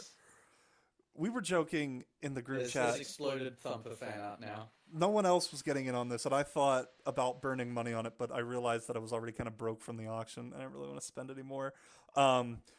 Can we do insider trading on the Wooden Railway and Trackmaster, and I think Hornby or like whatever the other one is, Bachman, insider trading on the water tankers? Buy them up now before tonight when they're going to go, or well, no, before like a week ago when I posted the tweet, before they're going to go up in value. Because they weren't expensive, but they also weren't common because no one really wanted them, I'm guessing. And I imagine that's going to be one of the things I look at tomorrow is I'm going to see if the water tankers have shot up in price. Yeah. I actually have my own question because I've been involved with this, but I missed the first part of the stream. A lot of it actually, but dude, you missed a lot. Do you know Yeah, about like Sid? Do you know who Speedy Sid is? No, I know. Okay. I kept checking while I'm sitting here like babysitting. Do you my know youngest, that like something Duke crazy. is Rusty in Duncan Gets Spooked? Yep, I got all that. We glossed the over that, by the question- way. That like the most obvious Duke clue was hiding in plain sight. As soon as I read that in Duncan Gets Spooked, I immediately thought of the episode. And I'm like, yeah, why the fuck is Rusty the one telling the ghost story? I don't think I've the main ever seen anyone mention that. I always just assumed Does that it was Rusty their like pre-existing relationship. I guess. Maybe. What was that, MK? Does Rusty actually have any roles in the series outside of Rusty and the Boulder? Because I think Duke literally replaces all their No, appearances. he was in so I'm trying to remember in Duncan Gets Spooked, he still helps Peter Sam. He's probably present at the sheds. It says all the engines are there. He just doesn't say anything. He's just but- not gonna- Yeah, he helps. She. Or fuck. I gotta get used to that. Yeah, Rusty. She is in Duncan Gets Spooked. She's still Peter Sam's break fan, as in the final episode. She just is not the one to tell the Yeah. story. And then she also did show up in Snow because obviously Duke took her role. But Rusty story. was Yeah. she she I think was one of the engines that was said to be helping like rescue Skarloey. So she's still there. She didn't disappear. Just her like narrator roles were kind of reduced. Yeah, It is she's also not interesting to see narrating that 2 episodes anymore. it is also interesting to see that David seemingly like has settled on Rusty as female when it seems like where it was more more wanted Rusty to be like gender neutral. Someone suggested that wasn't even Brit. That was just them worried about going against Audrey, which was also kind of fair. That's entirely possible. We're probably never gonna know that one either. But who Yeah, knows? the question- Unless we get one a question document that talks about that specifically, because I'm Yeah, sure there well, was we one. get, Now I we need transcribe like conversations. now I need to go back and look up the Rusty lore in the Railway series because I swear that Rusty had kind of ambiguous gender in the Railway series too. No, Now I mean, gotta go look at it. Rusty is He's referred to explicitly as- referred to as a dude in the Railway In- series. Yeah, in the Railway series, he's referred to like almost always by name, like usually just out of convenience for the sentence structure, but like he is referred to solidly as a he, like once or twice. Which the show replaced with the little Diesel for Yeah. Yeah. But, I mean, hey, gender fluid Rusty. I fuck with it. Yeah. But the thing I was asking, Oh, yeah. if this was addressed earlier, since you said we didn't know like Maidment's involvement timeline, was there any sort of the 5 episodes that were not part of the script, like Surprise for Percy, Gordon the Gremlin, James Trouble Trees, Double Teething Troubles? Was there any like hint to those in these early scripts, or do you think those might have been developed later? I would say you know everything I know, but you did say you missed some of the stream. Yes, The I short did answer some is of it. no. There is nothing, and based on what we know about the timelines and what is in these scripts, again, my assumption is this predates Maidment's actual involvement. There's no dates on the scripts themselves other than 1997. And we know that Maidment would have been brought in sometime around, I think, March or April of that year, as per Angus's letter to Britt and David about him. So there is another letter from Angus around that time where he mentions that Britt and David are hard at work working on the stories. So that actually is a bit of a open and shut right there, that they would have started working on the stories. And like we've said several times, these drafts solely credit David Mitton, which leads us to believe this was very early in the process. So it is our working understanding that they may have taken something from the Maidment letter from 1996, but these scripts likely predate Maidment's involvement. And then the other side of that is, before I knew that, when I was first looking through the lot, and I started reading James and Super Ed, and I had no idea about Super Ed himself. I basically just read, I didn't even read the second page, I just skimmed the first page because there was, I needed to see what was in the binder. And I was going quick because the auction was coming up. I skimmed through it, and my immediate thought was, this sounds a lot like James and the Trouble with Trees. So while we were going through the rest of the episodes, that was at the back of my mind, is James and the Trouble with Trees going to show up? I wonder if this so-called canceled episode actually just became James and the Trouble with Trees. And now that I've actually read it, we all know that is very clearly not the case. Yeah, I mean, maybe James having a starring role came from that, but... Oh, yeah, I did think about that, too. I think this is really James's only starring role this season. Super Ed and... Yeah, and then they gave him Make Someone Happy later on. Oh, yeah, that too. Even then, that's... I wouldn't call that a starring role. I mean... first of all, it's Mrs. Kylie, the starring role. Second of all, it's enough of the final cut's enough of a butcher that no one's really the main character of it. Yeah, I mean, it's still a bigger role than he has in the finale because he actually shows up at the end. Oh, yeah. But, yeah. Basically, my understanding of what you're saying is it's possible they were worked on before Maidment involved, or was like involved directly. It's possible they weren't. We just don't know. And some of this is personal opinion because a couple guys in the group chat are counter to this. We don't have any definitive evidence, but we have a lot of circumstantial evidence that suggests that these scripts predate Maidment's involvement.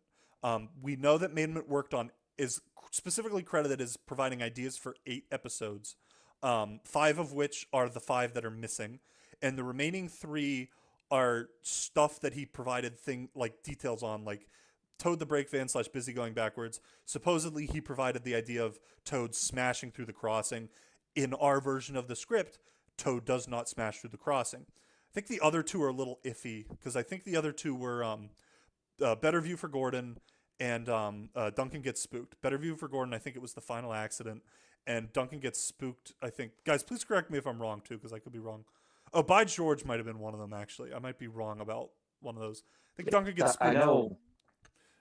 Sorry, go ahead. Yeah, someone else who knows more about this can check, but our working understanding is that the episodes that David Maidment provided the basis for, like the really central plot ideas, are all completely missing, and the ones where he would have been more tertiarily involved look different. The stuff that he provided is what's missing, and the rest of it is relatively similar to the final. So basically of the 8, 3 of them were part of this original draft for certain. But the other 5 might have been, might not have, but they definitely, if they were, they got heavy retooling once Maidment came on. Now, I would not be surprised if one of those missing 5 episodes is, a very different version of Double Teething Troubles, where it's like, let's do a Bill and Ben episode, and then it covers some of the same story beats, and then Maidment came in and actually had the idea of, oh, here's how you make this work.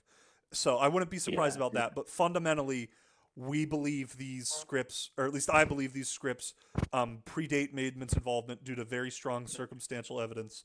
And thus those 5 episodes wouldn't be the 5 we got. Yeah, or quite frankly, let's say I'm all wrong. Let's say Maidment was involved in this process. If the other, 22 scripts or anything to go off of, it doesn't really matter if Maidment was already involved because those episodes are still going to be starkly different to the final ones. Maybe that's where Donald and Douglas are. Maybe Donald and Douglas are in Double Teething Troubles. Maybe it's about them. Forget Bill and Ben. Double Trees was Donald and Douglas. Yeah, right. Actually, no, that would be great. Yeah, Donald Douglas and the Trouble with Trees. That would go hard. I do know Boss specifically was based off something that occurred while Maidment was Station Master. Yes. So that one I'm fairly certain.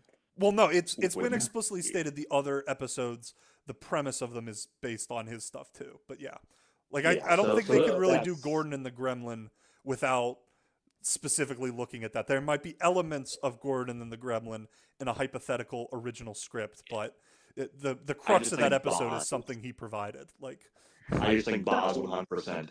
That came from Maidman's experience. That's not from there. Anyway, Follow-up Songstress, what did you want to say? Follow-up question. So, these missing season 5 scripts, theoretically, we cannot say for certain that these would be scripts from these missing 5 episodes. For all we know, these missing 5 scripts are also completely scrapped new episodes. That's my working assumption. Yes. Like I Yeah, said, it could be like the original version of Double Teething Troubles, where the plot line's different, but they had the same idea, where it's like, hey, let's do a Bill and Ben episode. But it is my working assumption that the missing 5 scripts, and like I said, 27 is a weird number to end on. It's possible that they scrapped Super Ed or one of the other ones early enough that David sent over like one replacement episode. But statistically, I think I said, there's 27 scripts that we know exist, 5 of which are missing. If you do a little math, that comes out to about a 10% chance statistically that there is a 28th episode script. Obviously, it would be a nicer number to end on. And there should be, and then on top of that, there's the fact that they may have just stopped at 26 and then sent over one more either as a backup or after Super Ed or one of the other ones had been scrapped. But yeah, Plus, it's also worth noting that when they we do have photographic evidence of them doing replacement scripts with Daisy and Perspective, and those both list an X next to they specify. Oh, that's interesting. These are replacements. I didn't know that. That's very Yeah, interesting. it's 17X and whatever. So that's very so I was like, oh. Yeah. The The chances that we're actually going to get our hands on those missing scripts is very low because, again, our other working assumption is there were probably like 2 copies of these made, and we have one. The other one might be with SIF, but it's probably destroyed. So yeah. But who knows? It's always worth looking. A bunch of people told me that this lot wasn't worth it. If you think about it, if you think about it, right? So there would be the originals that David had. There would be the ones that he faxed to Britt that we have. There might have been another copy that he faxed to Maidment. And that is a good point. What I know of what Mitten had, Joan quote unquote either threw out or passed on to who, we don't know, but I'm assuming Ryan, considering he boasted about it in private, but if David's copy survives, it would be with Sif. Joan wouldn't have it because she said she got rid of everything. It's likely it doesn't survive, in which case Sif doesn't have anything, so rare Sif exoneration moment. And if I remember correctly, SIF was always more interested in that Tom was just kind of secondary, so if Joan did have stuff she was willing to give that was from Thomas, SIF probably would have jumped on that like that. Yeah. What was I about to say? Oh yeah. What if Super ED stood for enthusiastic David, because that's what it made him to write it. See, my first thought was electric diesel when I was hearing that script. My first thought was Edward. I thought it was Edward. I thought it was going to be like James the Second Best, which is actually a pretty good hit era episode, all things considered. And it's like Edward helps James, and then posters of Edward get put up over the island based on like the tiny crumbs I was able to read on the original. What season was that episode from again? I don't know. I don't watch the hit era. I know it existed in the hit era. I watched it when I was like 5. Hit era I'm just trying to think, because if it was one of if it was a season 8 episode, it might have been one of the ones that was still up with the show. Here's a good meme by Korn. Thank you, Korn. What is this? This is Topham placing the snow machine order. This is already a discrepancy I've seen pop up. Boko has a snowplow. He does not have a snow machine. But yeah, Gordon, what is it? Gordon, Henry, and James, they all have snow machines. 2, 3. Oh yeah. Henry and James with their snow machines. I was gonna say, does the script specify if they're rotary snow machines? It specifies something. I think it says they have giant. I don't know if it's. Would somebody's asking if we could get a recap of most of the cool stuff? No.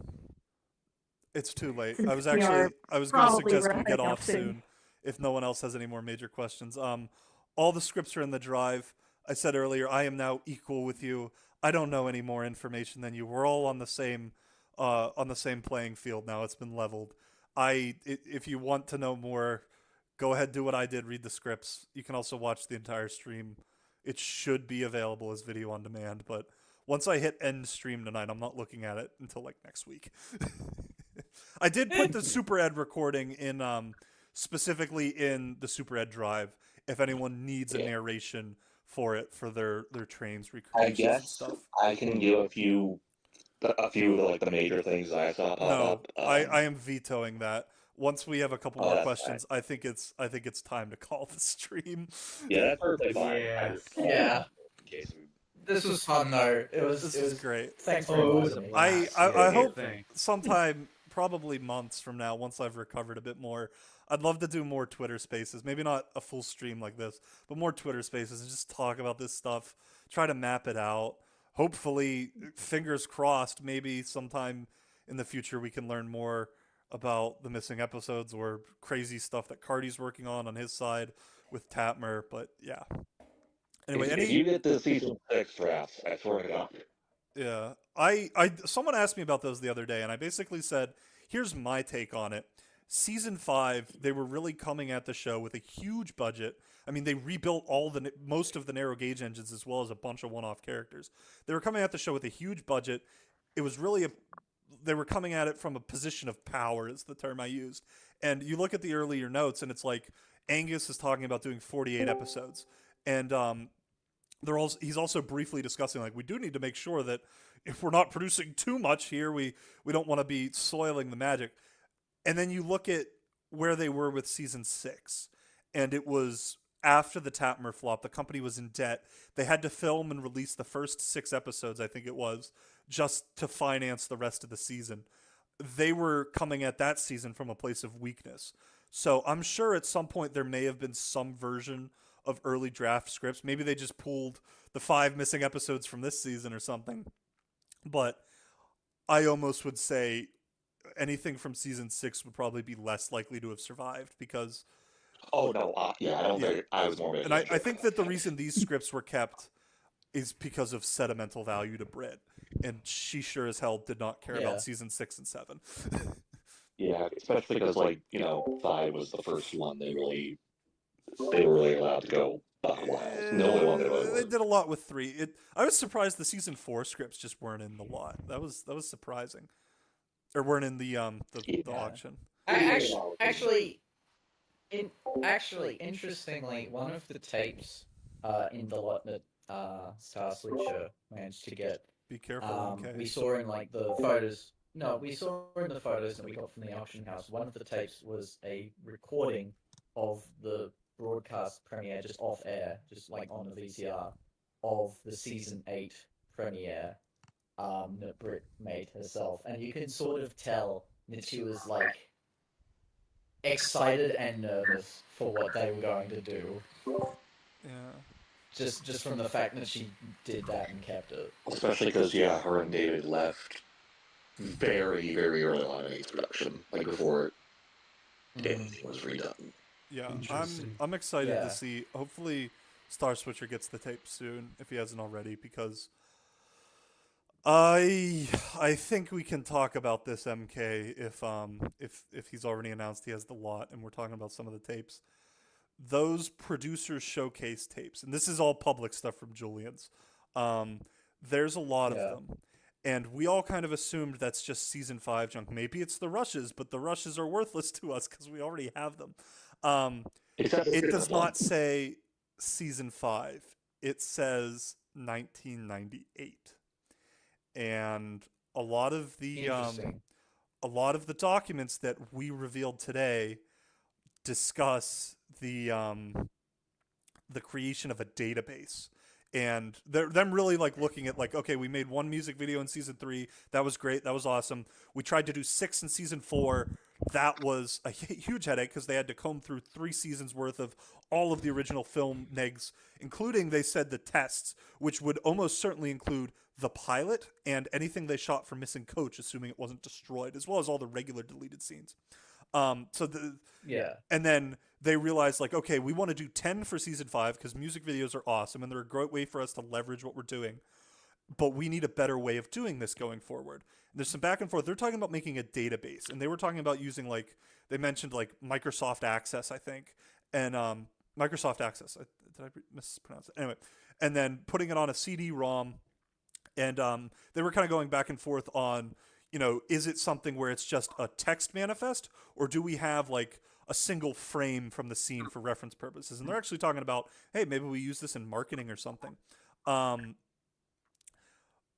So I'm guessing that's not specifically what those producers' showcases are, but the fact that we now know season 5 was the year they were developing a database of all the original stuff does make me wonder if maybe that producer's showcase was the transfers of the, I guess you could call them high value reels, the scenes they want to use in preparation for the music videos, which is speculation, and hopefully everyone knows the answer soon.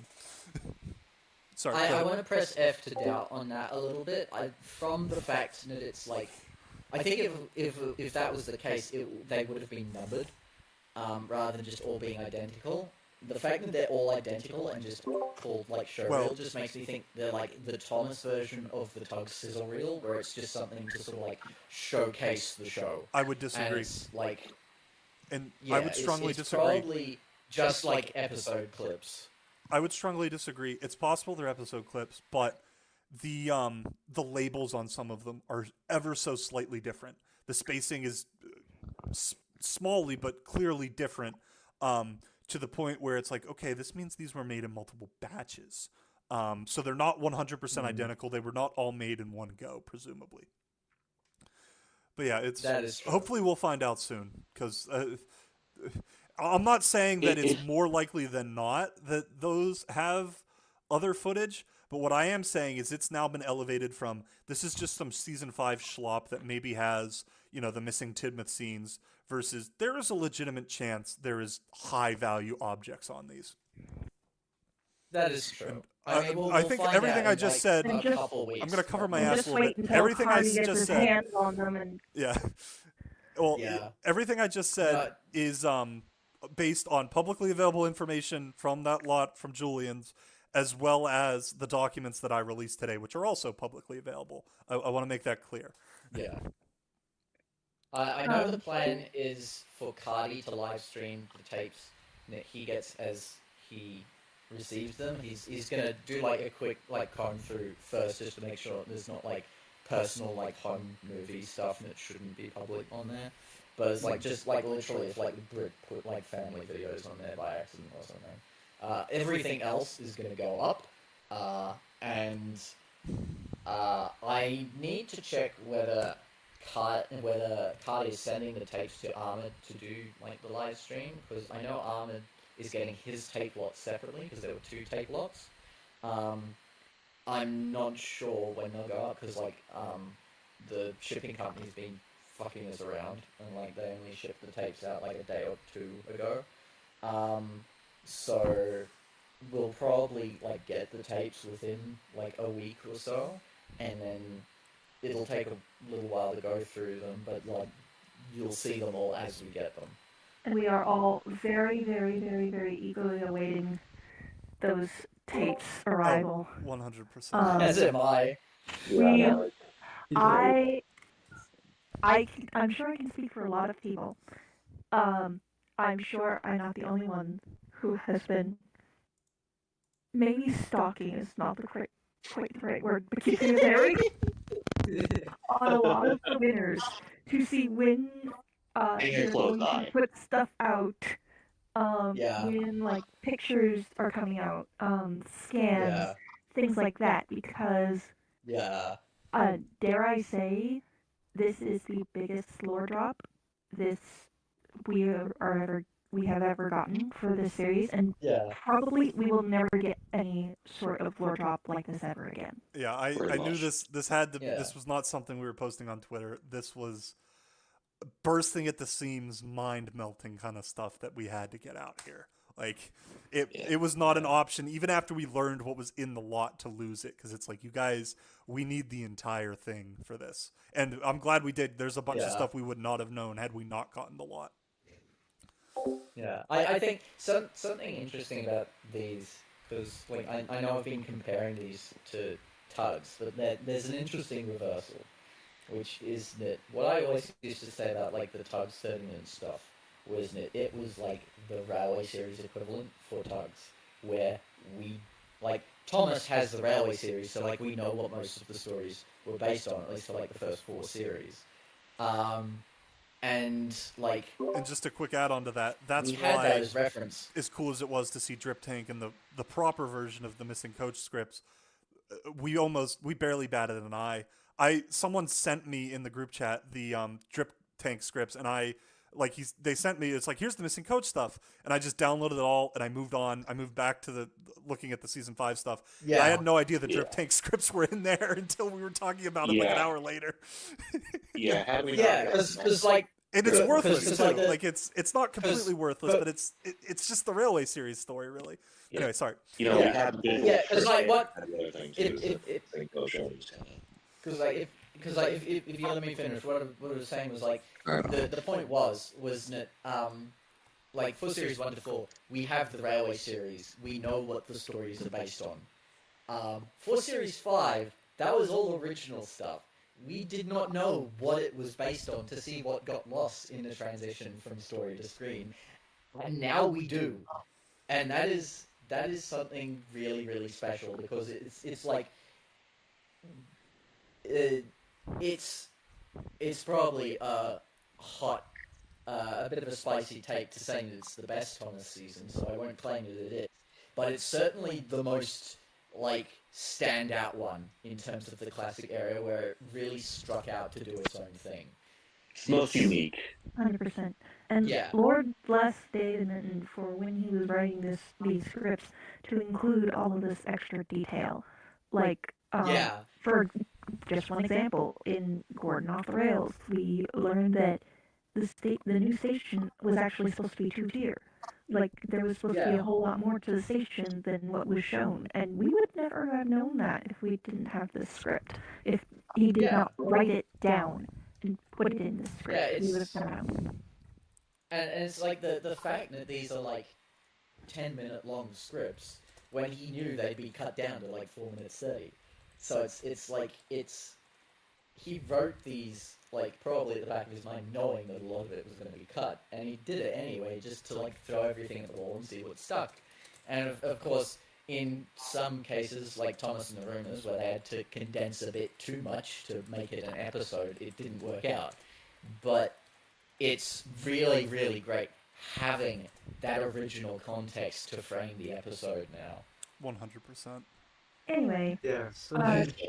it is like after 2 a.m. So I on the actually East Coast. I had a good So, idea to shall call it off. Someone finally has made this was what is this, Jacob Ginty? Did I get that right? Yeah, Jacob Ginty in the TSI server has made the first proper Super Ed poster. I'm posting it on my Twitter right now. Get ahead with Super Ed. I think that's where we're gonna call it, boys and girls. Shall we? Also, should we the maybe- Goat Train in the chat. Just wanted to say the Goat Train in the chat has been saying that before the stream ends, they made the world's first wooden railway Super Ed costume. Please DM me a picture of so it via good on Twitter, you. and I will repost tomorrow. Yeah. All right. I think it's so yeah, it's what were time you to gonna say, hard cut this Strongsters? off. Yeah. I'm coughing. That's not good. All right. Thank you all for first of all for sticking out. Everyone out there on YouTube Space, as well as everyone here in the Discord. This was fun, and I said this the other day, but I realized the magnitude of what I was about to reveal, or what I was revealing tonight, and I hope you guys were enjoyed it as much as I did. It was a hell of a ride. Thank you. Absolutely. Thank you. All Yes, right. thank you. I consider myself very lucky to be a part of it. And thank you for having me. Just thank you for doing everything that you've been doing for the last all weeks. You're welcome. I'm glad it's over. I'm very glad it's over. Indeed. Like Sisyphus, except now you can finally put down the boulder. Yeah. Yeah. All right. And this So one it's like, will yeah. Good night, boys and Like girls. just thanks everyone for being here and for everyone who's tuned into the stream and especially stuck out to like listen to 4 hours. It's been 8 of hours. just It's been podcasting 8.5 hours. Yeah, I know, but like in the aftermath of it. Yeah. And And I will already say, seemed like a podcast. and I will say, I do apologize for the This- technical difficulties. I'm very well aware of how shoddy and thrown together this was. You guys need to understand this was a question of It worked. necessity. It worked Yeah. though. We for the got- most it part. worked. We It were worked. 20 minutes late. It We worked. probably, I think we actually lost people from that, but yeah. But yeah. So yeah, this was entirely for the fandom to enjoy, and I'm so glad. I'm not shaming anyone all this like game to be a Cardi part of it. or MK who are recouping funds and stuff from the auction, but I have money. I'm not struggling, and I'm not doing any of this for money or for clout. Really, the only value I'm getting out of this beyond just sharing it with the fandom and wanting to see all the Super Ed fan art is a little bit of promo for Vales Bridge Productions, which I'm also not making money off of. Yeah. So yeah. Oh yeah, and, Yeah. and thank you also for all of the wonderful people who have done Speedy Sid and Super Ed fan art already. Yes. Yeah. This fandom is far too talented. There, like I said, we're No, gravitating too much towards Super Ed now. We got to get Speedy Sid back in the game. That's your Yeah, I mission want- for the I next want 24 more hours. Speedy Sid. We need I'll Speedy Sid and Smash Brothers. I need the fanfic of Speedy Sid crashing all the engines. So someone hit up Blue Snowplow and tell him to just rewrite Oh yeah. his whole thing so it's like it's Super Ed. Because like he did a great job like connecting all the different Series 5 episodes together. Now he Oh, just yeah. needs to swap out Super Ed. I don't have the capacity to do this right now, but when I have 5 minutes to myself, I'm gonna think about his series and figure out like, can I compare and contrast, see like what he got right, what he got wrong with all of the unified plot lines. Well, he got Thumper dying. Yeah, no, that was a good one. Anyway, it's So we had Thumb dying, we've but been loitering on sorry. for a bit now. Unless anyone else has anything important, I think it's time. Goodbye, everyone. We're hard cutting this off because we could keep going for hours, to be honest. We could. So good night, literally everyone. keep going for Goodbye, hours, and I and will see we're you all tired. soon. I bid you farewell. Bye. Bye. Bye. Praise be to